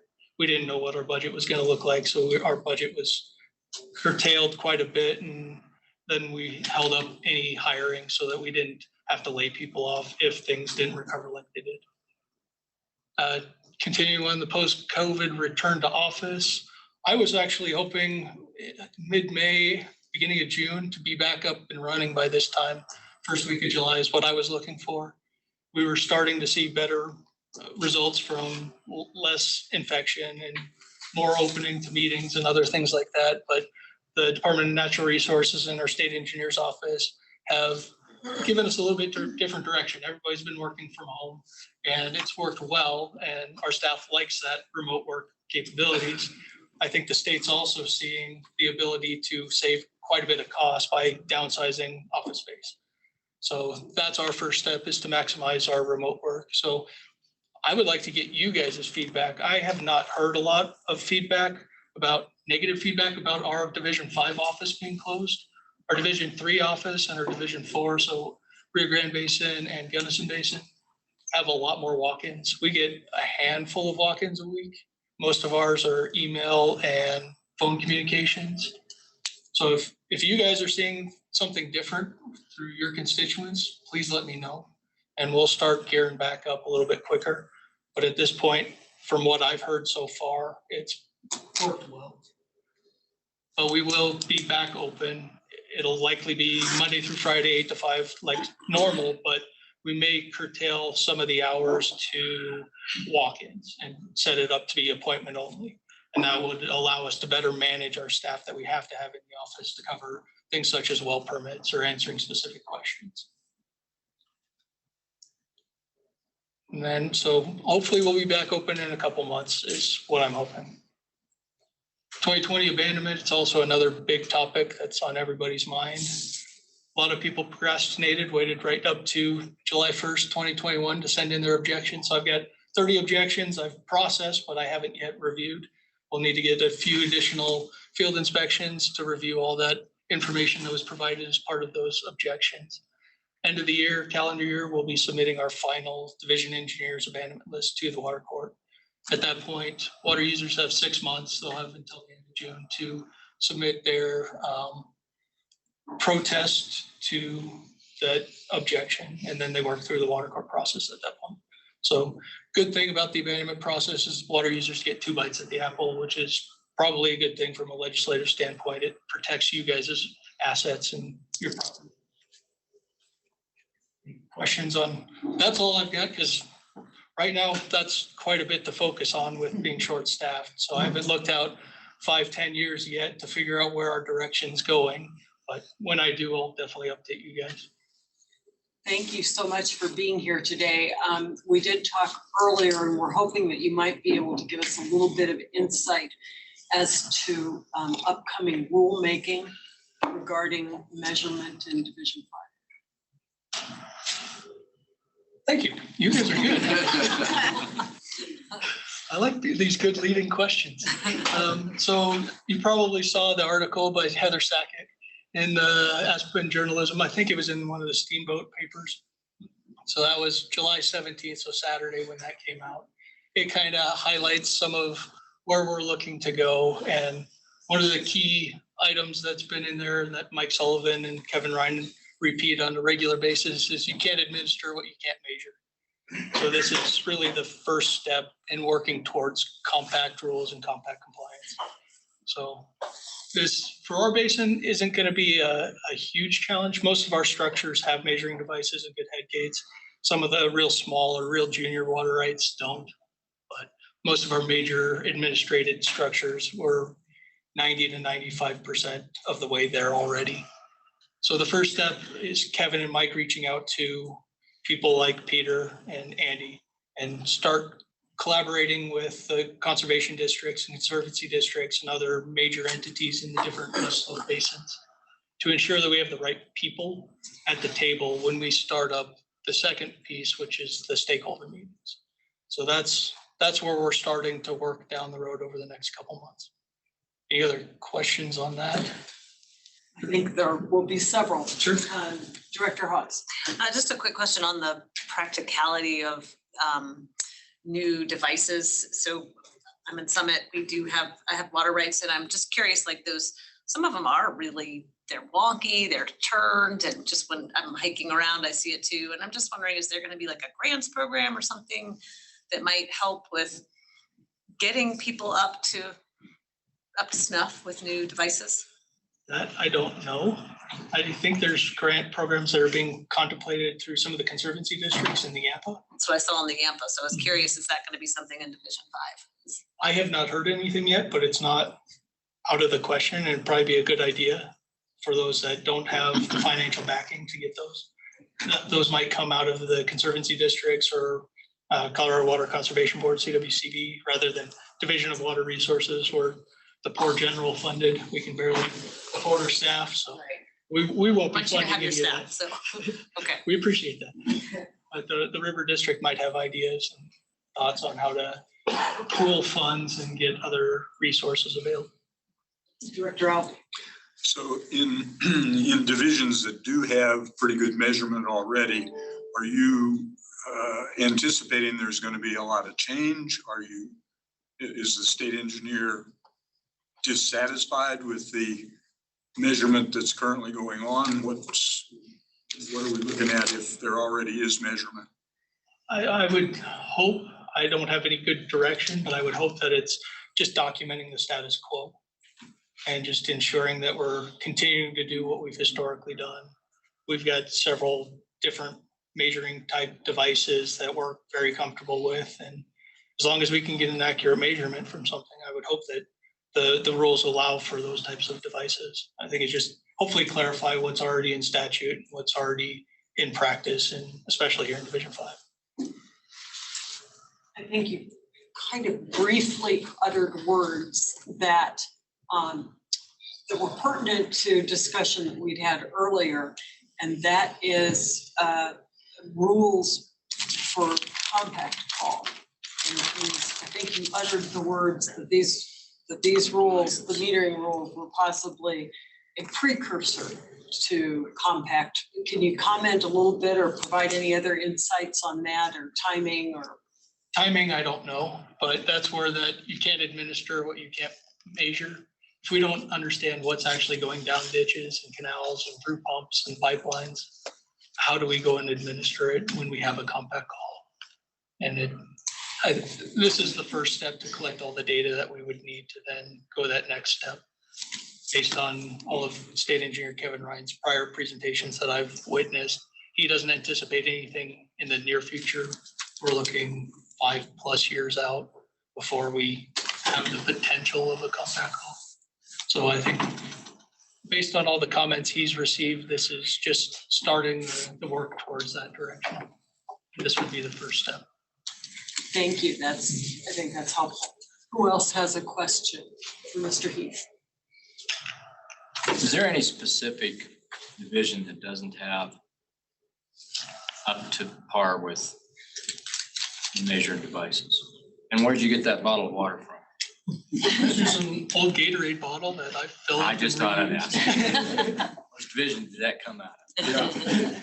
So, but is there really any specific area in the state that isn't met these requirements? I guess is the question, because I would assume by now that users have it. Based on the data in the past couple of years, it's the White Neapa that Aaron Light's been working on in Division 6. They've not had historically very many calls, so you don't have to administer when you don't have a call. So it's been more of a user take what they need, place it to beneficial use, and leave what they don't. And some of the statistics I believe were in this article, and it seems like they're improving, but they're down at the 50% of their structures have measuring device level. And that's quite a bit of an improvement, I think, over where it was 4 or 5 years ago. Yeah, we were at 83%. Really? Yeah. Without devices. Without devices, yeah. And now it's at 60 and change. So it's the areas where we don't have to do a general administration here in the Colorado River Basin. We're delivering to a Cameo call almost every year, a Shoshone call definitely every year. So we've had years and years and years of actual curtailment and management and measurement of our devices. Sure. will this, from what I gathered from what you've got here, will that help level the playing field on getting consistency across? Because it seems like there is some inconsistency from one base or one division to the next, not basin to the next. But also there's it like it starts and stops. There's a bulkiness to it. where they throw out some letters of intent, put some schedules to it, tell people to start doing it, and then they yank the rug out and say, oh, no, not anymore, not anymore. And that's happened more than once in the White River Basin. And I don't know if that's happened in other basins, but where those folks, they want to participate, but they want consistency. Will this help coming from what Mr. Ryan is developing? Will that help make it more consistent? I would hope so. I think the approach to this way will be a west slope wide approach. And I'm sorry to put you on the spot for Division 6. I recognize that that's not your division, so. But the west slope is the only part of the state that doesn't have measurement rules yet. Divisions 1, the South Platte, 2, the Arkansas, and 3, the Rio Grande all have measurement rules. And they were kind of the precursor to a lot of the compact administration rules or water use rules. Yes, Director Gray. I guess I'll just follow up on Director Alvey's question. I've had in my mind, if you have an adequate measuring device, it's level and it's working properly, the rules for having that are already in place. And so I've been curious what new rules are in play here. What's being talked about? Because it seems like there must be some other end goal besides what's already on the books and what you require. So by statute is where it's up to the division engineer to determine what is required in that structure as far as a measuring device and adequate lockable head. So there's a little bit of discretion there, and I think what this rulemaking will do is clarify that. And hopefully it brings you all to the table to tell us what you want in the rules as well, to help guide and keep everybody honest and keep everybody on the same page. So that's the process that we'll be going through.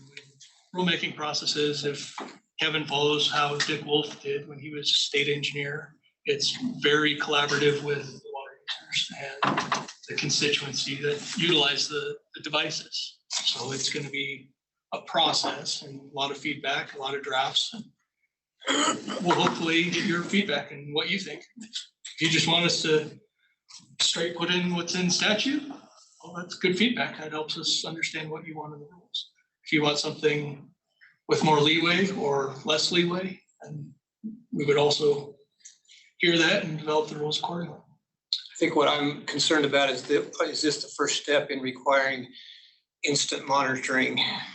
You know, right now, the commissioner comes to your weir and looks at it, and you might get back in 2 weeks or a month and says, well, I assume it was running the same as when I from the, and I'm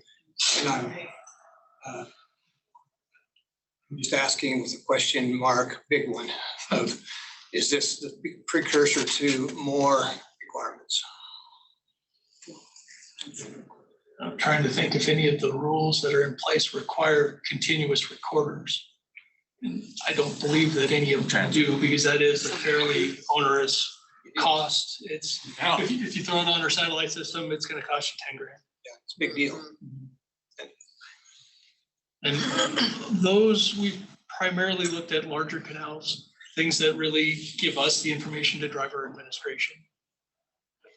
Like the ones that we have here in this basin are some of our trans-basin or trans-mountain diversions that we can't really get to very easily and look at every day.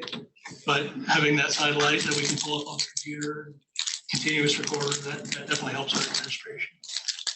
Others are the big canals. Down in Grand Junction area, we've got 3 down there right now, and they're talking about putting. So it's also the users. We wouldn't be opposed to any user jumping on our system and having an SDR and the satellite link if they choose to. But I don't see it going that far as a requirement to have a continuous recorder on every single structure. I think that in and of itself is very useful information for a number of water users.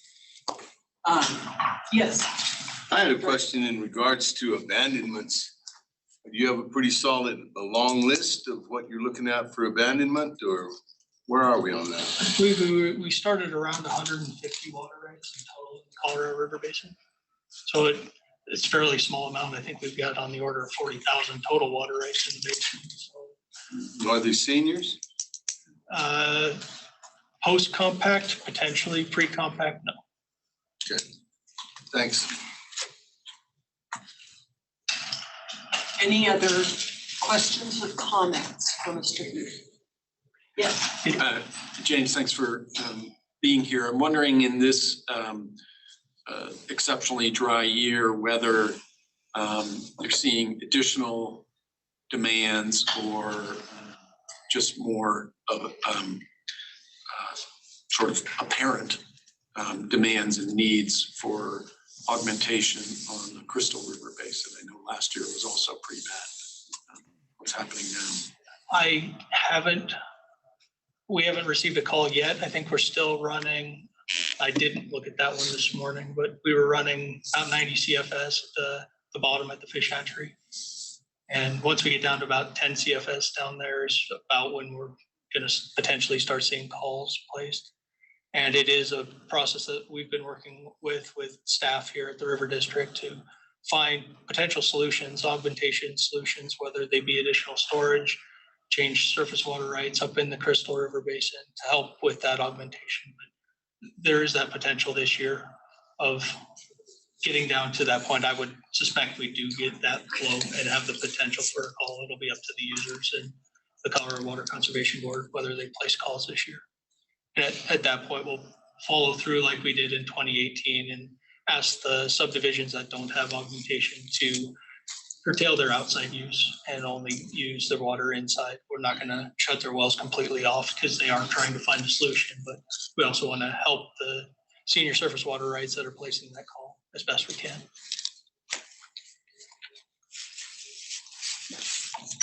Any other questions on measurement devices? I could touch briefly on the state line delivery pilot reservoir release. So that was the release made out of Homestake Reservoir last year.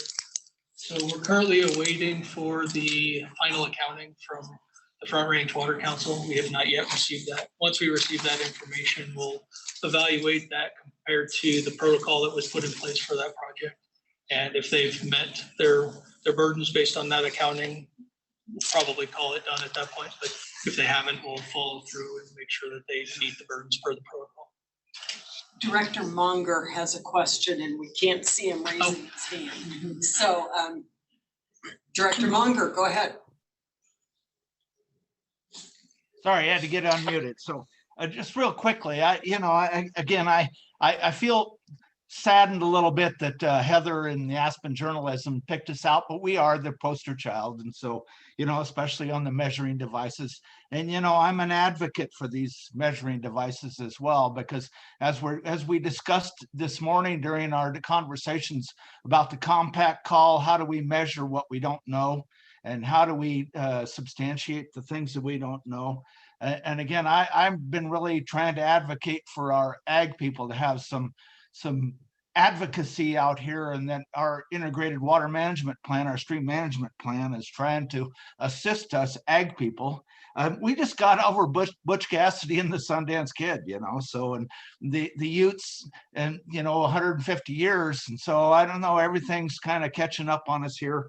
We want to be part of the solution and not part of the problem, but we're trying to figure that out. Hopefully Mr. Ryan during his conversations can understand that too. And Aaron's been good to work with, and we've appreciated the division engineer's office as well as the state engineer's office being able to work with us. But again, we understand we can't measure, can't defend, as Director Aldenbrink has said. So we are behind the table, and we got a lot of funding needs that we need to help to get us up to task. So thank you.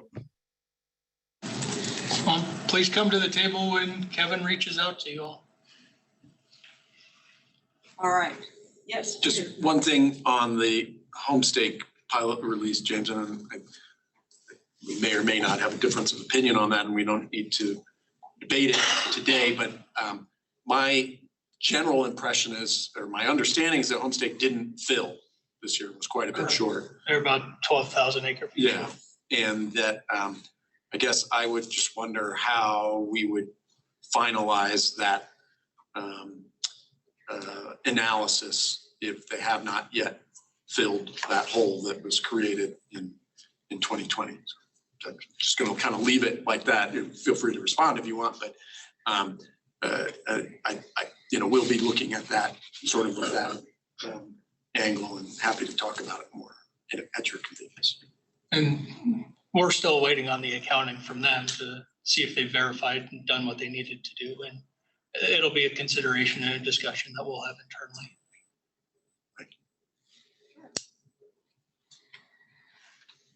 Anyone else have anything?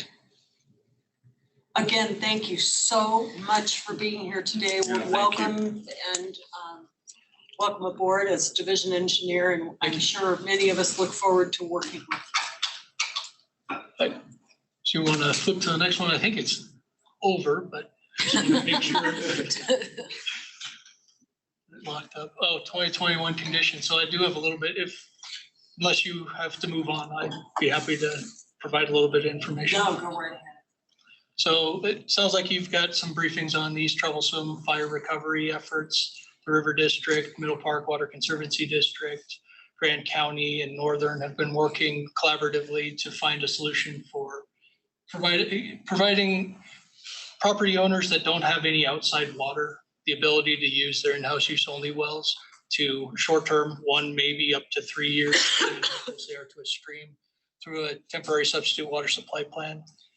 And they're not going to be planting bluegrass by any means. They'll be planting native crops, native grasses, trees, shrubs, just something to get the ground stabilized again is what they're looking for. And that we're anticipating that substitute water supply plan will be submitted here within the next few weeks. That'll be coming from Bishop Brogdon and Associates BBA through Middle Park Water Conservancy District. They're taking the lead on that one. We do have one administrative exchange that I've approved already to do some surface diversions. I anticipate several more coming as people need water up there. Middle Park does have water in Granby this year, so the exchanges are a little bit easier. We should be able to make that happen on some of these tributaries. And then drought conditions, everybody's aware. I guess the good news is we're not as bad as 2002 or 2012. The bad news is we're not as good as 2018 or 2001, which just puts us in a world of hurt anyway. So it's not going to be a good year. It hasn't been a great year so far. Then Andy wanted me to discuss am I seeing any difference across the basin? And this is the fall 2020 soil moisture map. The darker the red, the poorer the soil moisture, the lighter the colors, which there aren't very many, the more moisture is in the soils. But this tells the story.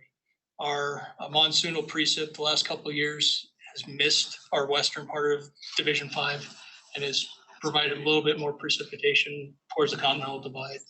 Snowpack was identical, runoff has been the same. Precip so far this year is following that same trend. So our western part of Division 5 is where we've seen the most impact from the drought that we're in. And that, I believe, is my final slide. It is. Great. Thank you again. We really, really appreciate you coming. Well, I'm glad to be at my second in-person meeting since COVID. Thank you. Thank you. Thanks, Jim. And we have now completed our agenda for today. We will see everybody at 6 o'clock. Yes.